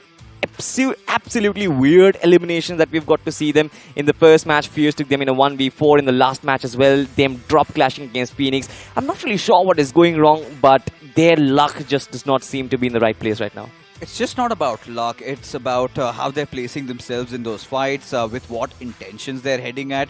Because when you look at this lineup, you feel like you've got all those pieces together. But then again, have they created that perfect jigsaw? The answer is no. You can see that discord, you can see that the cohesiveness is not there in that team. And this is something that they really need to fix ASAP if they have to see the sunrise in Kochi, because the way they are playing, I do not even see them getting inside the top 8 if they continue playing like that. But we'll move on from Mogo. We'll talk more about them as the game commences. But a quick look at the matchup, because now the final game of the evening, it's going to be Group B taking on Group C. Exactly right. Versatile is still going to be back in action, but Group C is what I am going to be extremely excited about, because look at this. Medal Esports, they've done phenomenally well at the start of today. I mean, I expected much more from Silly Esports, but potentially with the last game coming around, they can do much better. But Orangutan, this team seems to have finally found their mojo once again. They're hitting the right chords, they're hitting the right strengths, and they're also winning the fights with consistency. So it seems like for Orangutan, this game of Erangel should be a smooth sailing. What do you think so? To be honest, for Orangutan and their journey so far in this tournament, we've seen them, they've had really good times in round 1 and round 2. It was round number 3 where those initial hiccups were the big problem. But then, considering they got a chicken dinner and they qualified, they want to ensure that they do not have any more heart attacks. They directly want to go on to the Grand Finals. And I think this team looks much more promising, especially when you've got such a good depth in your roster. And we talked about the inclusion of Bayron also and how impactful he has been as a player. But seems like the current playing 4 is the way to go for them. And OG, they've been doing good so far. No complaints from my side. I mean, I kind of agree with the management and the team's decision to keep AK in the midst of things as well, because no matter what, there can be a player in form, but a big match player will always be a big match player. You never really know when his services will be extremely crucial. But ladies and gentlemen, it seems like the last game for the semi-finals, day number 1, is about to begin, and definitely a lot of things are going to be in stake for this one.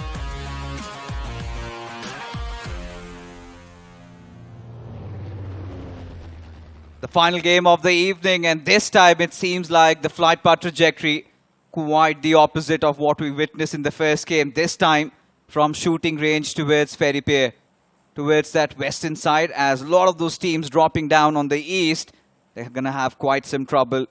We've seen in the first game of Erangel a lot of those drop collisions, especially around those vehicles. And Carpe Diem were the ones on the receiving end of things. But this time around, Carpe Diem had a decent day. But now their matches are already done and dusted. Eyes will be on the likes of Wingod. Eyes will be on the likes of Inferno Squad. Then you've got Medal Esports also into the mix. We have to see how they perform in this one. Honestly, even Team Bliss, I had a lot of expectations. And Necro had a lot of expectations from this team. We talked about it, how Turbo, Eggy, these players, they have been doing so well inside of the tournament so far. Just could not really find themselves a groove of things today.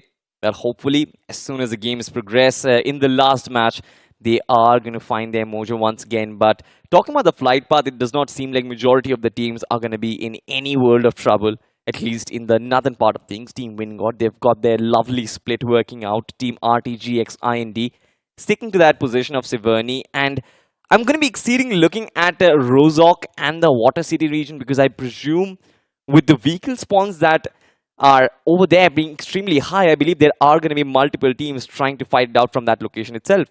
Look at what's going on. Look at Reckoning for an instance, and then take a look at Hero Extreme Godlike. They've been changing their drops every single game. Reckoning, ideally we've seen them head towards that Shelter Mansion split, and now really on that western shorelines. And even for Hero Extreme Godlike, we've seen them quite infamous for dropping down on those school apartments. At least this time around, they've opted to go down south. Considering the fact that Mogo Esports aren't in the lobby, they really want to take their chances. No, I've actually seen Godlike playing it from the observatory region quite a lot. They tend to use it as the secondary or the tertiary drop location as of now. So maybe with the absence of Mogo Esports, them finding military base is going to be a boon. But as of now, they will have to make it up north, because the circle that we have in front of us is going to be a barely default one. And so far today, Godlike, they definitely showed signs of brilliances. They definitely showed that they're still the same lineup that dominated the rounds of round 2, round 1, and of course even round 3 as well. But it just seems like today they did not really have the right side of the circles and their firefights. Maybe they might have woken up on the wrong side of the bed, but Orangutan surely haven't. Start of the game, and 2 players of Ignite Gaming already done and dusted. And Atanki, he just demolished them.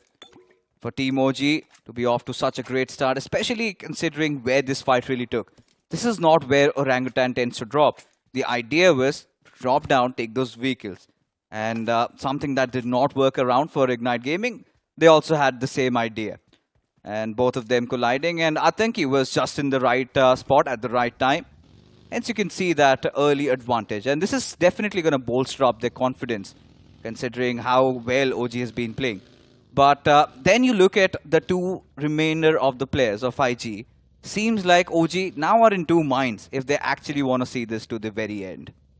Yeah, potentially they can. They have that initial loot where they can try and pick up this fight. But I don't really think it is going to be of a massive advantage, because imagine this, right? In case Orangutan take up this fight, they get those 2 finishes on board, but in the process lose one of their players. I believe that would hurt their confidence and their mojo going up in the final circle itself. Want to preserve their man advantage, because this circle is exactly what they want, right? The western, in fact the eastern corridor has been left empty because of the flight path sticking to the other side of the map. They know they can have a cruise sail towards Milta Power, loot their way, and of course come back with flying colors. So with 2 initial knocks that have 2 initial finishes that have already been secured, I believe for Team Orangutan, there's no real purpose to actually go up and take a fight. In fact, they're going to be cruising towards Milta Power for now.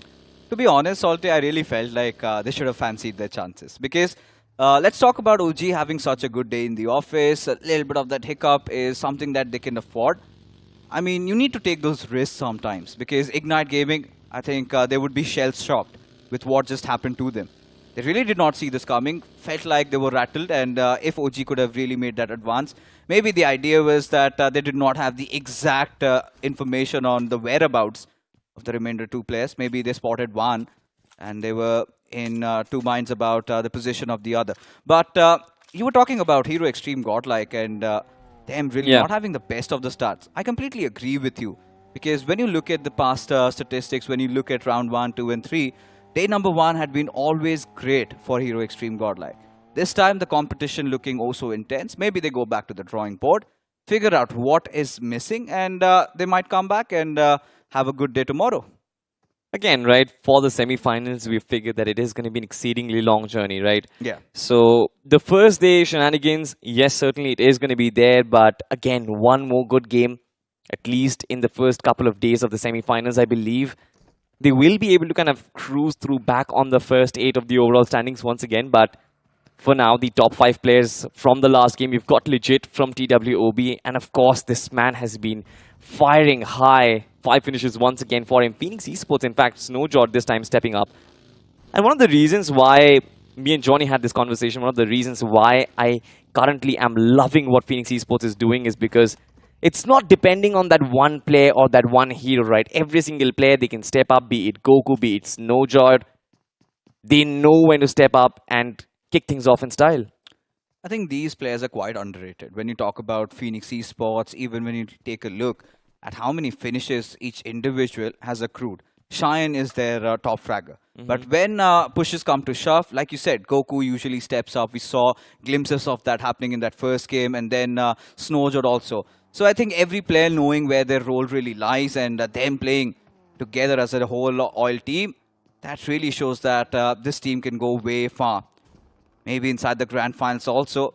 But Team Bliss, they've had a dicey day so far, but this time a fight against Team X-Pac. Sarang just crashing his vehicle down, barely somehow manages to survive. But once again, what is Eggy doing all by himself in this compound? The shots do come in. Sarang does not really have a care in the world. No matter what, this man still prevails.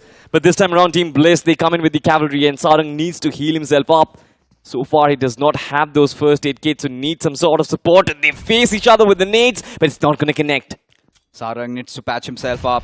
Does not have any meds on him. I'm starting to ponder if he can make a quick fix with all those bandages, but AJ does not give him that moment of respite.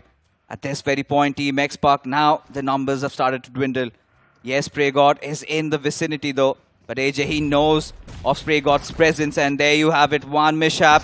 And there you have it, Team X-Pac just crumbling down like flies, because even the likes of Inferno Squad have meddled in the fight. Absolutely right. Team Bliss, they struck them when Team X-Pac had no clue whatsoever. I mean, in spite of the fact that Eggy's position was marked, Eggy was the first man to actually get taken down, AJ and his entry into this fight has been also phenomenal. And talk about Bliss, right? They have been one of the most aggressive teams inside of round 2, round 3. So I wouldn't even be surprised if Team X-Pac actually gets startled. And now look at this. For Team X-Pac, they only have that one player who is completely safe, and that will be Joker. He will manage to find that revive on towards Shadow 7, but I believe it's in their best interest to try and exit from this fight. But now look at this, Inferno Squad have actually spotted Joker. He finds a knock with that red dot scope. That is impressive, Pixis. Yeah, that's a dying fight that Joker is taking over here before he gets exited from a lobby. Oh, look at what just happened. From out of nowhere, Mox, he lands the final blow. But this is something that I wanted to discuss with you, Salty, because when you take a look at X-Pac, they ideally head on towards Isnaya Poliana. Yeah. Why could they not make it? Because of the flight path trajectory. When you take a look at Team Bliss, we know they tend to love taking those Lipovka areas. And again, the flight path trajectory had such a big role to play in this. Both these teams quite unaware of each other's position, and that is how the fight erupted. And then you had Inferno Squad. Considering FSE Sports is no more inside the lobby, they decided to drop down in on Rozhok. So they also third-partied in that very battle. And Hyderabad Hydras, we know they are quite infamous for dropping down at that Novoripnoi region. Again, the flight path trajectory playing with the hearts of all these players, and seemed like X-Pac were on the receiving end of things. You know, everyone is thinking the same thing, right? The flight path just making teams devoid of their drop locations as of now. Majority of them have actually clustered around the Pochinki region. Multiple squad houses over there, but now look at this, Team Blind Esports. They've locked horns against Sarkar Gaming, and the first bit of utility usage has been initiated. The nade does explode, almost taking down the likes of Anonymous. In fact, it actually does. The second one from Saurav is going to do the job, but Sarkar Gaming, they've already fled from that region. They're going in for the flank, but that just means that Anonymous will be left behind bleeding for his life. Blind Esports, they've been having quite a rough day in the office. But same can be said for the likes of Sarkar Gaming. Not finding a lot of success. But now, when these two teams collide, it is going to be a very important fight. Team Blind, when you take a look at their position, it's a 2-2 split happening in Sarkar Gaming. Have a little bit of that high ground to play around with.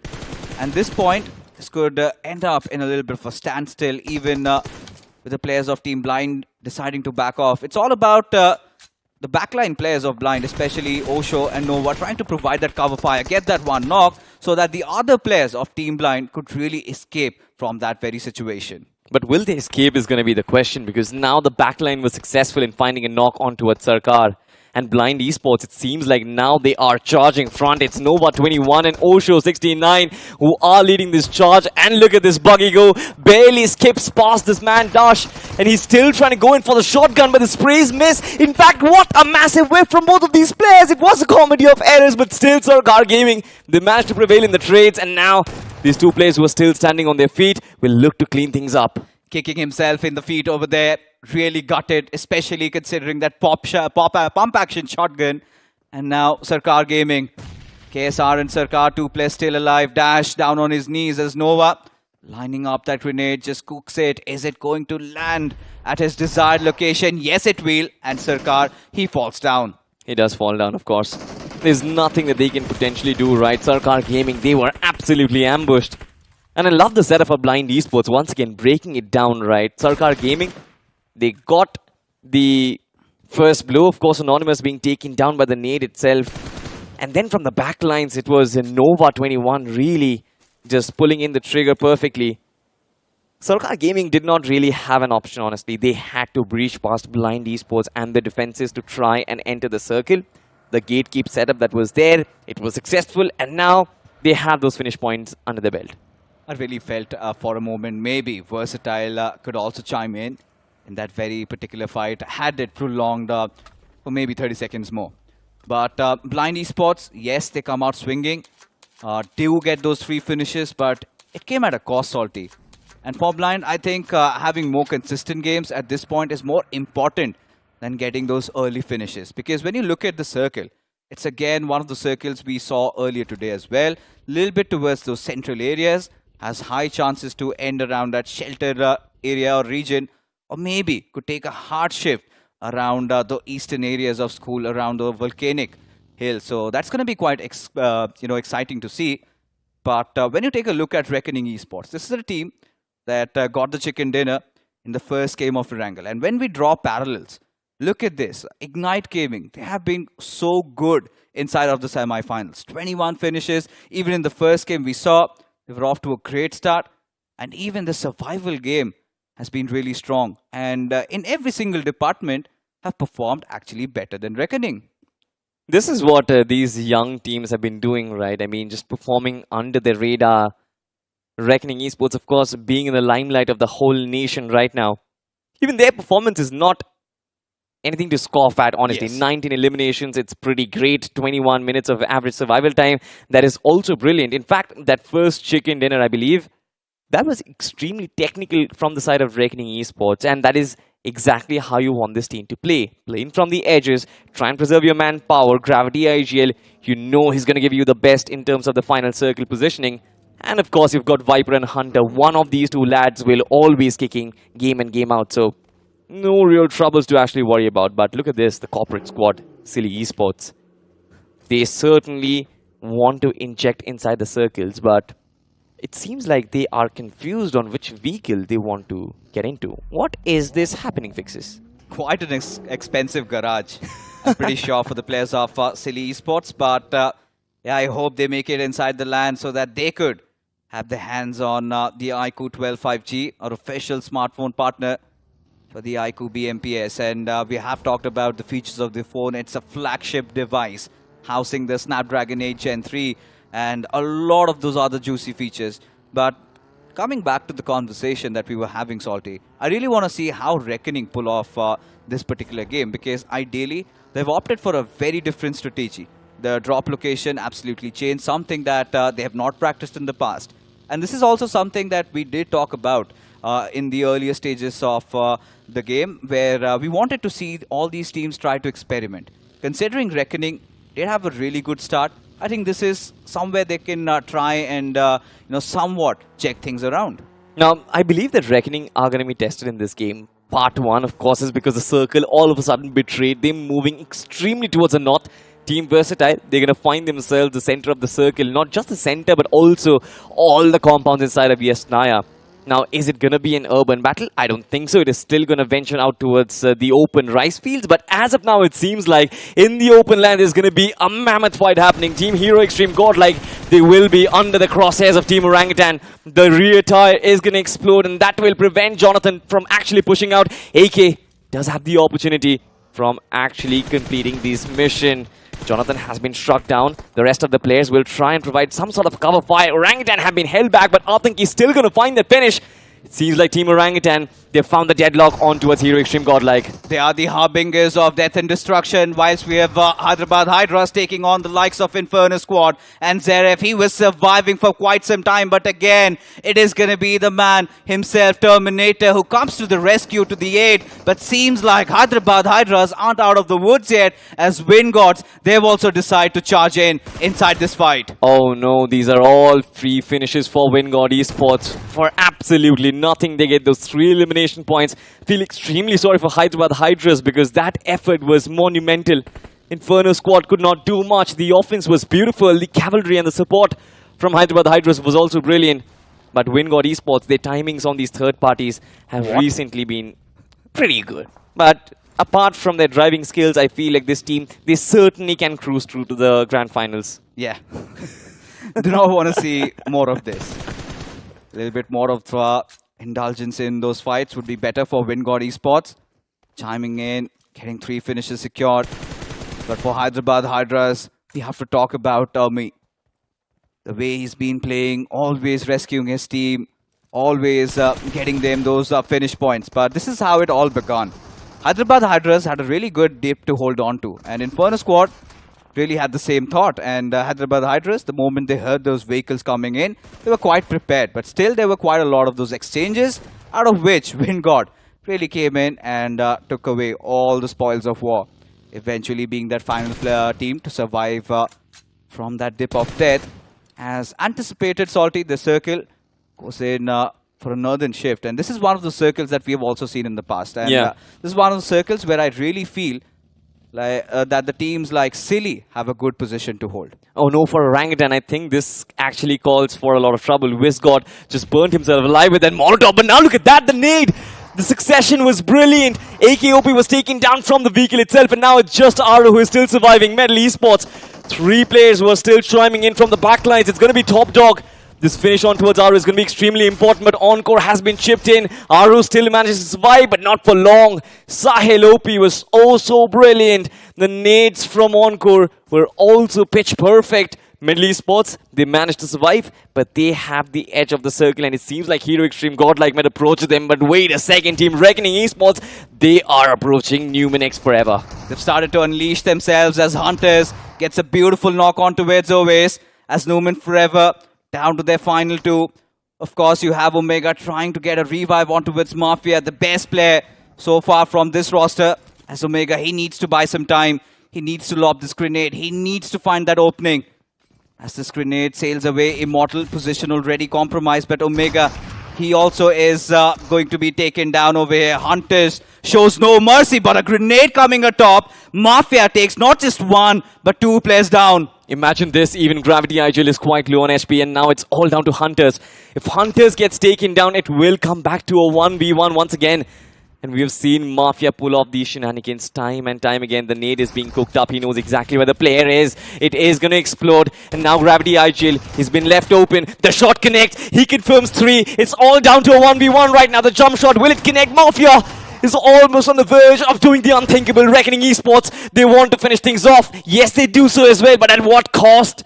2 of their players, Gravity and Viper, are going to bite the dust. But finally, it is once again Hunters who's going to save the day, and this time around, he saves Immortal along with him as well. Surely Mafia gave Team Reckoning a run for their money, especially how he really brought this team back into the fight. Quite a valiant effort, but Hunters, in front of him, he had to bend the knee. But eventually, right now, as we move on ahead, Versatile, they decide to charge in on the players of Team Blind, who've already taken quite some casualties early on. We're down to their final men, and eventually Versatile did not have to break a sweat. But again, a circle taking a certain shift, and Wingod find themselves at the very best position. This is one of those common Ricefield circle fixes that we've always witnessed, right? We get to see a little bit of Yesnai involvement as well, but all the teams eventually, we know as a matter of fact, will have to give up on their hard covers and try and build it from scrap once again with their vehicles itself. Now, Team Bliss, they're already in the midst of things, I believe. They have built some sort of cover for themselves, because if Team RTGX IND, with the kind of split that they're coming with, if they do manage to converge upon Bliss, it will be extremely difficult for them to try and survive. Now, Wingod and Team Ignite Gaming, they've got the smack center of the circle, but Ignite Gaming inside of this one little shack, this is not the safest place where you actually want to be in. Look at RTG IND for a moment. All four players quite well distant to each other. I'm starting to ponder what could be the way of approach, especially for them. Like you said, Ignite Gaming did not have the best of starts, losing out on two of those players. That was an unforced error from their side. Yeah. All they intended to do was get inside the circle, get inside their desired drop location, but Orangutan denied them that luxury. But for now, as things stand, Hero Extreme Godlike, they've also infiltrated from the southeastern side. But one quick look at this particular fight, which could have been a clinical one, a clean one from Reckoning Esports. And this grenade from Mafia changes everything. Absolutely right. He jumps down, finds Gravity IGL as well. And Gravity, because of that explosion, I believe the footsteps were actually shadowed in. And Hunters, I mean, did finally come to the rescue, but Mafia almost did the job. A 1v3 pulled off, could have potentially been a 1v4. But coming back to Team Hero Extreme Godlike once again, they find their way inside the circle, at least one of their players, Punk, being the scout for the team, trying to get some additional advantage in terms of map coverage, while the rest of the two players, they still look to hold back the blue zone right now. Punk, circle moves away from him and he instantly decides to go in for a longer rotation.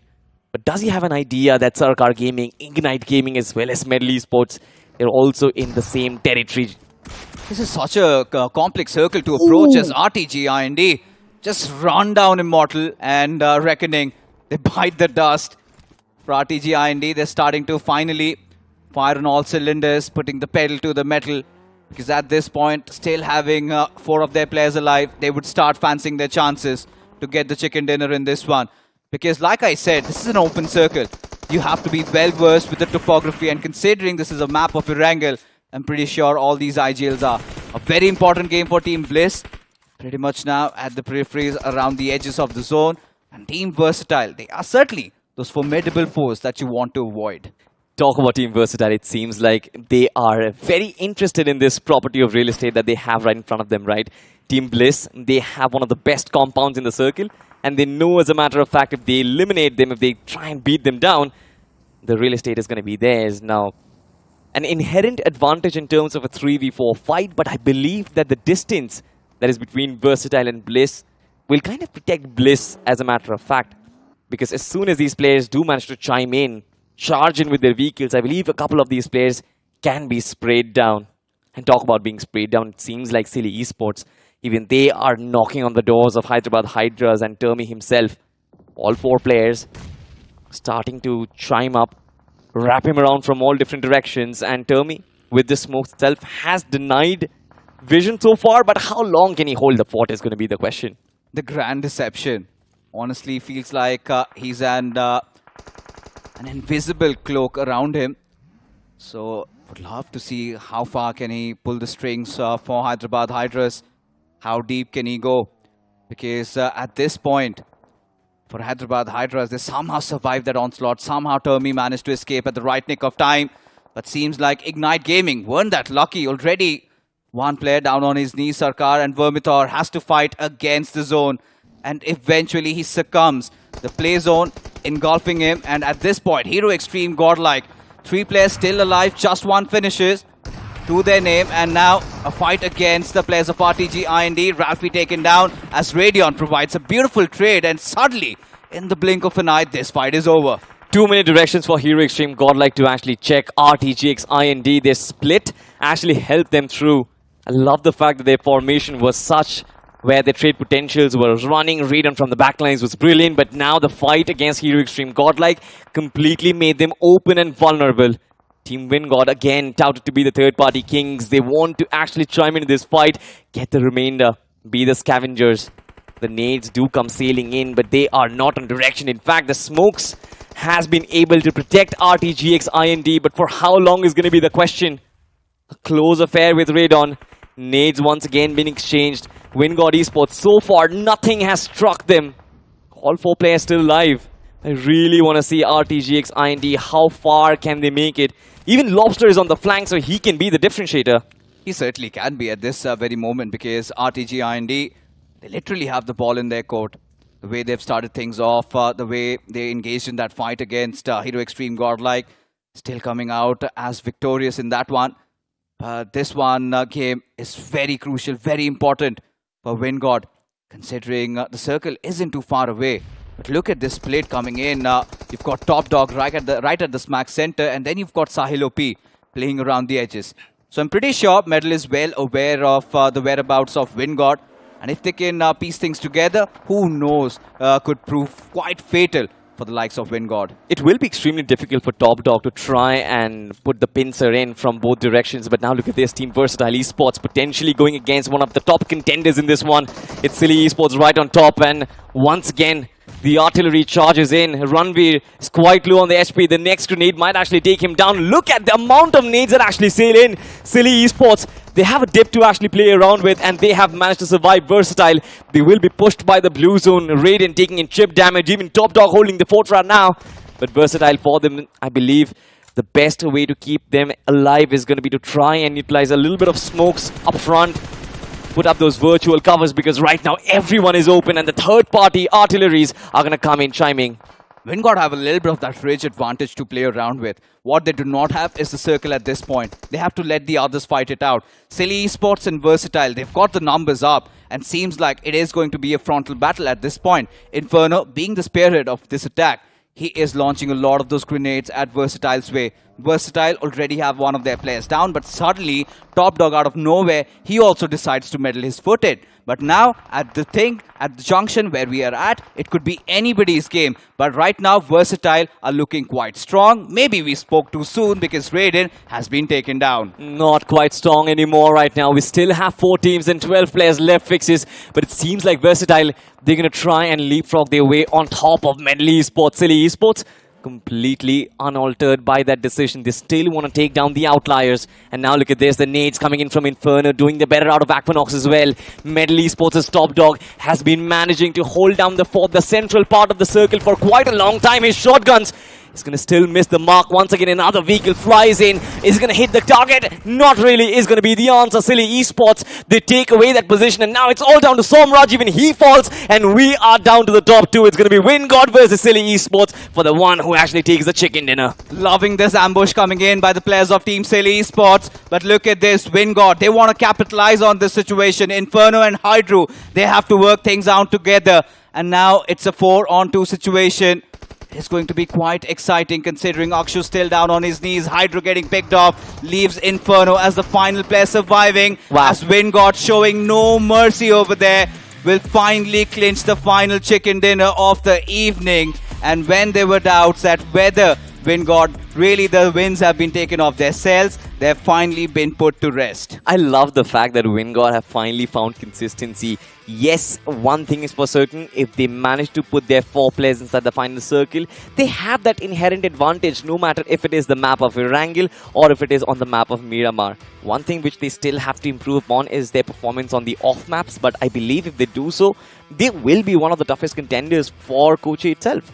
They can be, especially WinGod after having such a good run in the previous rounds and barely just qualifying through in round number 3. Surely are closest to their dreams, and I don't think so they would want to mess up from over here, because 15 finishes chicken dinner goes on to speak in volumes about how good they were in this game, because the flight path trajectory really did not favor them, but they made quite an early quick rotation and had the center of the circle to themselves. Third party, multiple fights. We saw Hyderabad Hydras, Inferno squad, they were ambushed by WinGod, and ever since they held on towards the fort. And the moment the circle shifted away from them, they let the players of Versatile and again the players of Silly fight it out, and whoever remained, WinGod charged in on them and got the chicken dinner. Easy peasy, lemon squeezy.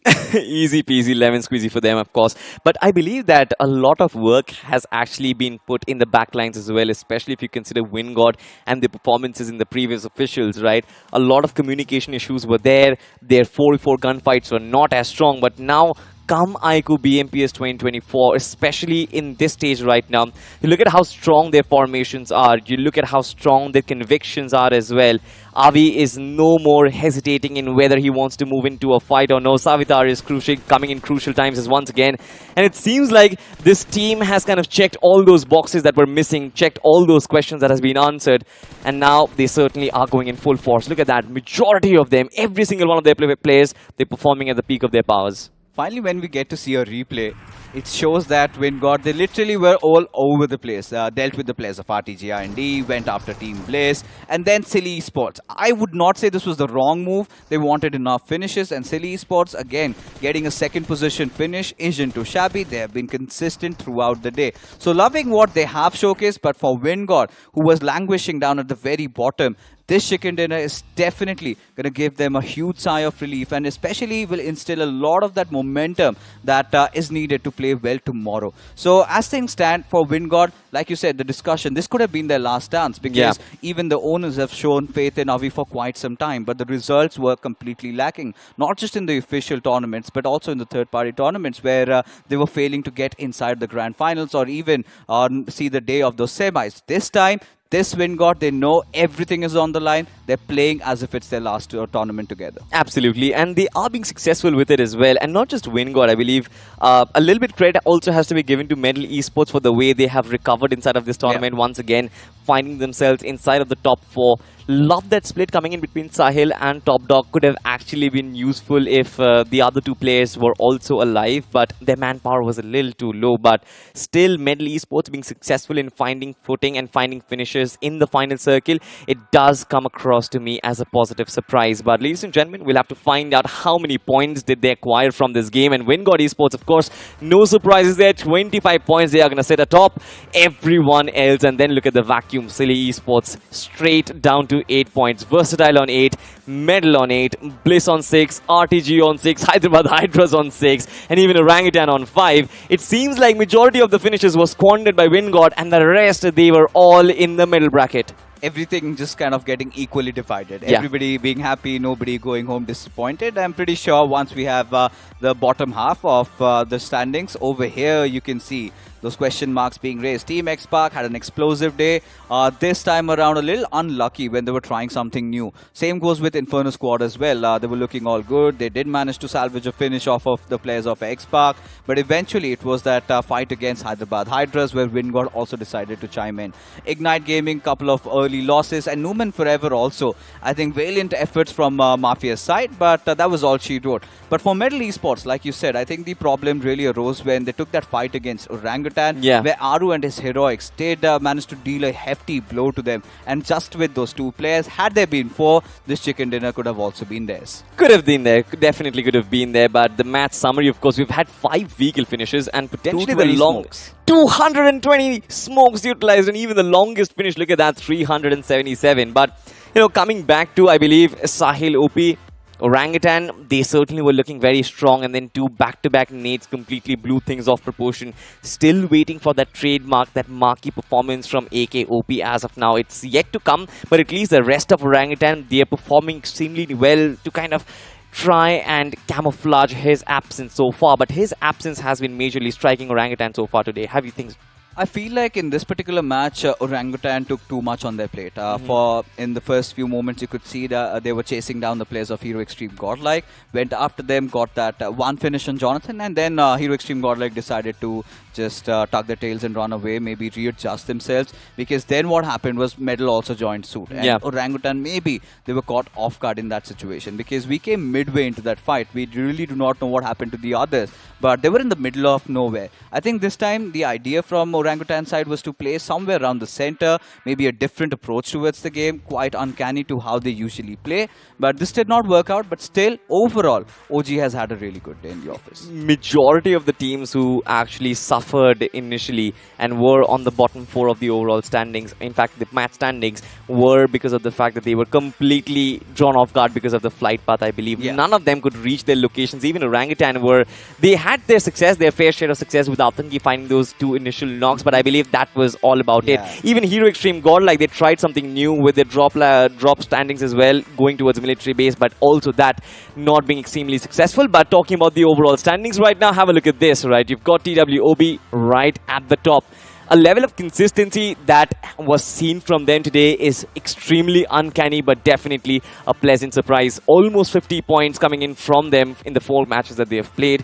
Team X Spark 38 points, Reckoning Esports 34 points, and you still have some surprising names. Numinix Forever, Medal Esports finding consistency in the first 4 games that they've played, Fixes. So look at this. TWOB, they have been a cut apart. Yeah. There is no second thoughts about that. But after that, you could see the difference is quite minuscule. One good game and you could see the entire restructure coming in terms of the overall standings. Yeah. Even somebody like Team Blind, if they get a chicken dinner tomorrow, who knows? They might also make it inside the top 5 at least. But I think a nice recovery from Wingod. They were pretty much at the very bottom, and just by the virtue of this one good game, one big chicken dinner, 28 points is where they are, out of which 25 they just got in the previous game.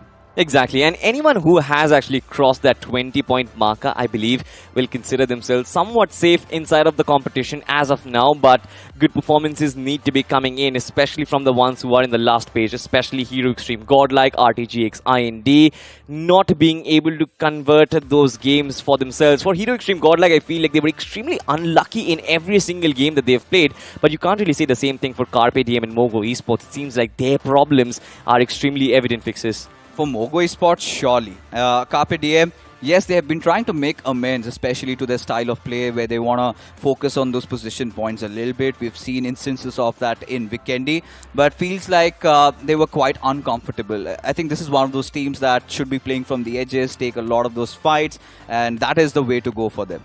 But talking about Inferno Squad and Team Dragons, 2 teams that did exceedingly well inside of round 3, all of a sudden we see that crash, and I'm not really sure why. The iQOO MVP contenders, there's been a change once again, ladies and gentlemen. On semi-finals day number 1, it's Admino who's sitting at the top. We talked about it, Admino and SprayGod, they are going to be duking it out, hopefully till the end of the Grand Finals, hopefully in Kochi as well. 63 finishes for Admino, 62 for SprayGod as well.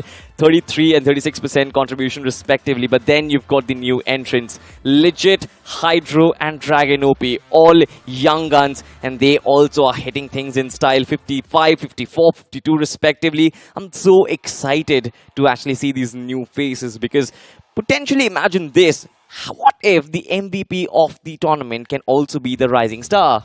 And the best part about all that we saw right now from the iQOO MVP list is this is not a grassroots tournament. Yeah. This is where the pros are colliding. This is where legends are forged. And to see such young prodigies really come up. Yes, Dragon did not have the best in the office, Team Limra. It was not quite a good outing, but still somehow managing to keep his own over there, I think goes on to speak volumes about how he's evolved as a player. But then again, you talk about few other suspects, the likes of Mafia, who has been delivering, who's been fighting it out. I think even Viper, for instance, I think he had a very rough start into the tournament, but in round number 3, he was the one who took matters into his own hands, and that is how Reckoning really stays that comeback. Absolutely. Well, speaking of Viper itself, it is already established that he will be one of the players to watch out for, but Mafia with this performance today, I hope that Numinix Forever, they really give him the limelight, help him actually get more finishes on the block. But ladies and gentlemen, with that being said, all 6 matches for the first day of the semi-finals are done and dusted. A big shout out to all our sponsors, of course, our official mobility partner, Hero Extreme. They've done a phenomenal job providing us with the 160R and the 125R in the Grand Finals, and also iQOO, who have graciously awarded the iQOO 12 for all of us. It is going to be utilized in Kochi, but for now, it's time to actually bid you guys goodbye. We'll see you same place, same time tomorrow.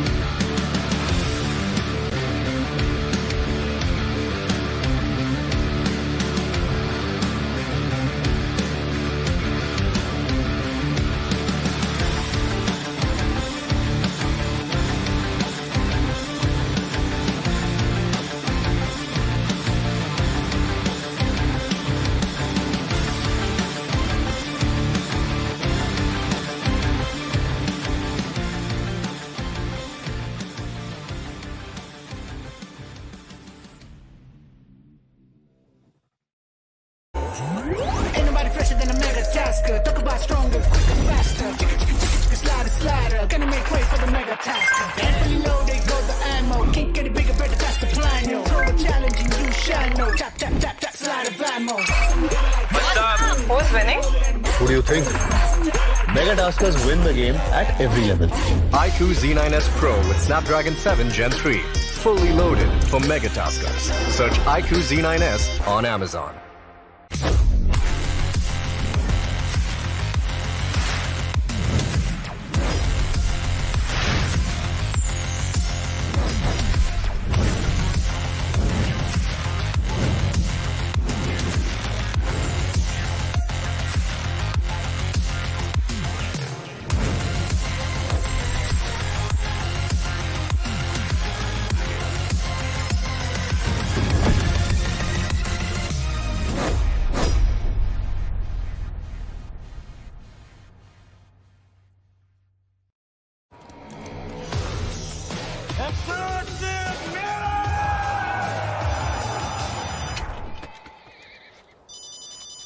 Mummy का phone है, एक minute. किसी और को बात करनी है क्या मम्मी से?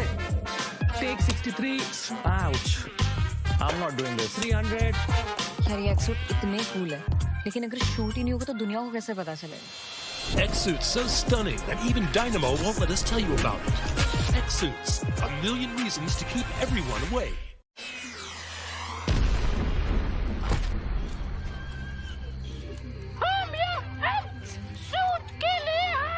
भाई इसको कोई एक्टिंग सिखाओ यार। क्या हो रहा है? Cut, shoot cancel. आना प्योर। अबे बंद करो बे, आंख में चुभ रहा है। Cut, shoot cancel. हार पूरी रात निकल गई, अगर शूट ऐसे ही चलता रहेगा, खत्म ही नहीं होगा तो ये लोगों को कैसे पता चलेगा? X-Suits, a million reasons to keep everyone away.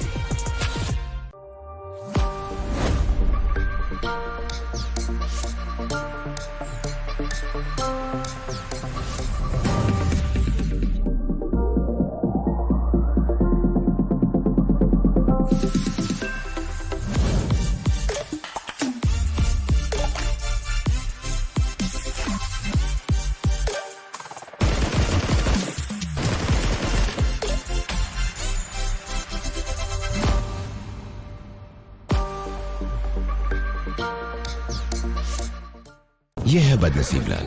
इसने अपना नसीब बदलने के लिए काफी टैक्टिक्स ट्राई किए। कब चमकेगा मेरा नसीब? पर नसीब चमकता ही नहीं, क्योंकि हमेशा थर्ड पार्टी हो जाता है।